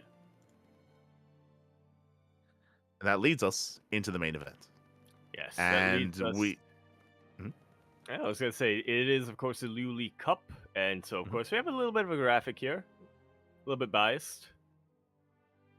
Yeah. Only Protoss up in there. Yeah. I don't really know what's happening here in the graphic, but not Artanis. What's his name? Alarak is very upset about something. He looks like a Toblerone. He's giving Artanis the red card, right? Is he that's the red card. Yeah. Let's see what's happened. Was there a foul going on? Yo, he just okay. Look at the pose of Artanis there. It looks like he just went for a tackle. Oh, he went for an illegal tackle, but against whom is the question. Yeah, it's Björn. It's Björn. He drop kicked Björn. Oh no, don't like this. I'm sure there's a story behind this, but yes, we have the Leo League Cup. We just wrapped up with Group A not too long ago, a couple of days ago here, and we had Rainer and Gumiho making it out of the group. If you remember, this was the final event of Oliveira, the final event before the retirement. Yeah, it. I think it was something that maybe weighed on him a little bit. I wasn't able to watch all of his matches, but I did watch his series against Rogue, and I gotta be honest, it did look a little bit like his heart wasn't in it.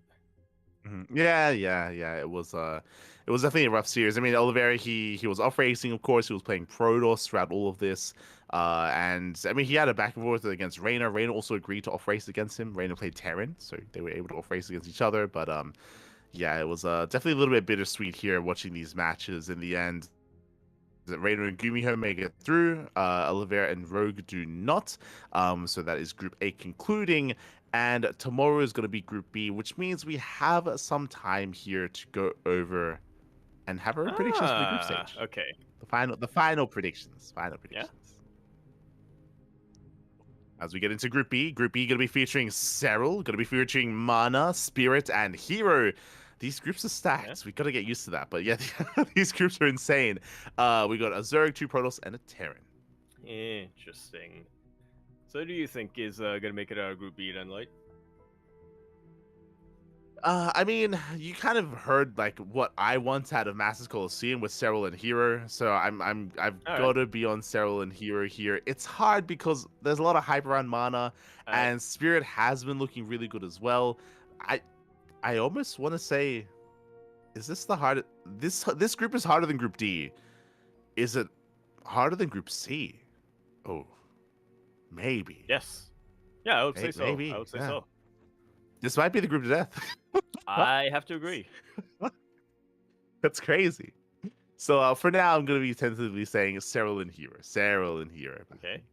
I want this on the record.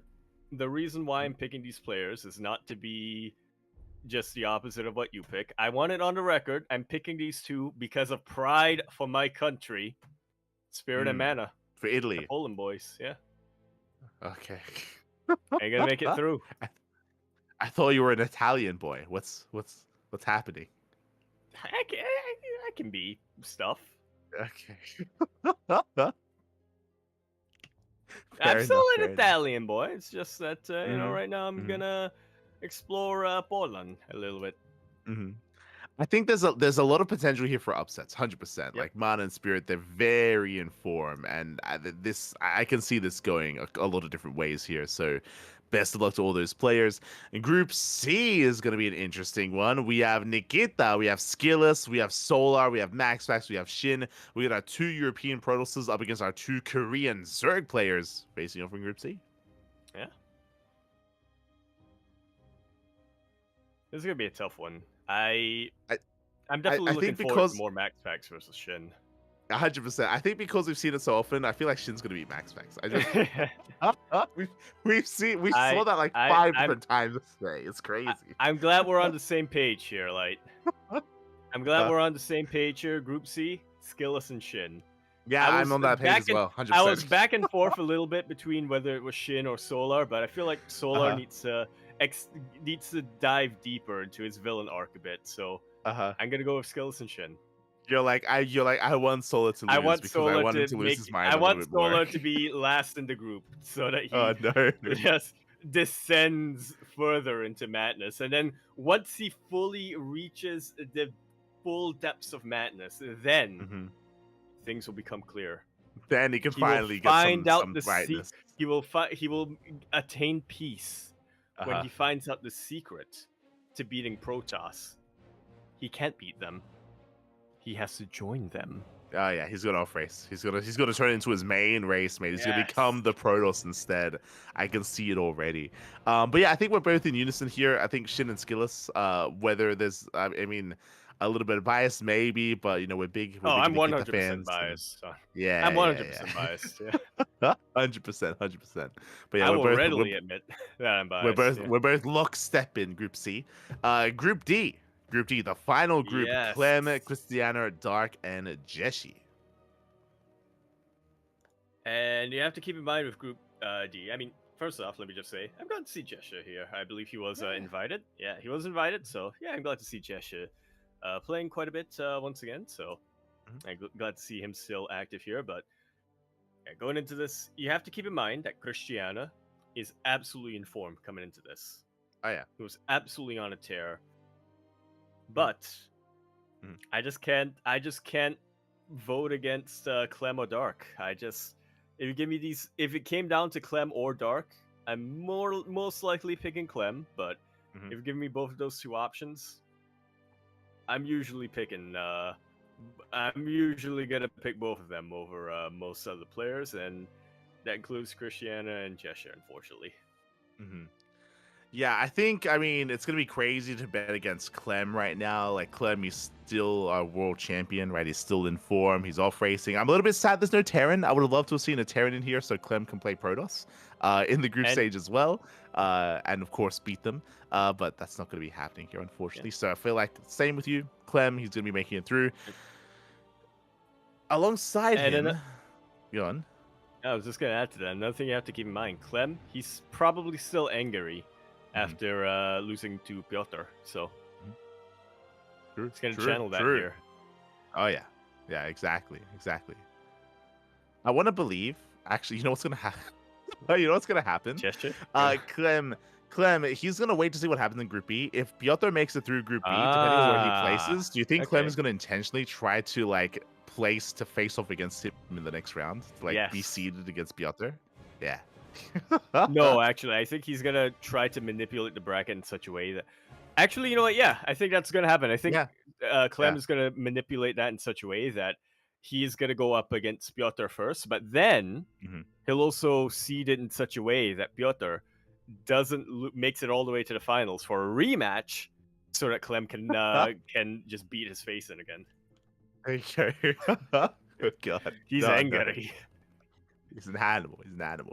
When it comes to coming out in second, I'm not as confident as you, Yaku, when it comes to Dark, because I've seen Christiana in PVZs and he is disgusting. He is absolutely disgusting in PVZ. And I can see a world where he can beat Dark. I'm gonna favor Dark against Christiana, but I can see Christiana causing an upset there. And I don't think I want to see that, but I can see it. It haunts my nightmares, mate. Seeing Christiana in PVZ. He's disgusting. Oh god. Oh, So just wake up in the middle of the night and just like,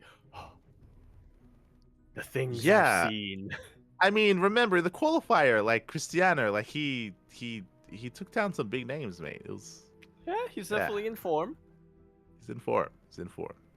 But for now, Clem and Dark, mate. Clem and Dark.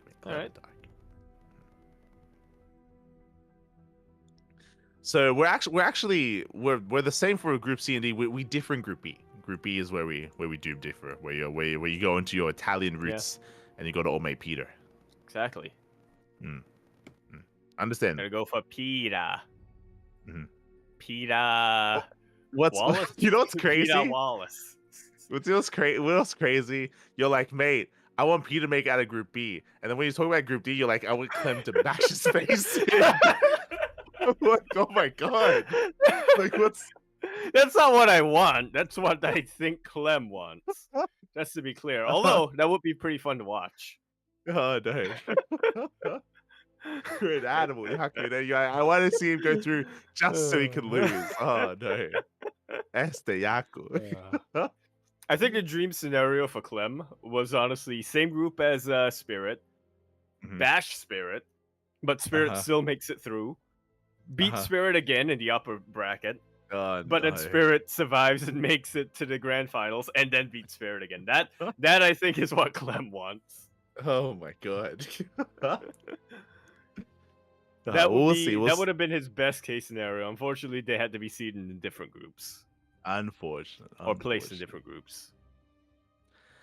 But with that does wrap up the League Cup. Again, Group B is going to be tomorrow. Group B is going to be tomorrow in less than 24 hours, so we're going to be all over that.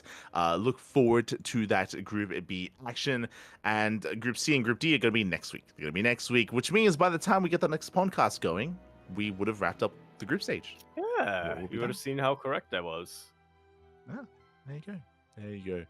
And I think we'll have some progress with Master Coliseum as well. Only some, only some. But as a reminder, with that, we are going to be wrapping things up here. We did not go over the interviews and the documentary series that were made while during the downtime. We will do our best to catch up on all of that to freshen up as well, and then we can have a conversation. We can talk about what was going on and what our thoughts and what happened with the interviews. We'll have a PondCast. Yeah. Dedicated just to those. Exactly. If you are out there as well, if you want to take part in some of these tournaments, if you want to sign up, if you want to compete, then check out the sign up list as well. We do have eyes on KSL. KSL is over the weekend. We have the Patches 4.5K Winterfest. We have CSO Contender. We have the Water TV Monday, the Pikachu Monday, Elite League, Magic Up Masters Cup bi-weekly, and many other events throughout the course of the week. Yeah. So stay tuned for those. Those are all the open and global ones. What I'm actually kind of interested in looking at the sign up list. It's not a global Open Cup, but I'm very curious about this. There was a lot of talks about Bellum Zagora and how they want to start their own circuit and foster local talent. It looks like it's going to start this week. BGE Balkan Circuit. Yeah. Here we go. We have, as you mentioned, it is region locked, from my understanding, to the people native to the Balkan region, of course. Yeah, exactly. So they're going to be competing amongst themselves. I wish them the best when it comes to the event, when it comes to the production, and how they all bring it all together. I know it's a big initiative for them, trying to foster their own local talent and the local scene. So wish them the best. Wish them the best.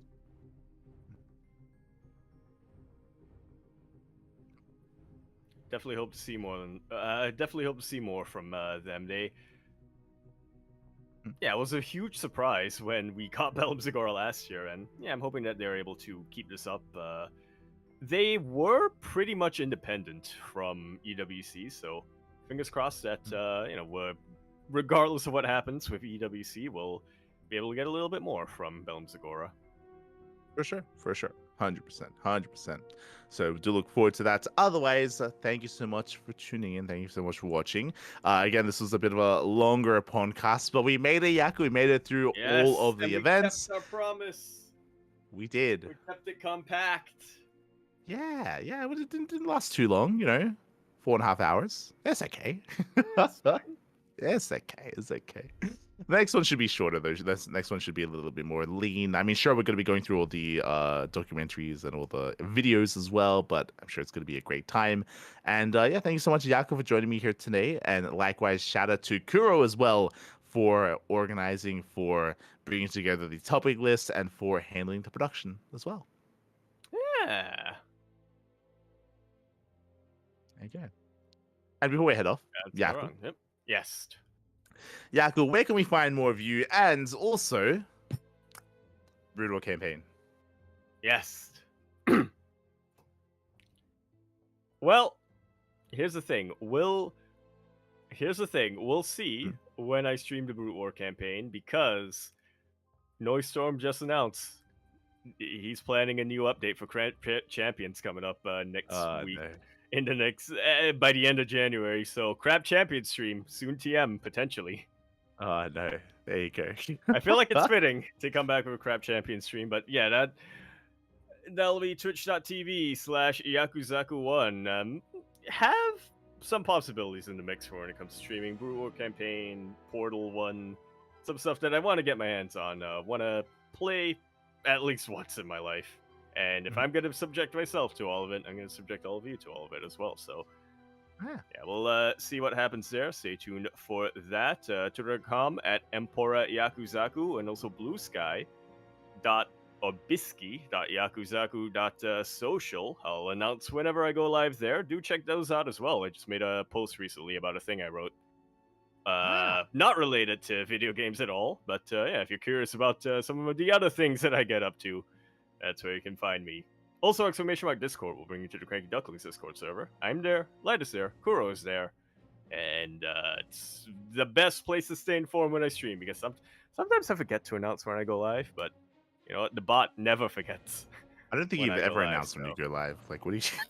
I've never have. Usually I like to have it as a little treat, a little surprise for if you want to watch me, Mhm. you got to work for it. Yeah, You there gotta you go. go. You gotta come looking for me. Yeah, exactly. Exactly. See, that's the kind of attitude that will get you into a relationship like for Jumi and Eva. Yeah, That's exactly. Full of passion. full of toxicity and yelling. Okay, at least it's a relationship. Oh no! Oh no! Yeah. Oh no! But yes, definitely do check out Yaku's stream. It's gonna be a little fun. I'm sure whenever a stream does arrive, whether it's Cap Champions or otherwise. Otherwise, you can follow myself, @VIP on Twitch and Twitter. I do stream throughout the week. At least I try to whenever I can. Of course, recently we've been very busy with StarCraft, with casting, so I've not had the luxury of being able to have ladder sessions or anything else of the sort. But whenever I have time, I will attempt to stream. I would say ladder session or another game. Currently, I'm playing through Final Fantasy 16. Did already finish up Spider-Man, Miles Morales, and some other games as well. So we're just working through that Steam list of the Steam library, I should say, and uninstalling and getting them the hell out of there. It feels good. Feels good. Oh my god. But it's been a lot of fun. Otherwise, you can follow us here on the CranKy Ducklings. One day we're going to be able to uninstall Divinity Original Sin 2. One day. It's going to happen. It's going to happen, mate. Let's go. It'll be after you finish Brood War. Oh, no. But our next cast is going to be tomorrow. Lily Cup is going to be tomorrow. Likewise, Master Coliseum on Friday. We have Master Coliseum on Saturday and Sunday as well. We have the KSL. We have Wardy TV Mondays. Plenty of content throughout the week. Currently, we do have Home Story Cup scheduled for tomorrow, and that is tentative for the time being. We'll see how well we feel. It's been a very long day of casting, and I would like some sleep. So we'll see what happens with Master Coliseum. And sorry, with Home Story Cup. We'll also see what happens with the Thermal 2v2 tournament. We attempted to maybe get some replays of that to cover it ourselves. But we'll see. Again, our January is very jam-packed, and we'll see what happens. Yeah. Welcome to the new year. Exactly. Welcome to 2025. We made it. We lived. Let's go. I didn't expect to make it this long. Oh, no. But yeah, with that, Yaku, do you have anything you want to say before we head off for the night?